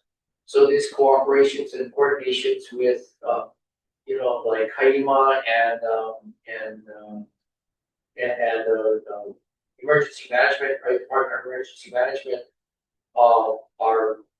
is the only way we can really manage these kinds of events. And then working and then understanding going forward, you know, this was a storm event with flooding, right?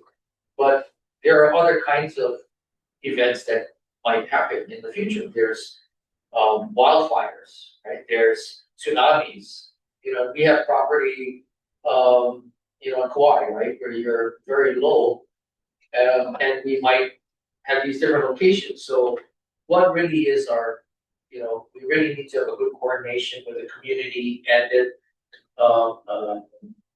different strategic partners to do this kind of, and including communication equipment, right? There's a lot of things that we were thinking, what could help a lot. You know, we were even talking because we were calling back and forth to each other, and we realized that what happens if self-service went down? What would you do then, right? Does our staff are they trained well enough to know that when they're in the field, that they can make a decision because they understand what the greater objective is, right? And they should be allowed to do that without fear of, I'm gonna, you know, right? They're gonna do their best. It's sort of a good Samaritan type of, you know, when you give CPR to someone, you break their ribs and you try to help them, you know, it's something that you're just trying to do, right? So next slide. So we were looking at some short terms, some longer terms, right? We still need communication was a really big one, and being in the community and hearing what people were saying, that was one of the things that you know, being able to communicate with the community on these things, because you know, like a reservoir rise, we had thresholds, right? And 17 feet, 20 feet, you know, you do these different things. But that's assuming that the water is rising at a certain rate. What if it's rising really fast, right? You know, at that point, there has to be a different way to communicate this. And so, in other words, when we're talking to the safety, and I'm watching the water run and fill up and go over the road, I'm thinking, well, if that gets into the reservoir, you know, it's not going to be rising at that slow rainfall rate. It's going to be going up so fast that maybe you need to start evacuating much faster than those thresholds, right? And we were talking with dam safety, and they're definitely, obviously, they're very good at this, and so we're going to be working with them to create good emergency action plans and communication with all the stakeholders and then potential affected community. Next slide. So this is more, you know, a lot of the things that we're requesting going forward. We need equipment, and you know, we need ways to procure things quickly. You know, we heard some of those comments. You know, and trucks, you know, or some kind of vehicle that can get into smaller areas, but sometimes trucks can't get into areas. Next slide.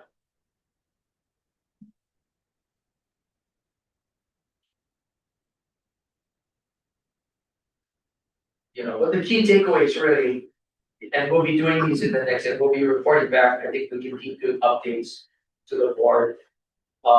Is, you know, the CIP plan, we talked about equipment, having a base yard, and then contemplating other types of emergencies our farmers might have. So we have tenants, how do we communicate with the tenants too, right? I mean, and what if it's a hurricane, fire, right? I mean, there's different kinds of disasters. How do we communicate with them? And do we consider like a safe spot for them to land? You know, can they bring all their tractors in an area to a fenced off area where it's secure, where they can protect their equipment from flooding or damage? I'm not sure, right? This is just things we're spitballing literally, just contemplating different things. But there's a lot of, in a way, these kinds of very severe, and we realize lots of people were significantly impacted by the storm event. But, this is the opportunity for us to really learn and do better and create those connections in the community. But yeah, there's, so you can see this. I think that what it did was it really opened our eyes as far as we're not managing just delivering irrigation water. Really, we're going to be a partner in something much bigger on some of these things. We've already started reaching out to some of our community partners. We won't, we're trying to set up meetings and then who should be included. So we'll be coming back, to the board to let everyone know as these things progress.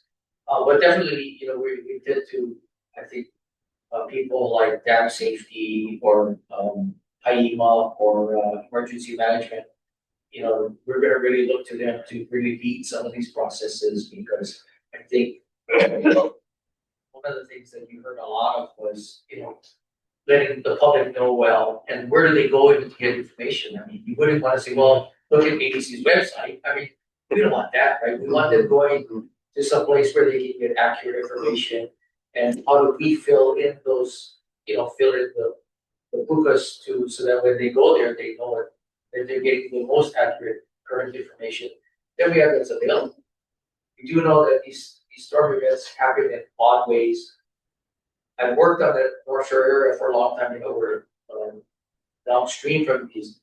And I've been in Haleiwa, and I remember that last flood that was like 4 or 5 years ago, right? Haleiwa flooded, Wailoa did not. I was in Haleiwa and it wasn't even raining. Tourists walking around, people walking around, and I'm driving out, and all of a sudden your phone blows up and you're looking at it and you're like, what? And you look outside and it's not raining, right? And then, but the river just came up and flooded the whole place because it was raining somewhere else. So, how do we do this? And we won't get it 100% right, but I think this is a good eye opener as we expand these mechanisms. So, anyway, I think that's the last slide. In a nutshell, there was a lot of good questions that got brought up, and we have talked, and talking with some of the community people, they had a lot of people had very good input. Sometimes a little bit, they're maybe upset or angry, but it was good to hear exactly what their concerns were. It was they were valid, and something that we have to consider going forward.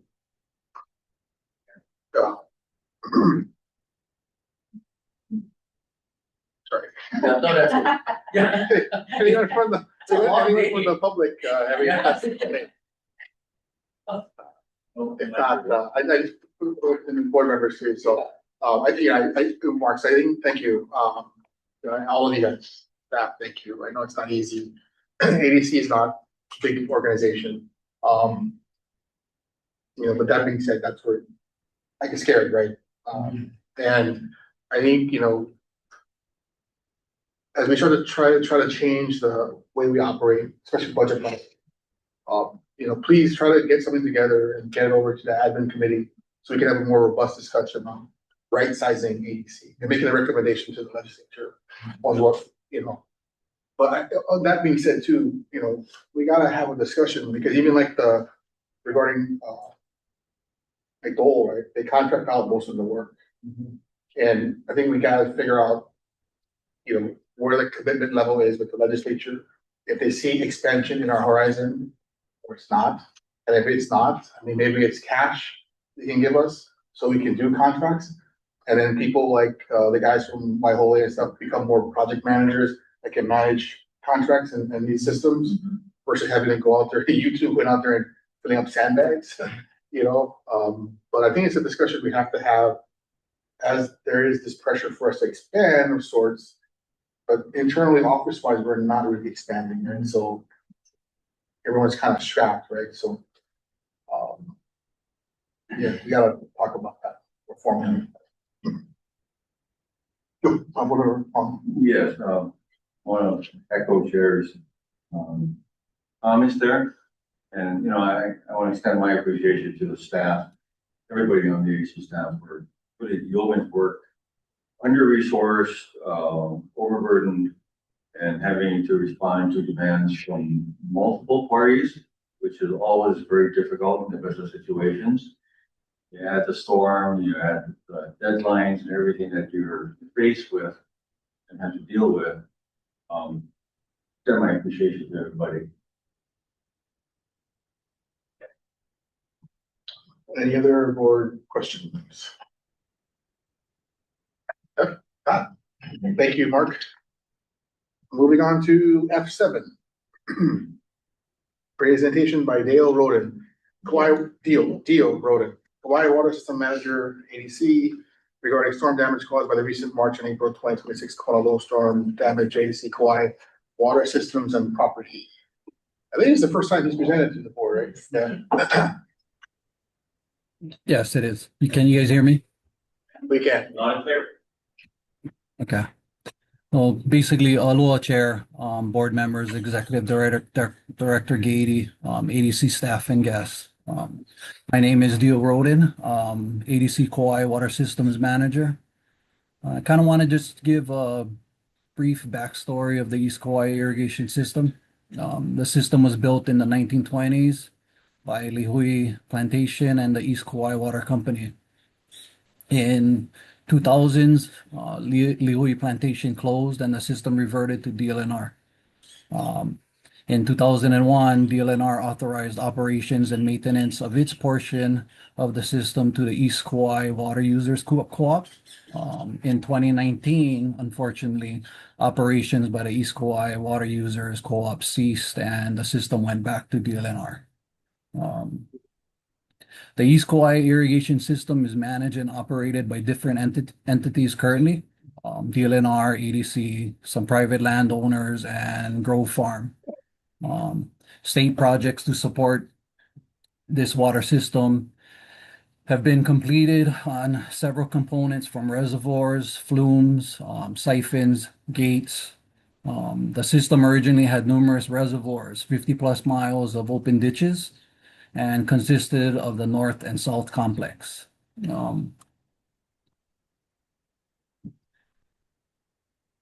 Next slide, please. Thank you.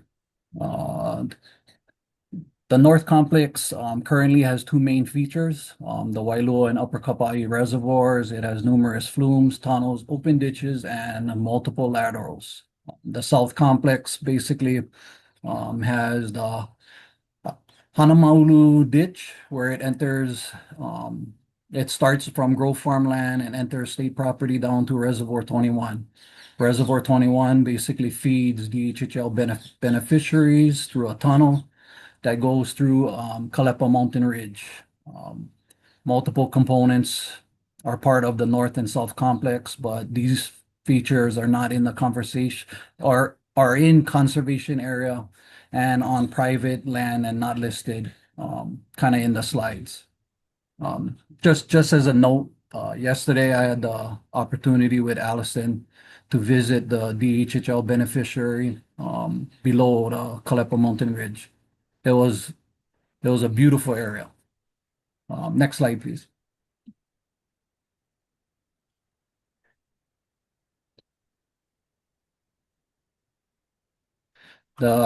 Basically the system is, to me, is critical for East Kauai agriculture and increasing food production in the state. Having a source of reliable, clean water is needed for sustaining communities and allowing Kauai as a state and the state to be less dependent on imported consumable goods. Current condition of the system in some locations is in disrepair. The lack of upkeep for a few years have negatively impacted critical features of the system. Some of the things, root intrusion, tunnel collapse, vegetative growth, structures, and ditch integrity are pretty much the driving factors. Corrugated siphons that the farmers depend on currently to deliver water in the Hanamaulu ditch and lateral 8 are prime examples of this decay. System currently has many assets. 'Next slide, please. Sorry. The system currently has many assets. Next slide, please. Sorry. System currently has many assets. Next slide, please. Sorry. System currently has many assets. Next slide, please. Sorry. System currently has many assets. Next slide, please. Sorry.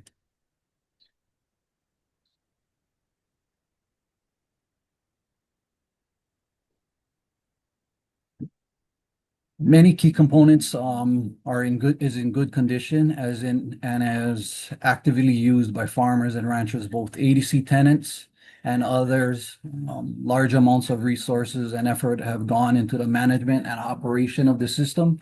It's a state asset that will be hard to replace in the future. As mentioned above, the state already invested upgrades to multiple reservoirs, flumes, diversions, and siphons. Next slide, please.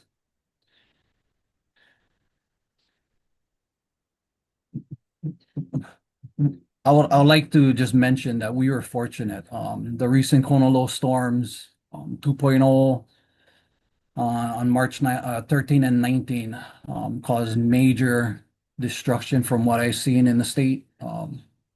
Kauai and the East Kauai water systems was luckily not to sustain catastrophic damage. We did experience some damage to roads, some of the bridges, and our irrigation dishes. The Christine Crossing Bridge. I'm not sure if you guys can see it in the presentation. That's it, where the cursor is moving around. Thanks, Ken. Yeah, that's actually the bridge and that's the road. It does not exist. Yeah, you can kind of tell. Basically, what we deal with is heavy debris buildup, tunnel collapses, down trees, and silt from storm runoff. It has required so far a pretty significant amount of clearing.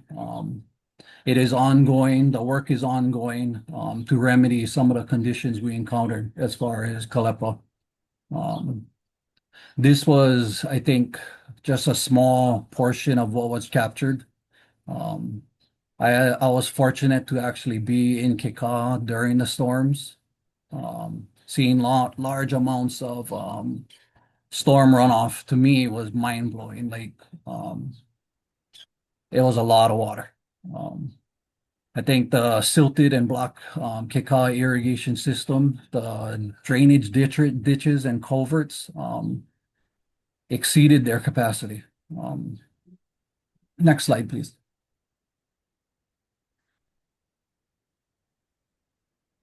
Some of the challenges we faced when responding to the storms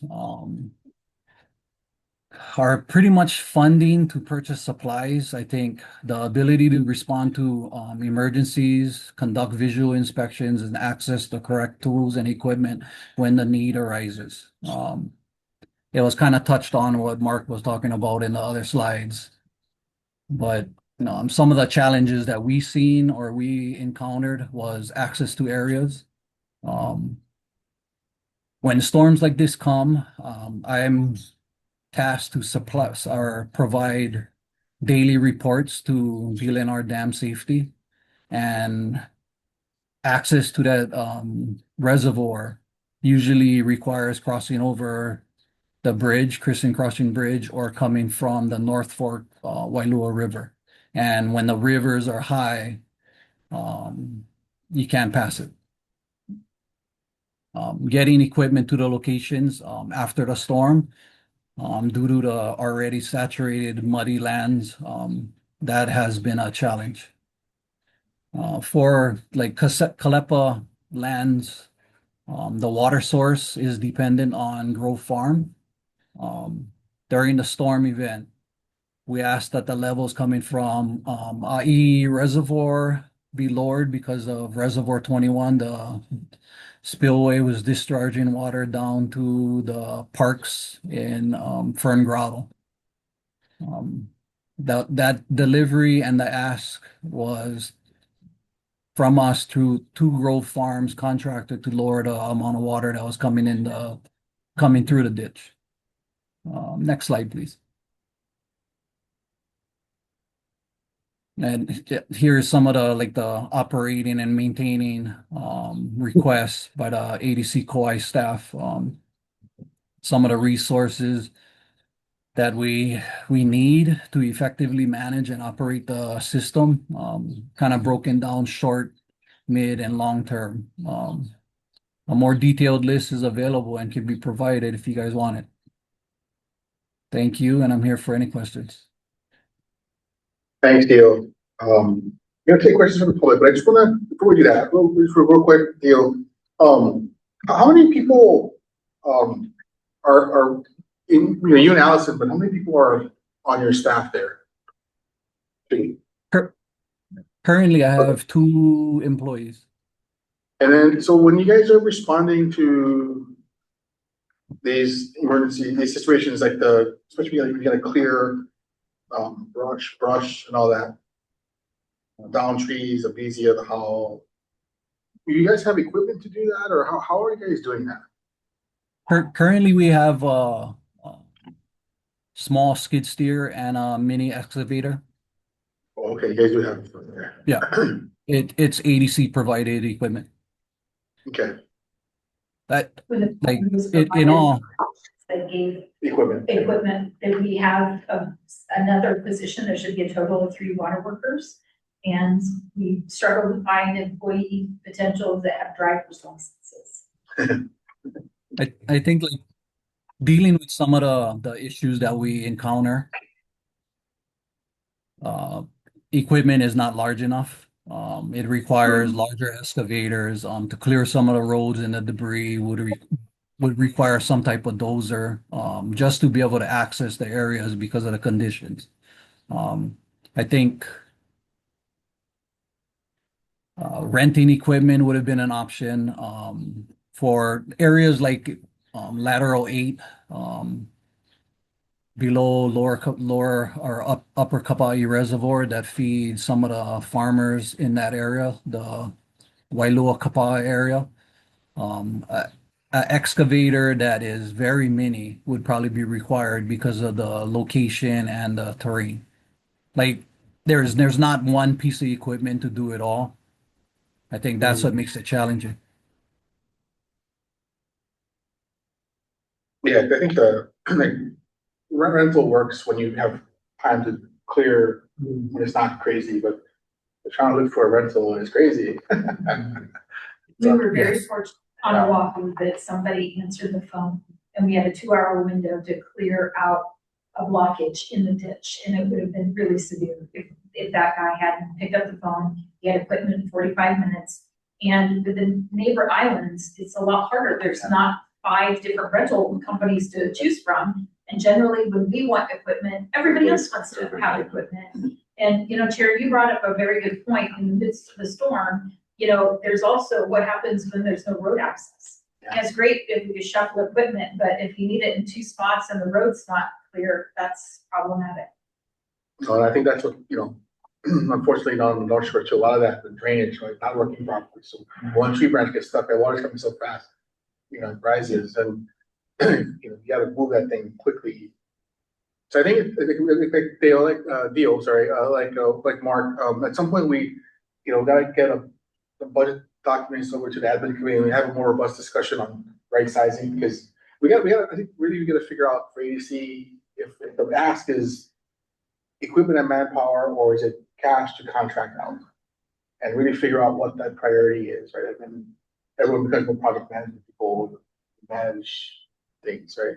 Versus having actually volunteer stuff. So that should be the priority. The staff has put together some preliminary numbers and then with the Kona storms, it's changing the perspective of what equipment is needed, where and why. And so we've given them a little bit more time to look at their equipment plus. Yeah, because I think too, like when you start to get into, you know, equipment and, you know, actual manpower out in the field, right? Then you get into health and safety issues, OSHA issues, training issues, PPE issues, and so sometimes it's easier to contract out, you know. But anyway, there's recovery, right? And then there's at the moment. Yeah.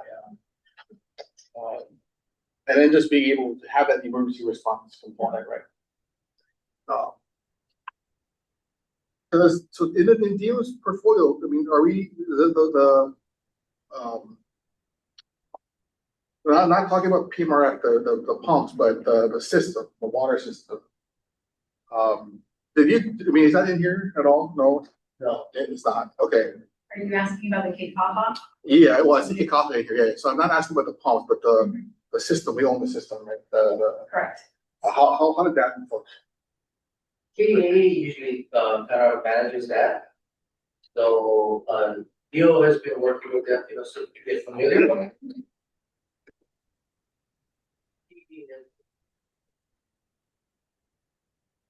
I don't know what their staffing is like. I don't know how many total employees.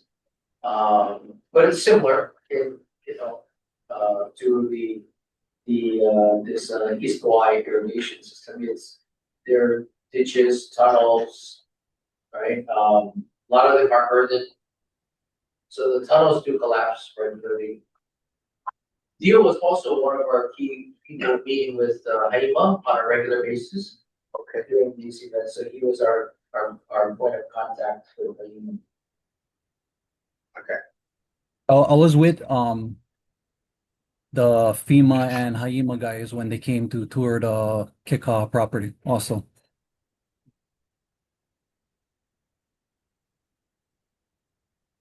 During the actual storm events, I was in Kika. I'm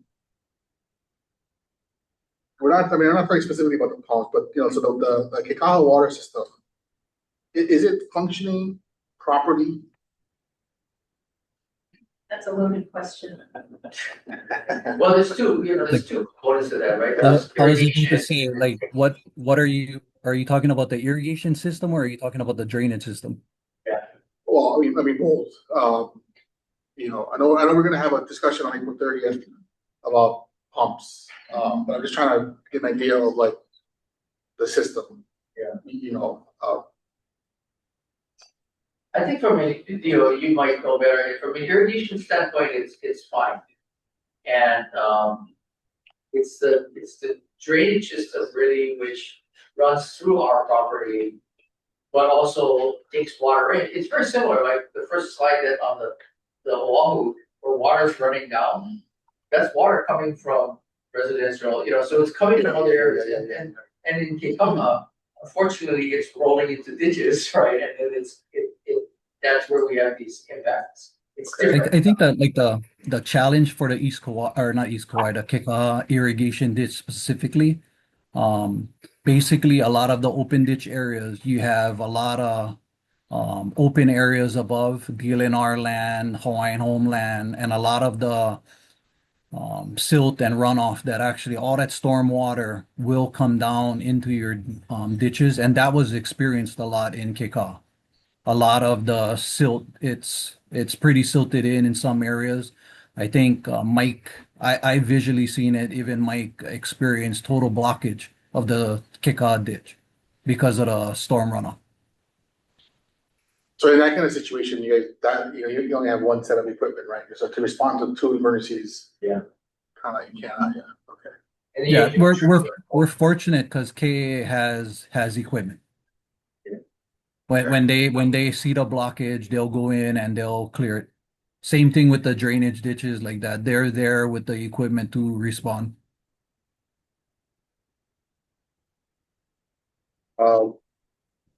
Any other board questions?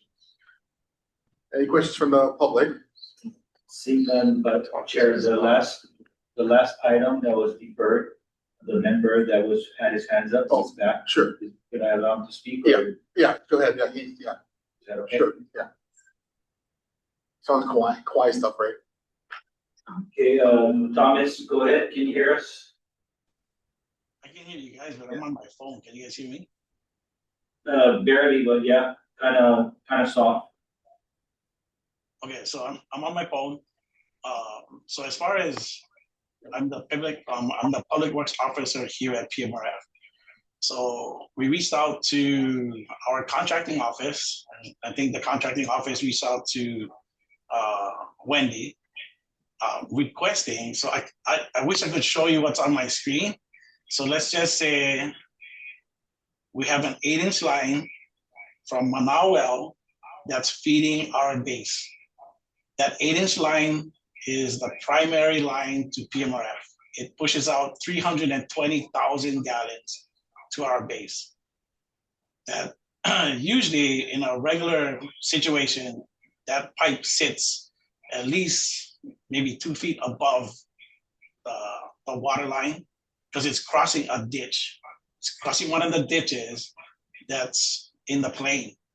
So currently, that brown water is sitting 4 inches above the superstructure that holds our pipe that's feeding the base.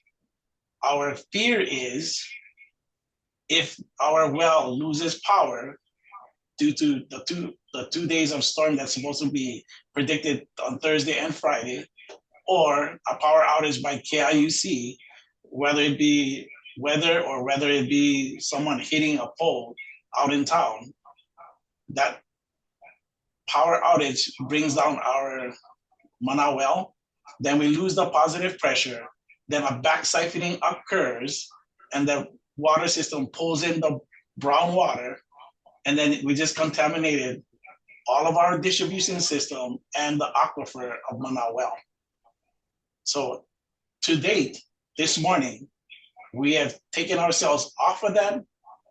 KIUC power is fully supported by a generator that's gonna sit there until the water recedes 22 inches to be below our pipe that's spanning one of the ditches that is submerged right now because one, the storm waters,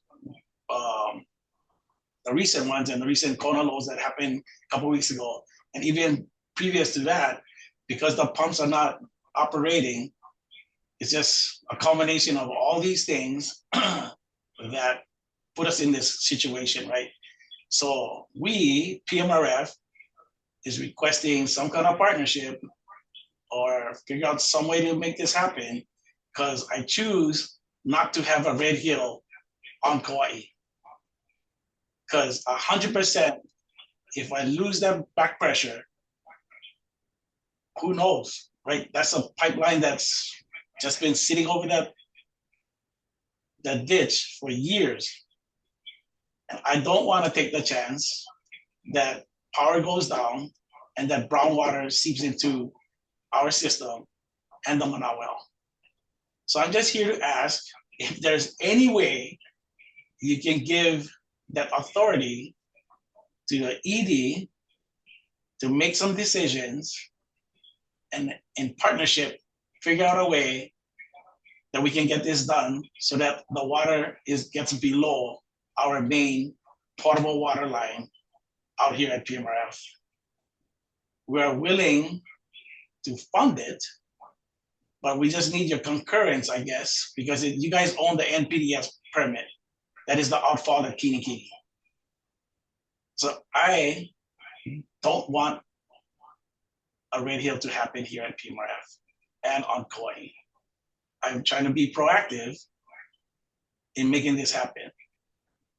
If I put my generator, which I've done, I put my well on the generator, who knows if we don't pump any water, who knows if this is a 30-day event or a 60-day event.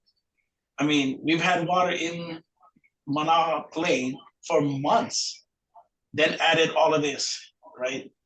So how long am I gonna run this generator?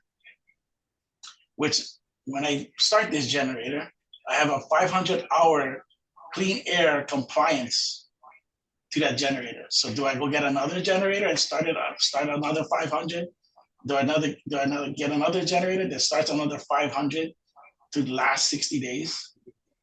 I'm just asking for some cooperation and some forward thinking and some, just some partnership in making this happen.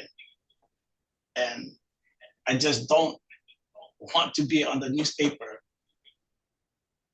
and a Red Hill incident happening here on Kauai. I don't care about, not even counting the Navy, just Kauai. That's not how we do things here. So mahalo for letting me say my piece. And if you can, get Wendy some kind of executive powers to make some decisions so we can move forward in a short-term contract that we're willing to fund, but just need some kind of concurrence from you folks. Let's have Wendy give me a call and let's try to make this happen. Mahalo for all you guys' time. Aloha. Thanks, Thomas. Thanks, Thomas. Any board discussion? Can we talk about this? Yeah, I Well, you deferred the measure. Yeah. So we didn't have to take Mr. Nizo's testimony, but it's fine. But I think if the board has questions for Mr. Niz about his testimony, that's sufficient. But I think that's the extent of the discussion that can occur because the matter has already been deferred. yeah, okay. I'll bring it up next week. Yes. Yeah. I think, Thomas, are you still there? Could you be available on the 30th? I'll be available on the 30th. Okay, But I think he's trying to say the situation is very serious. no, I understand it's very serious, but even if we did discuss it, we wouldn't be able to take action on it today, right? So this will give us an opportunity to potentially consider making it an action item on the 30th versus a discussion item. So. Appreciate that.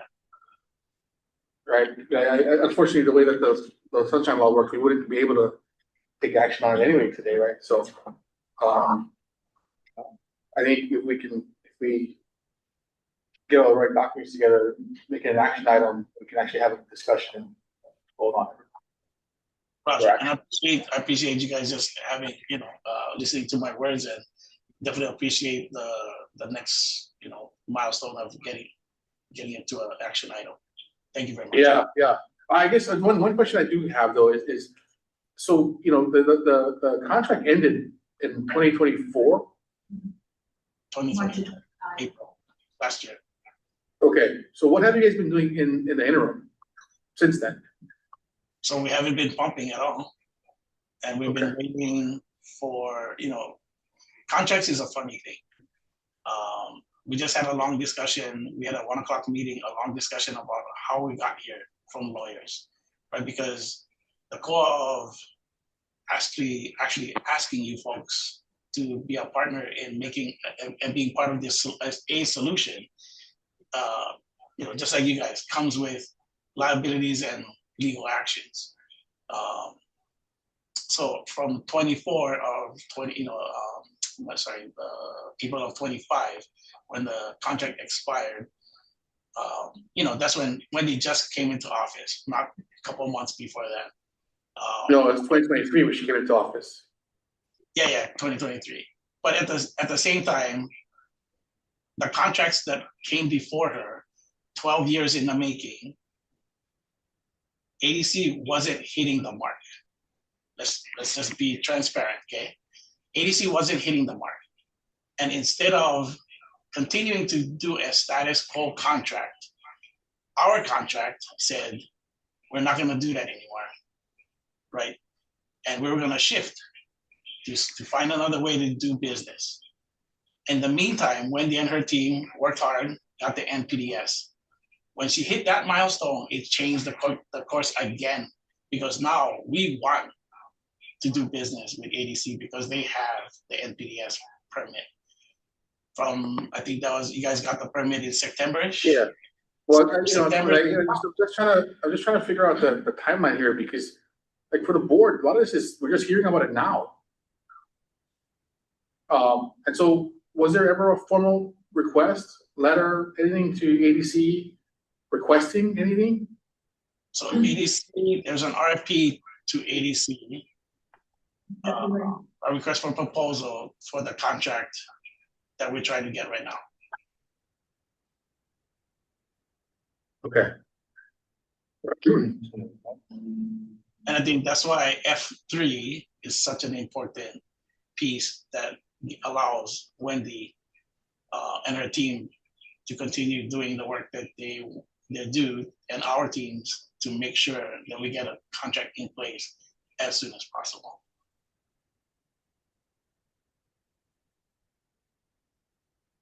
Okay. Okay, thank you. Hey, thank you. Any further board discussion? All right. I think that's it. Oh, no, there's more. No? Do you want to talk about the legislative things? Or Yeah, did you sure. want to just- No, we gotta, We gotta go through that, because, yeah, go ahead. Oh, thank you. Thank you.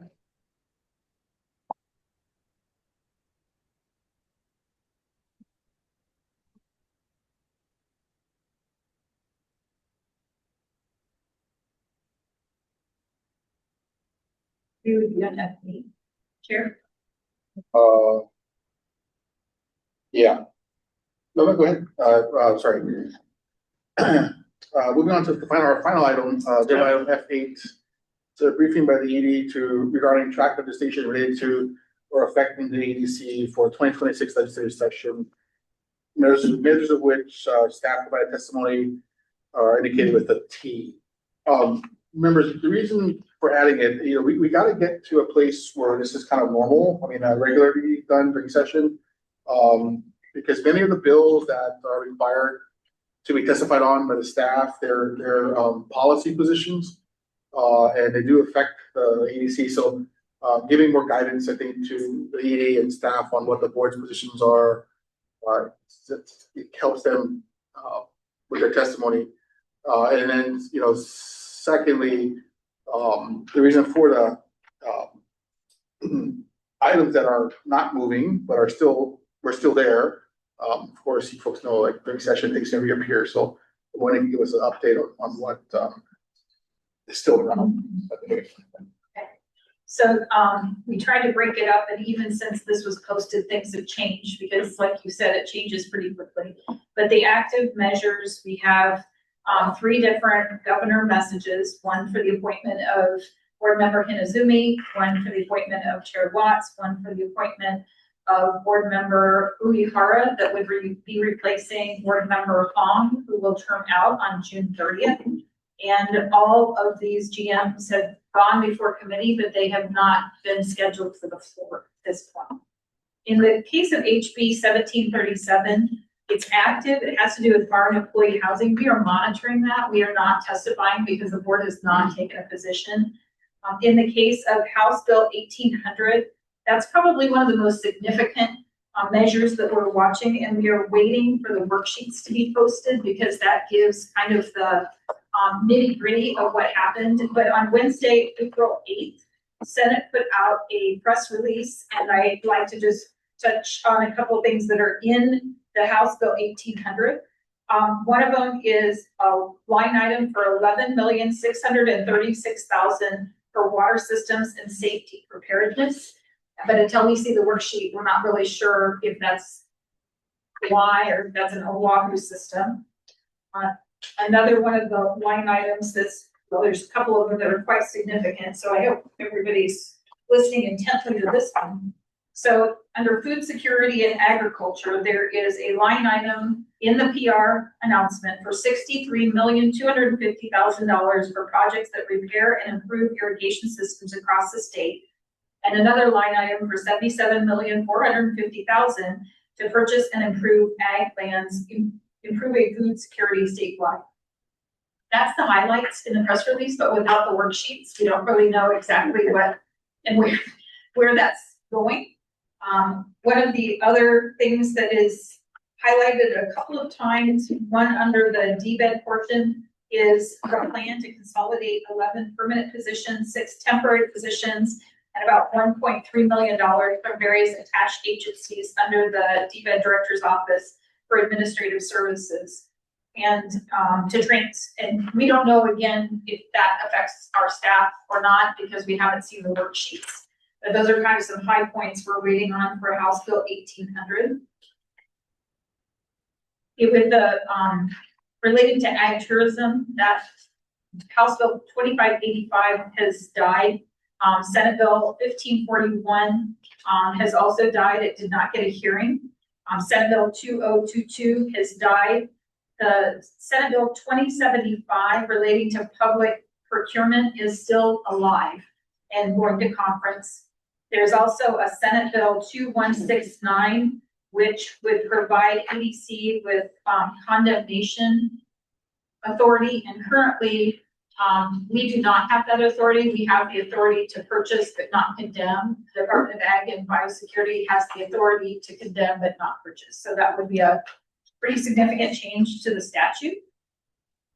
Senate Bill 2320, we have supported, it is a Kuleana Ag Tech Pathway Program. It's for workforce development for our farmers and everybody who supports us in ag. Senate Bill 2405 is a working group, and ADC is appointed to that working group to figure out ag workforce housing. Again, we're going to need to have direction from the board chair on how you want to proceed with that.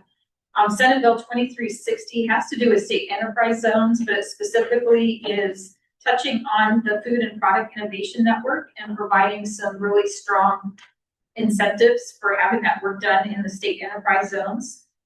Senate Bill 2407 is still alive, and that would be providing a property manager on Hawaii Island in the ADC budget. For what property on the Big Island? What's that? For what property on the Big Island? So what we currently have on the Big Island is we have 2 acres in the Shipman Industrial Park. Wait, so we're gonna get one full-time position for 2 acres. And we can't even get a position for other things like health and safety? You get $150 whatever dollar amount person for 2 acres. And we cannot even get other things for other more life and property concerns. So what is our testimony in on that? For the Senate Board, Senate Bill 2407, when this originally started, there were 2 other bills that would basically be purchasing additional ag property for ADC. And I have seen some preliminary numbers that have additional acreage. Some would be ag acres and some would be acres that can be used for a Food and Product Innovation Network. But again, Chair, I don't know until the sheets come out. No, but I guess I'm asking what, you know, when ADC is testifying on these things, what are we saying to them? Are we saying to them about our right sizing problems and what our priorities are? And No. this is not a priority right We now? are not. We are not. We have put in the But you're testimony. testifying in support though of the bill. We testify in support, but put a paragraph to say this is dependent upon the board's decision in reviewing the testimony. And that goes into our testimony. Well, not only that, this is like cart before the horse, right? I mean, you don't have the land to manage, so we'll have the position. Yeah, if I could chime in here, the bill originally did have land and the property manager as part of the request or as part of the legislation. And the land portion has gone into one of the budget bills and was taken out by one of the committees. I think, you know, having one property manager manage 2 acres on Hawaii Island is not, you know, 100% defensible, but it is does support future expansion of ADC to Hawaii Island. And I think the larger problem is that there's only 2 acres of land on Hawaii Island, not that we would be funding a property manager over there. Okay. So in our strategic plan, Big Island is the next priority. With our current strategic plan that's approved, it just is general about adding acres across the state. It doesn't prioritize where the acres are added. And that would be the strategic plan that was enacted in July of 2023. It doesn't specify a priority of where the land is supposed to be acquired or the order. Right, but then, so all this UHCDC, FPIN, whatever, that is prioritizing our work, right? So sorry? that is prioritizing our work. So how are we, I mean, I guess I'm trying to figure out how are we determining what goes where, when, and there's things like this that pop up that kind of takes us away from what the strategic plan is.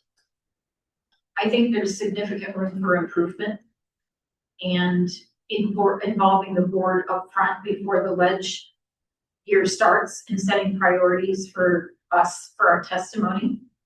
And because on one hand, I mean, you guys are testifying in support of this stuff. Right, so you're giving the legislature the impression that that is what we want. I don't think that we're necessarily saying we don't want it, but I'm saying, you know, on one hand, the board is being asked to approve a strategic plan and go with a FPIN or EPNF structure and a priority, and UACDC is being told what to work on. But at the same time too, we're not even pushing for land in the areas that they're being told to work on, and then we're going ahead and doing this. So I'm saying it doesn't align with what we're putting out. So I just want to make that comment, because I I don't know, it is what it is, but Nathan, do you know what the acreage is that's in the budget? I think it's 100 acres. It would just be 50 acres for farming and another 50 or so for potential agricultural support infrastructure, which could be FPIN related, or it could be agricultural infrastructure for other purposes.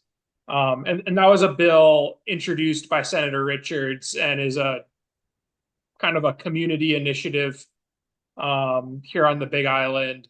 Also, last session, there was some land that was introduced to be purchased out in Ka'u. I don't think there's a huge demand for more agricultural land on Hawaii Island, but getting more, more stable situations for farmers on Hawaii Island would be beneficial. Because right now, most of the options are private landowners. Yeah, so I'm not opposing it. I'm just saying that I think we gotta coordinate that, because if on one hand we're giving direction to like UACDC to do X, but on the same time the land is actually going this way, right? So there needs to be better prioritization of all of that. So are you referring to the FPIN concept development, $350,000 that's split between the Big Island and Maui? Is that what you're referring to? No, I'm just referring to it in general. And I'm saying this is the first time the board's ever hearing of this, right? But obviously there's discussions that are being had by ADC. So it's like the court before the horse again. But yet at the same time too, we're mandated to come up with a plan. But at the same time, we're advocating for legislation that's not necessarily in line with that plan, right? So I just want to get the alignment there on that. Sorry, go ahead.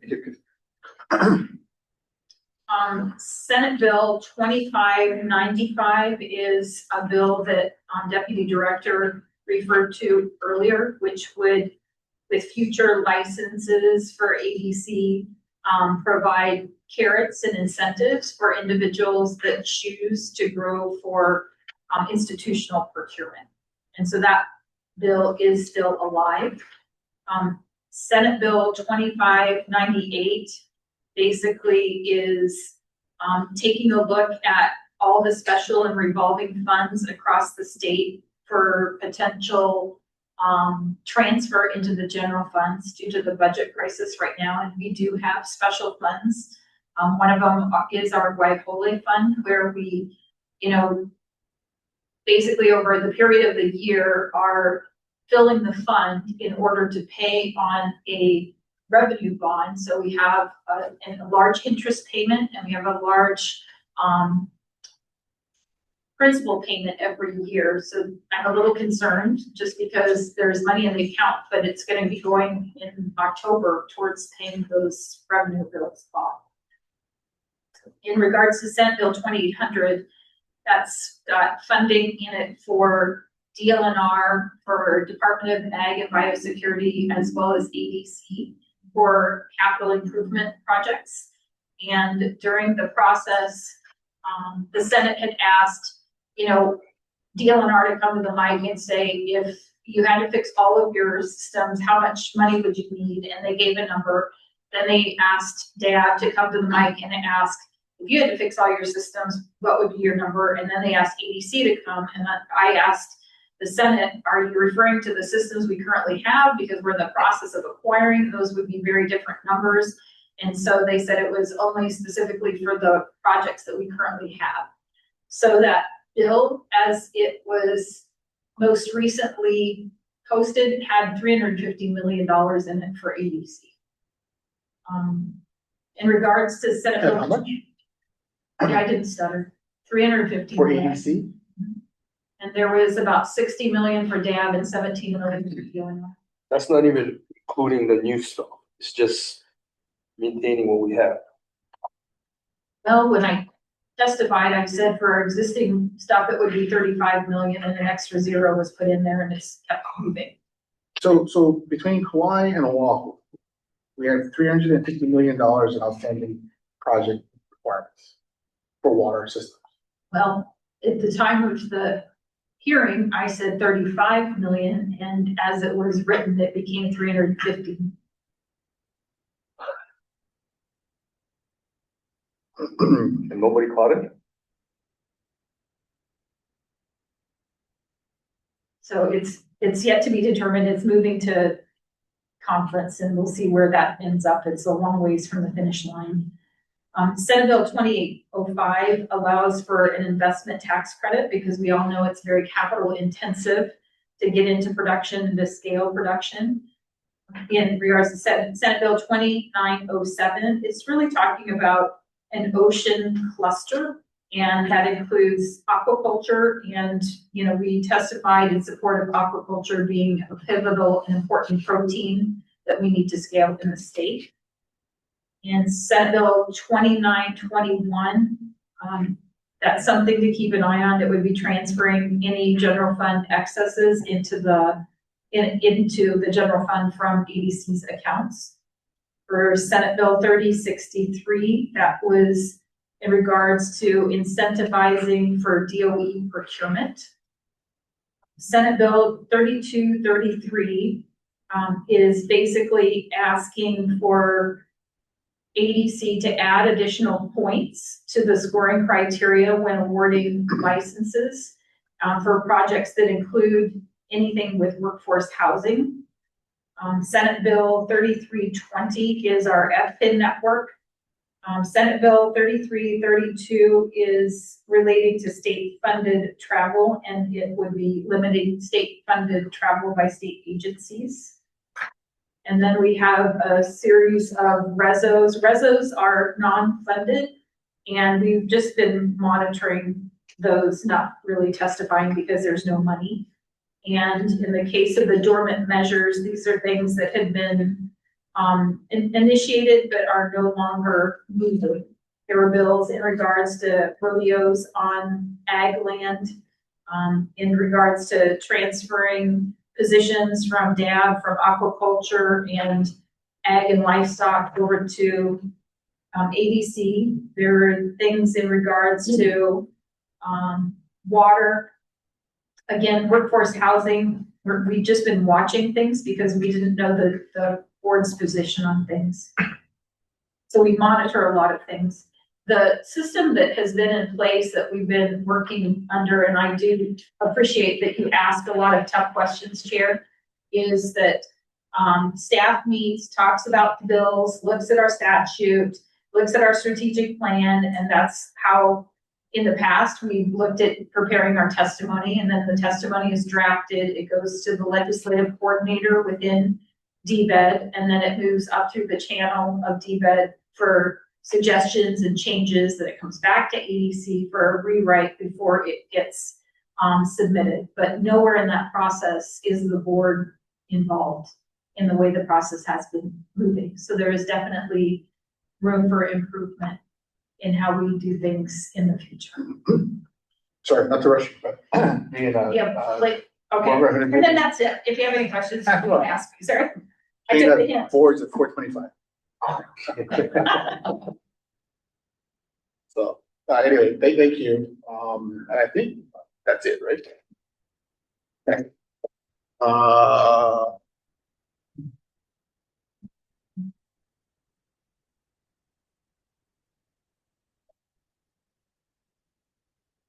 If we have 6 people, I'll see, can we still adjourn, or do we have to have improve the room? We're just gonna keep going all night.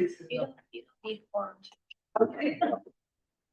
If board members, like that concludes all of our business. There's no objection. I know we have to roll call, yeah, because there is no need. Okay, there's no objection from the members. We'll be adjourning at 3:44 PM. Thank you, everyone. Nathan, Earl, thanks. Thank you, guys. Thanks, guys. Airport.